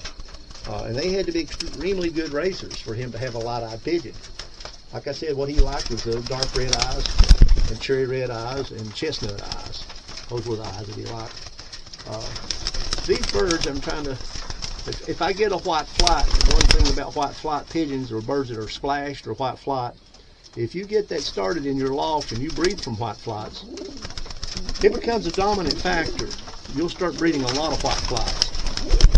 You'll see I don't keep any white flight birds, because if I started breeding white flights, it wouldn't take me long to where half the pigeons I own had white flights. And I just don't want to breed white flights I think the feather a lot of times becomes weaker in a series of races. I don't think the white feather holds up as well as the darker colored feathers. Like down in Florida this past year, I know there was one or two birds that were whitish colored, that like grizzles almost, that flew well, and there were silvers down there that flew well. But by far and away, the vast majority of the birds that did very well in Florida were black checks and blue checks, and some blue bars. They were the duller gray birds with a soft, strong feather. And I've kept that in mind. And when I go about selecting the birds this year for what I'm going to send to Florida, I'll keep that in mind. I'm looking for birds with a really light balance. As you can see, these birds, how they're moving around. I mean, it just looks like a bird that you could just, put your finger up and lay it back down. Just not heavy at all. Wouldn't even hardly feel the bird when you picked it up. It's really important to me that I'm getting birds that have that real light balance. I don't have to even hardly handle it to see it. You can see it if you develop an eye for pigeons. Here's a bird. He's a little long. I've had a lot of birds that were really good at 500 miles, long casts like this bird. I love him. He's about my second choice out of all these birds. The bird I like the best is up here on this pencil cock up here. I've named him Die Another Day after the song that was in the James Bond movie that Madonna sang. And that's my favorite bird so far. If I could get him to come down, like you see, for his balance a little bit. Come here, Die Another Day. Don't be scared of this magazine. Here you go. There you go. See, look, to me, he's all racer. He's all racer wanting to climb up there. It's roosting time. There's two of us in this little loft, and we've got them nervous right now. It's my fault. They're not normally like this. I'll come in here by myself. Pigeons do recognize you. They know your face and they know your mannerisms. One of the good things you want to do with pigeons is have a routine. You want to feed them at the same time. It's good to shake a can, maybe whistle, a little low whistle. They'll get used to you. Don't be grabbing your birds. You don't have to be picking your birds up. I very rarely pick a pigeon up. I want them to get used to me and know that I'm their friend, and I'm the guy that is going to bring them their food and water, and I'm the best guy on earth for them. There's a guy another day giving you a little better angle at how good he is, what I think he's good. You know, these guys that say, "Oh, you can't cross pigeons," they don't know what they're talking about. I mean, you have to cross a pigeon. There's no formula.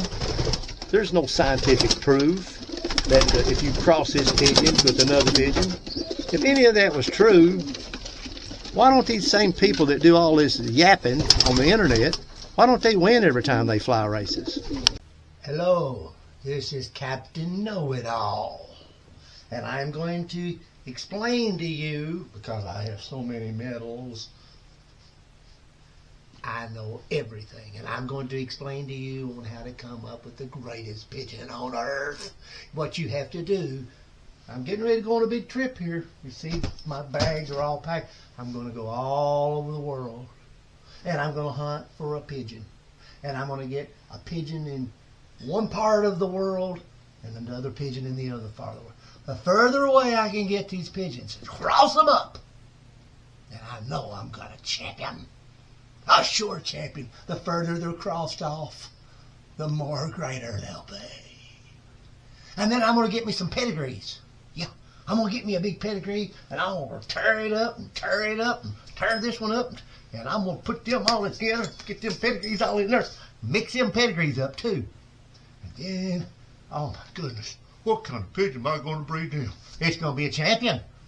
Well, it's a surefire thing. It's proof. You put this pigeon and you put that pigeon together, the further away they are, and the more you cross them out. And them pedigrees, you grind them all up in a big blender, whopper chopper, and then the next thing you know, you got Roadrunner stew cooking, and then you got a champion.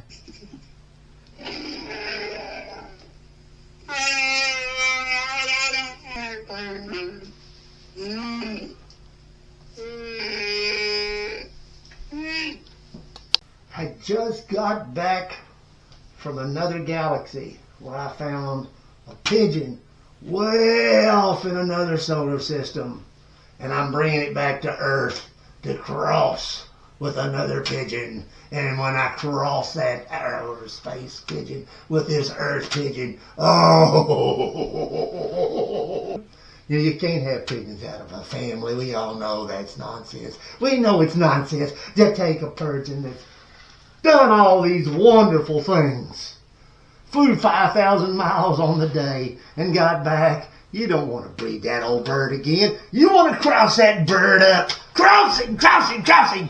You got to cross that bird up. Ooh, ooh, ooh. Cross him up, up, ooh. Let's see now. We'll get one of these things. Yeah, cherry vanilla coated almond. Put that in the bowl, and we'll get a watermelon barbecue sauce and throw that in the bowl. Throw some bananas in there and some pills, we don't even know what they are, and whatever that thing is, and some Coca-Cola Zero, and oh my God, we're going to come up with the best crossed up pigeon on earth. It's going to be a Jansen and a Havaneth and a DeSchmeicher and a Bullwinker and I don't know what all, a Rocky the Squirrel. It is going to be the greatest pigeon on earth because we crossed it up. We crossed the River Jordan, and we're going to cross that pigeon up. Hey man, you ain't going to believe it, but I did a good cross this time. I crossed up some good birds, and I'm going to have me a champion. I got this pigeon. I caught it down there in El Tuego, South America. It was right on the tip of right there on the tip of South America. It was rough catching that bird, but that's going to be one of my babies. And I caught this one up in Antarctica. Oh, and I put this pigeon with this pigeon, this Antarctic pigeon. I put them two pigeons together, I crossed them up.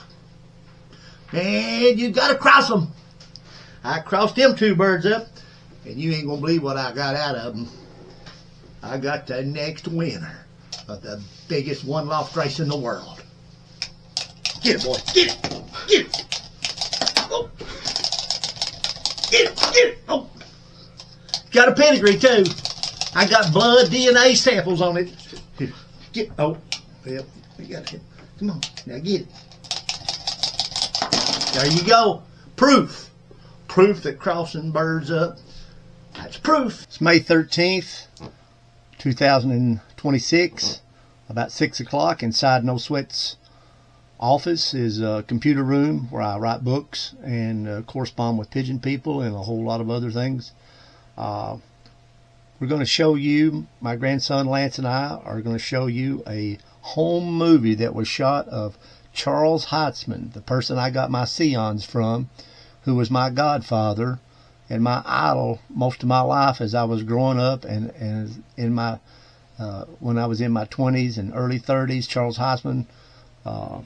And today, with all the different pigeon people that I've met, many famous people, Hall of Famers and so forth, Charles HEITZMAN is by far and away the greatest pigeon fancier that I ever met.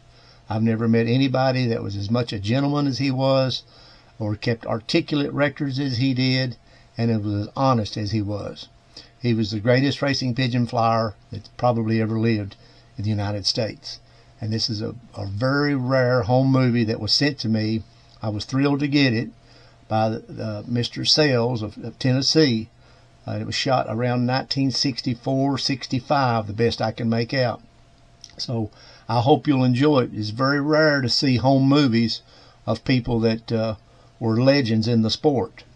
So we're going to try to play it. It doesn't have any sound, and I'm going to be doing some narrating with it.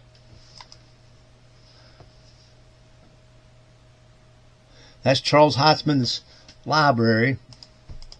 There's Charles HEITZMAN right there. Charlie always wore that tan sweater, that little sweater that he's got on. I'd recognize it anywhere. About any time you went, he loved that tan sweater.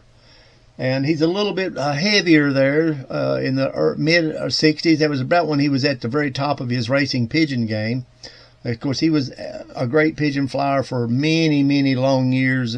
And it was one of the first people to import birds and sell birds across the United States.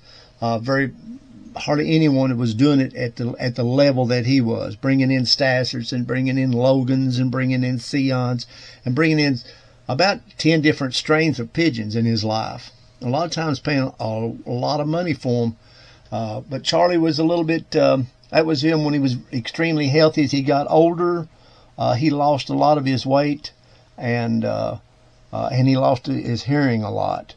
But here he is right now, about 1964, 63, I would guess, right at the top of his racing pigeon game. If you were a racing pigeon flyer in the United States, Charles HEITZMAN was right on the tip of your tongue. He was the top Sion man in the United States. Let's keep going. Charlie owned a bakery. He inherited that bakery from his father. And he had the HEITZMAN bakeries in Louisville, Kentucky, very successful. You'll see behind him the library. Pause for a minute. You'll see the library that he built. Was the world famous, the biggest, greatest, most authoritative pigeon library in the world. And he built this out of like a fire brick, that yellow brick. And Charlie was frugal. It was beautiful what he did, but he went to a place that made those bricks, those blocks, and any of them that had a little chip in it, he bought them. They sold them to him for almost nothing. So he built that entire building out of blocks that had little chips on them. But you never noticed it because it would be in the corner somewhere, and the way they would position the blocks when they were building it, you never saw it. So he was able to build this beautiful library. It had like like I don't say an enamel, a coating on the blocks, a yellow coating. But everyone that came to see Charles HEITZMAN, and there was thousands, hundreds of people that came to see Charles HEITZMAN in his lifetime. He loved entertaining people and telling them all about racing pigeons. He had it's one celebrity and one famous person right after another. Movie stars and country music singers, the Queen of England's loft keeper, the top pigeon men in the world all came to see Charlie HEITZMAN, and they loved his estate. He had about 50 acres that he kept for his pigeons. It all ran along a creek. It was in Jeffersontown, Kentucky, just outside of Louisville. It was out in the country, and it was very quiet, romantic, beautiful, everything that you could dream of. It was a heaven for racing pigeons.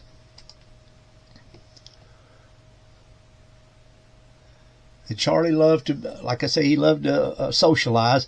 When you came into his little library, he would offer you a Coca-Cola. And he said, this is the graveyard for his racing pigeons. He buried pigeons in different places, but some of his most famous pigeons he buried right outside the library. And I think that was Heat Wave and Headwind and Hurry Home and pigeons like that he buried. You can see the little names on the tombstones. He would bury the birds there. All of Charles HEITZMAN's pigeons started with an H. His famous pigeons, he named them with an H, like Hurry Home and Heat Wave and Headwind. He enjoyed doing that. And that was just one of the little neat things that you saw when you came to Charles HEITZMAN's library. The door to the library was off to the left as your entranceway. He kept open loft all the time. You can see some of his birds flying here. This is one of the aviaries back behind one of his many, many lofts that he had. He had I would say close to 15 different Army lofts that he customized. His son, Charles HEITZMAN Jr., was in the Signal Corps, in the Army Signal Corps, and was one of the top people in that. And somehow at the end of World War II, he was able to bring back a lot of those World War II Army lofts, and he would add the big aviaries to them. He would add a side room to them. He customized them a lot. You wouldn't even recognize that there were Army lofts until he stopped to tell you. And this is the back of one of those lofts. And down over that hillside was where the creek was at, and he would fish down there all the time. Beautiful grounds. Here's an Army loft that's been customized. You can see it. Sometimes he put two Army lofts back to back together. Like I said, you had to be paying close attention to know that there were Army lofts. This building here was a dollhouse that he had for his daughter, and as she grew older, he took the dollhouse and turned it into a mating area for his pigeons.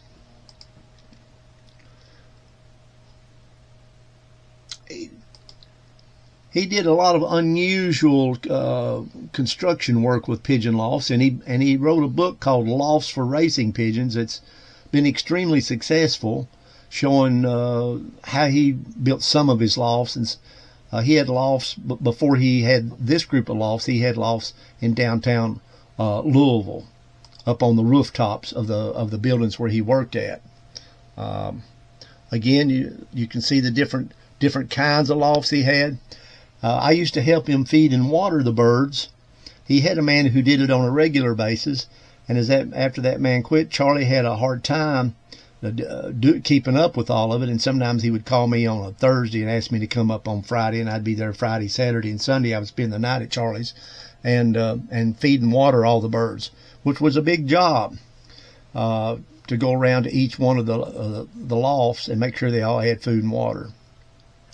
And he had little breeding charts around every nest that he wrote down who the mother and father were of each pair of birds. Charlie usually mated his birds around February 14th, and he would usually raise 2 rounds out of his birds. He usually bred about 300 to 350 pigeons. Some of his really special pairs of birds, he would allow them sometimes to go 3 rounds.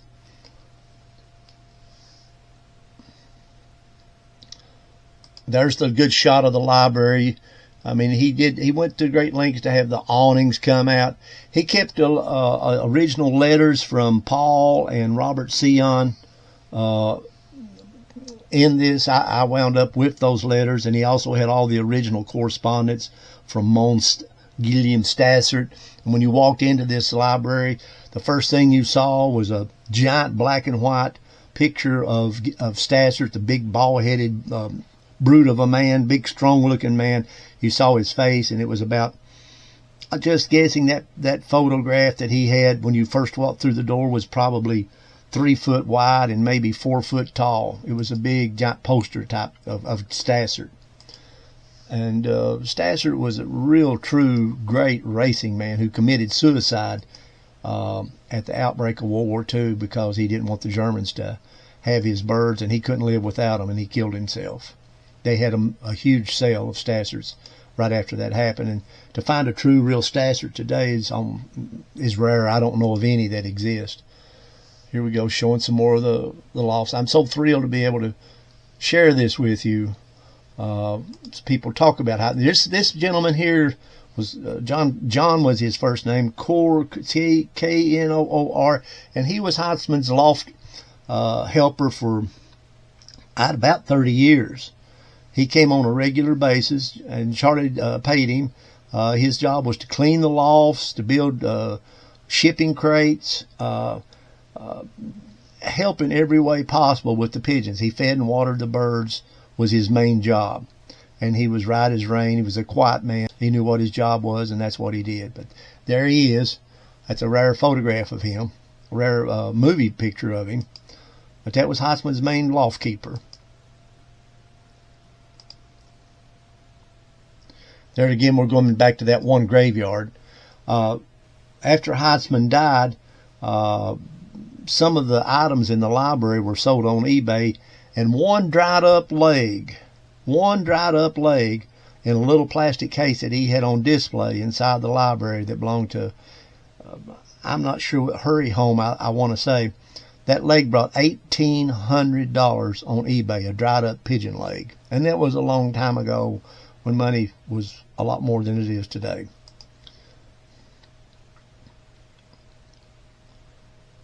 This is his 2-story loft. And can we go back just for a second? This 2-story loft was made out of concrete blocks. And Charlie didn't like the loft.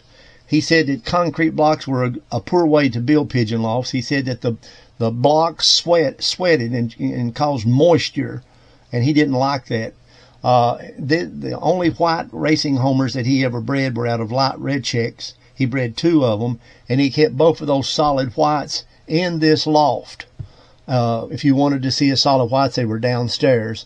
And Charlie fell from the top floor of this. He turned around and fell off, and he broke his hip and a leg, and was in the hospital for nearly a month after he fell from the top of this of the steps of this loft. So taking care of pigeons, you have to be careful, as all you all know, that have to climb up and down steps carrying feed and so forth.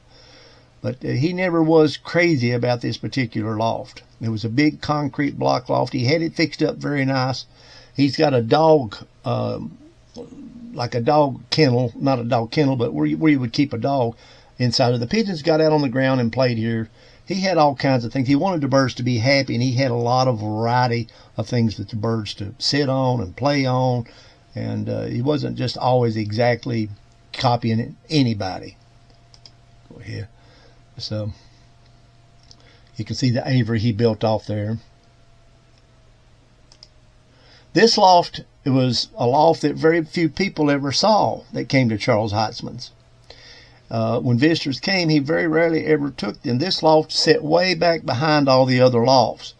It was another concrete block loft, and most of the birds he kept in here were silver bars, particularly if he had a really light colored silver, and particularly if it had dark eyes. That was probably Charlie's favorite color, and Paul Sion also loved silver bars. But if Charlie had a powder silver, a really light silver with dark eyes, it stood out like a sore thumb and was gorgeous. And he had people in Japan that were paying him about 5 times the normal going rate for pigeons. I think Charlie at that time was selling birds for around $30 to $35 to $40 a bird, and it wasn't anything for him to get $500 for a powder silver with dark eyes from particular Japanese fanciers. I wanted to buy one time, and he told me, "Do you have $500?" And I said, "No." And he said, "Well, that's what I get for that bird." But I was allowed to go into this on a loft a lot, and I took a lot of pictures of some beautiful, beautiful powder silvers. He didn't want anybody to know where that loft was at because it wasn't. It was difficult to watch over, and he was afraid somebody would come in there and possibly get those powder silvers. And so he didn't take very many people up to there unless you were extremely well trusted and he knew you. Of all the lofts that got tore down, which was all the lofts of Charles HEITZMAN after he died, this is the only loft that still exists today. And it doesn't have any of the aviaries. It just has those holes in the ground. I went back there and I wrote an article, "Return to Nothing," for the Pigeon Digest. And return to nothing means that when I went back to Charles HEITZMAN's home, there was nothing there. It was all gone, except for this loft way back there, and everything was gone out of it. It kind of looked like an abandoned garage.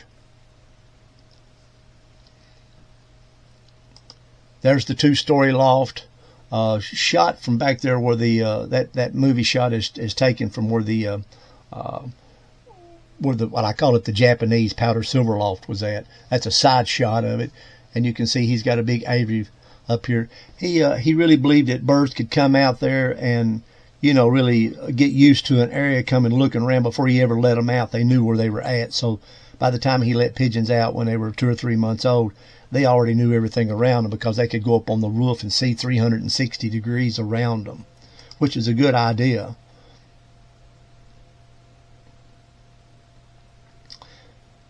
He very rarely ever had any hawk problems. We didn't have any hawk problems much in the 1950s and 60s and early 70s. We'd have a big red tail circle over, and red tails never caught them. So HEITZMAN, he would let the birds out in an open loft system all the time, early in the morning, and would shut them back up in the evening. He was real big on using open loft all the time. He thought the birds kind of kept themselves in condition by just doing that. And okay, let's keep. Well, that's the end of this short video, home movie of Charles HEITZMAN. I hope you enjoyed it. It's not real clear, you know, how home movies were in the early 60s, and but at least it gave you an idea, some idea. You didn't get to see the stock loft and all these different elaborate lofts that he had built that were beautiful, but you did get a rough idea of Charles HEITZMAN. You got to see him in some of his lofts, and I hope you enjoyed it. Goban Powell Jr., and he just flew in from Trinidad to get some of my Sions. He's going to start winning every race there is in Trinidad and Tobago, and I know he will. He's getting some good birds from me.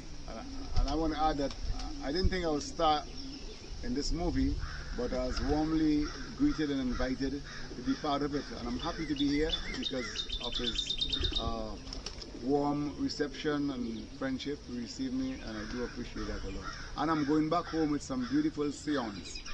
Goban just flew in from Trinidad, Tobago. He's a racing pigeon flyer, and he wants to fly my Sions out on the ocean, and he's got my famous hen with him right now. Summertime that flew so well in South Africa, and has raised a bird last year that flew very well in Miami in the biggest race in the United States.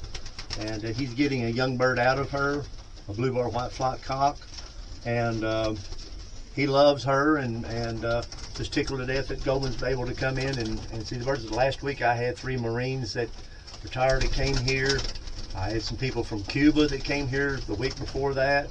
I'm taking a group of birds to China this coming week, and sending birds to Montana, and sending birds to Arkansas to a gentleman there this week. My birds, these Sions, this is the birds that we have getting ready to go to Miami in the biggest pigeon race, the second biggest pigeon race in the world. These aren't Sions to look at or say, "Oh, I got a Sion, it's a pure old Paul Sion." Don't have those kind of birds. What we have are birds that are going to try to win the biggest race in the world. That's what I'm after. I'm not after, "I got a Sion." We're after birds that are actually going to try to get the job done. I'm going against the best, and it's what we want. So anyways, I'm glad Gobin's here, and I hope he does very well. He's going to be racing the birds there out over the ocean, and I think the birds that he's getting are going to breed very well for him.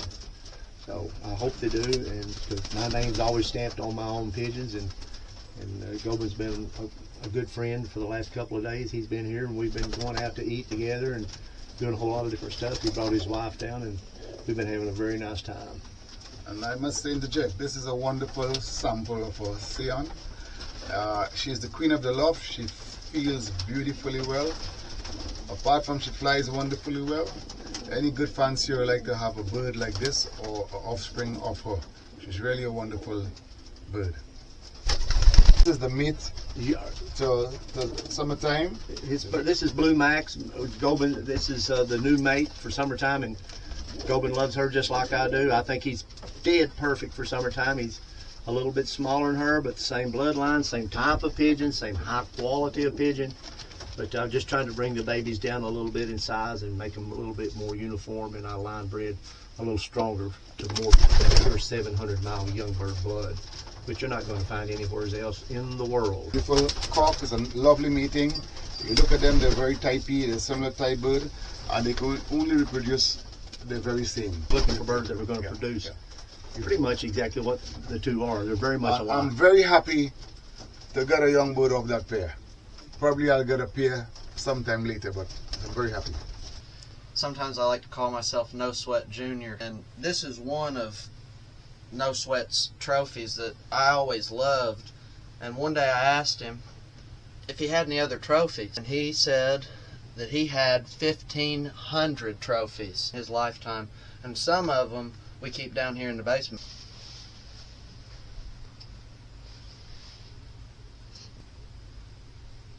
Here's the Robbins Loft in the American Racing Pigeon News, May 1979. No Sweat's not new to any of this. But here's they say the proof is in the pudding. Here's just some of the pudding. No Sweat values the measure of success not based on, these trophies that we see right here. He measures success based on the value of how big a person's heart is.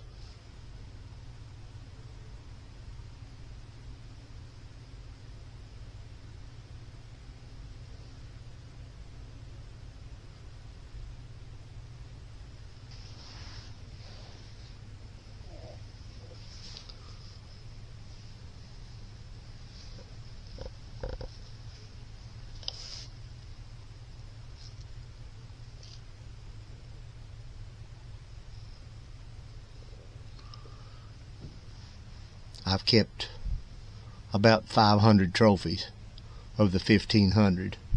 I have 2 other glass cases we can show trophies out of, but I hope this. I've kept this covered up for years. This is one of the first times we've even nobody even knows that I never show it.